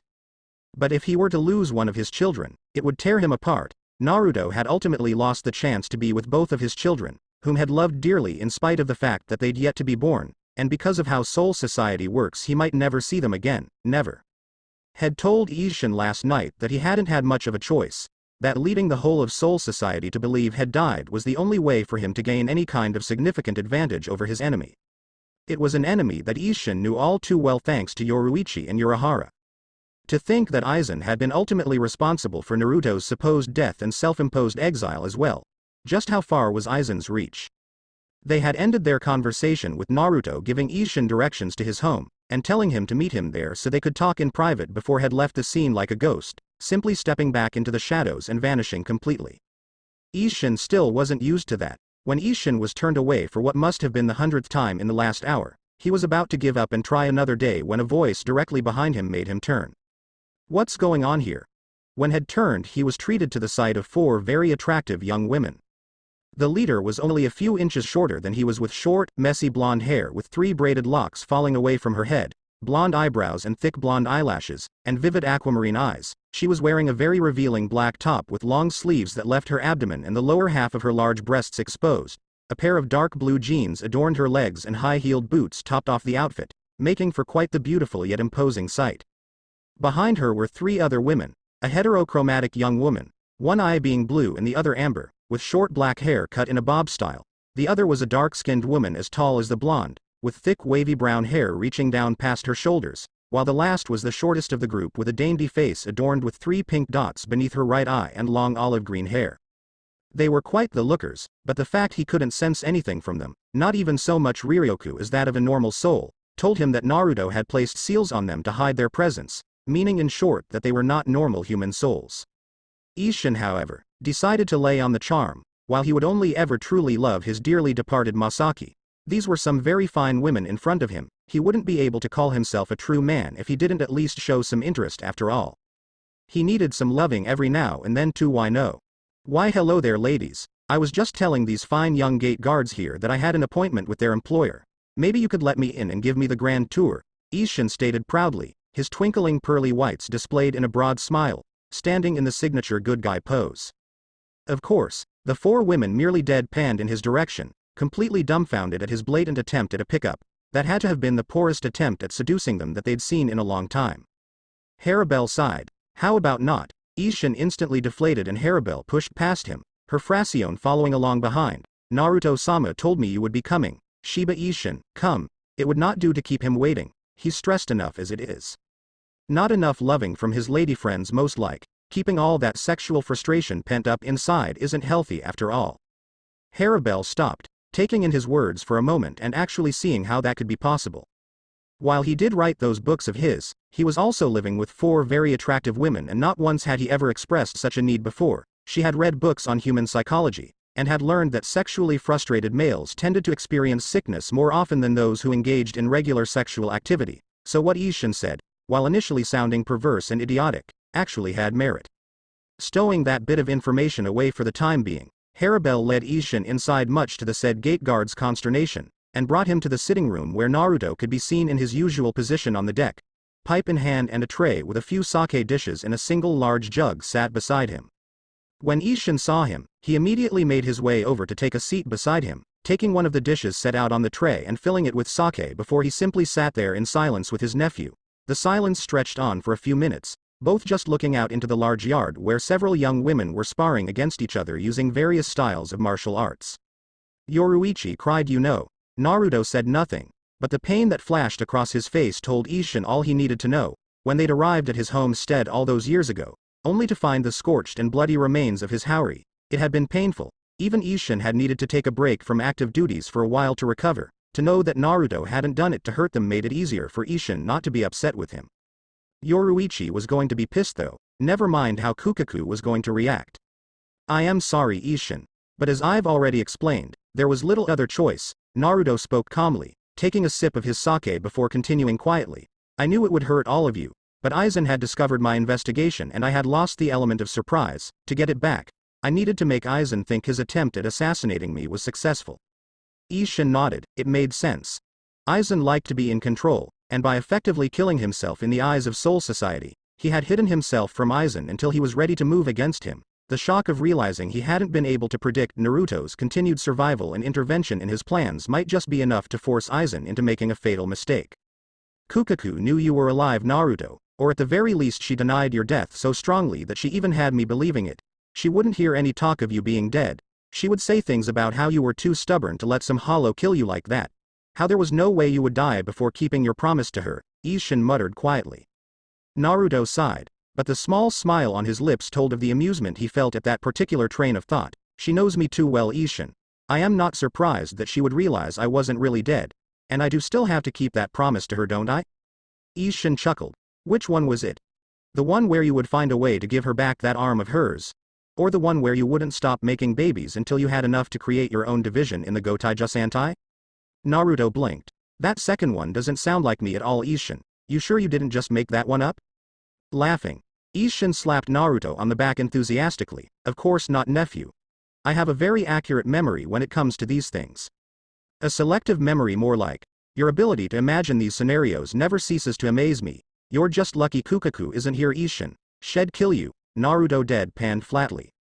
Isshin chuckled. All joking aside, I should tell you that Kukaku took on your name. She's taken over as the head of the Namikaze clan in the Seirei, and she says all that needs to happen now is for you to crawl out of whichever hole you've managed to find yourself in and get back where you belong. Isshin sipped his sake, emptying the dish, before placing it on the deck in front of him. You never actually told me what happened, Naruto. What was it that attacked you? The kind of damage we saw at the scene was comparable to at least a Manos, yet no Manos was seen in the area. Naruto sighed, actually regretting this part of the conversation. The revelation of just what Tear and her Frazione were would throw Isshin for a loop. Urahara would definitely want to get his hands on them, for research and just for the sake of it. That guy was a pervert almost on the level of his late godfather. You ever heard of an Arankar, Isshin? Isshin frowned, but nodded. Hollows that have somehow managed to take off their masks and survive the process. Infinitely more powerful than a Vasto Lord Manos Grande. Are you saying you were attacked by one of those things? Naruto nodded, taking a few puff on his pipe. Not just any Arankar either. One of the Arankar created by Aizen's Haugoku. Much more powerful than a natural-born Arankar, and much more human. They practically look human, Isshin. The only difference being the hollow hole and bone fragments from what used to be their mask adorning their bodies. That, and they have Zanpakuto. Isshin choked. Zanpakuto? He gave hollows the power of a Shinigami? I had thought it was possible, seeing as to what he did before, but I didn't think had actually tried it yet, let alone succeeded. Naruto nodded, filing that little piece of information away for later, before looking over his shoulder into the house. Tear, come over here please, and get out of your gigai. There was no verbal answer, but several moments later Tear walked into the sitting room behind them, her once white Arankar robes replaced by a similar black set, her Zanpakuto in its usual place on her upper back and the bone-like protrusions running up her spine. Isshin looked back at her and his eyes widened. She's. Yes, Isshin. This is Tear Haribel, former Trace Espada, and a Vasto Lord-class Arankar. She and her Frazione, or servants as it were the ones who attacked me back then on Aizen's orders. Putting out his pipe, Naruto nodded to Haribel, letting her know it was alright to leave. She however mistook that for something else, and as she unzipped her jacket Isshin was sent rocketing off the deck and into the yard by a massive explosion of blood from his nose. Pinching the bridge of his nose, Naruto growled, I am not cleaning that up. Break. After Isshin recovered from his little episode, the three of them adjourned to the sitting room and closed the shoji doors leading out onto the deck. Once they were assured of their privacy, Naruto began to explain to him what had found out that had forced Aizen's hand. I believe my discovering the fact that Aizen had his own incomplete Haugoku was what had forced Aizen to act against me. It would obviously have given me the leverage I needed to bring his scheming to light before the Su Taiko. I had been making plans to retrieve his Haugoku for solid proof, and since the Haugoku that Urahara had created was kept under lock and key, the Su Taiko would have been forced to believe my arguments and make a move. Naruto leaned back into his cushions, pointing his pipe at Isshin for emphasis. He must have discovered my plans somehow, and it had frightened him into acting prematurely. He sent Haribel here to ensure that I was destroyed. But since he had no knowledge of my power, he had no way of knowing that what he considered overkill wouldn't be nearly enough to keep me down.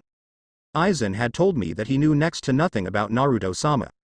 Not even how strong he was. He was confident however that I would have little issue taking care of him. Haribel stated calmly, even though Aizen had unknowingly ordered me to my own death, had also presented us both with an unusual opportunity. Aizen would have believed that Naruto had died of his wounds shortly after defeating me and my Frazione, giving both of us the cover we needed to, as Naruto-sama put it, stay under the radar. Naruto nodded. While Aizen would believe both of us dead, we could hide ourselves away and grow stronger so that we would be ready to act when the time came. The circumstances behind our current allegiance being inconsequential however. Just know that she's on our side. Naruto puffed on his pipe for a moment, a thoughtful look on his face. Do we know what Aizen's after? Isshin nodded. Urahara's completed Haugoku. It's currently hidden away in the soul of one Kuchiki Rukia, the Shinigami who was assigned to Karakura not too long ago. She was forced to give her powers to my son Ichigo when our home was attacked by an Ajuka's class Manos. It is precisely that however that gave Urahara the opportunity he needed. Naruto shook his head sadly. Let me guess, he gave her a modified Gigai that will slowly change her soul into that of a normal human. She'll lose her powers as a Shinigami, but the Haugoku will never be recovered once she dies and enters the cycle of reincarnation. Isshin grunted. I don't like how he's going about it. but it is imperative that Aizen doesn't get his hands on the Haugoku. There's no telling what he'll be able to do with a completed Haugoku if this he gestured towards Harabel at this point, is what he can do with an incomplete one. Naruto hummed his agreement as he held his pipe to his lips. It would have been best for one of us to volunteer, at least that way we wouldn't have to deceive anyone. Urahara means well, but he's practically forced the young Kuchiki's involvement in this whole thing without her knowledge or consent. Suddenly, Naruto was struck by a rather strange thought. You have kids, Isshin. When did you get hitched? Isshin blinked and looked over at Naruto owlishly. I didn't tell you about your Auntie Masaki, did I? Suddenly, Isshin was all smiles, practically bouncing about on the floor as he pulled a photo album out from nowhere. Sidling up next to Naruto, he started showing him various pictures of a small boy with bright orange hair, and two twin girls who quite obviously came along later if the fact they only started appearing the further they went into the album was any indication. Naruto watched Isshin practically bursting with fatherly pride as he described each of his children. This went on for some time, the sun outside already beginning to set, before he frowned. That son of mine though, he's become such a delinquent. Oh Masaki. Jumping up, Isshin pulled a life-size photo of a beautiful red head from his jacket. How it fit in there without using a storage seal Naruto would never know, before he pinned it to a wall and threw himself against it, acting as if he were trying to wrap his arms around the woman on the poster. Where did I go wrong? He bawled. Naruto and Harabel turned to look at each other, both their expression being of utter confusion. When Harabel's eyebrow raised in question, all Naruto could do was shrug helplessly in response before they both turned their attention back to the weeping man.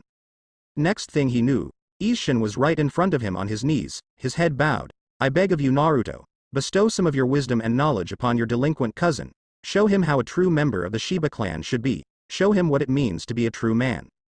Naruto looked at Isshin then as if he had gone completely bonkers. His pipe was hanging loosely from his mouth as his jaw slackened. If he's got you this concerned, he must be doing just fine. Besides, I am a Namikaze, not a Shiba. You'd be better off asking Kukaku about that kind of thing. And I am sure Kaion wouldn't be adverse to showing your son how a true man of the Shiba clan is supposed to act. He does it a damn sight better than you do, Isshin. Naruto sighed as Isshin crouched down in the farthest corner of the room, drawing circles on the floor with his finger as a raincloud hovered over his head. He was mumbling about inconsiderate nephews, and how he was so unloved by his family. Truth be told, it was kind of creepy. Enough, Isshin. You're embarrassing yourself, Naruto growled, and taking another puff of his pipe he stood up and made his way to the door. Are we done here for the day then, Isshin? Isshin sighed, but nodded. Yoruichi's gonna kill you when she finds out you've been here all these years. Naruto raised an eyebrow. I had assumed she would have found me by now. She's been in Karakura town for 100 years or so now.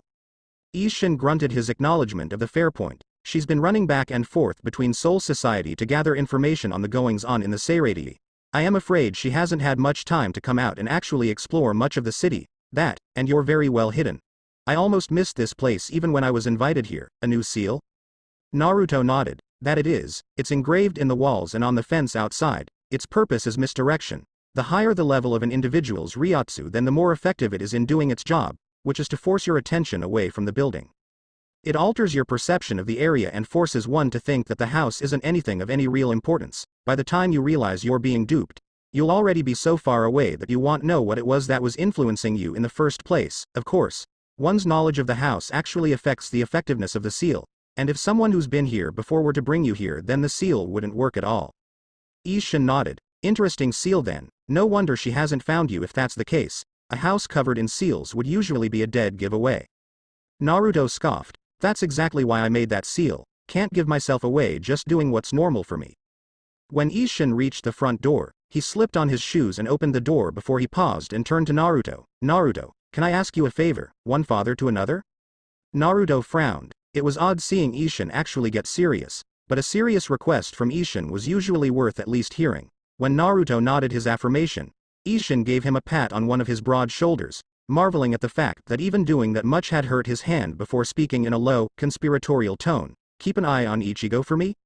If I actually had the power to do so I would, but thanks to certain events that's not an option. Make sure he doesn't get hurt too badly, will you? Naruto sighed, knowing right away that his life was about to get hectic again. Alright Isshin, but you have to promise me something as well. I am going to be training him. No ifs and, or buts about it, deal? Isshin swallowed nervously, suddenly more worried for his son than he had been before. Training with Naruto. He was feeling sorry for Ichigo already. Alright Naruto, I give you my permission to train my son, just don't kill him. Good.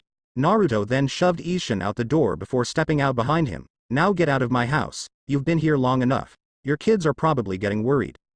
Isshin nodded before waving as he started on his way down the street. Until next time then, nephew.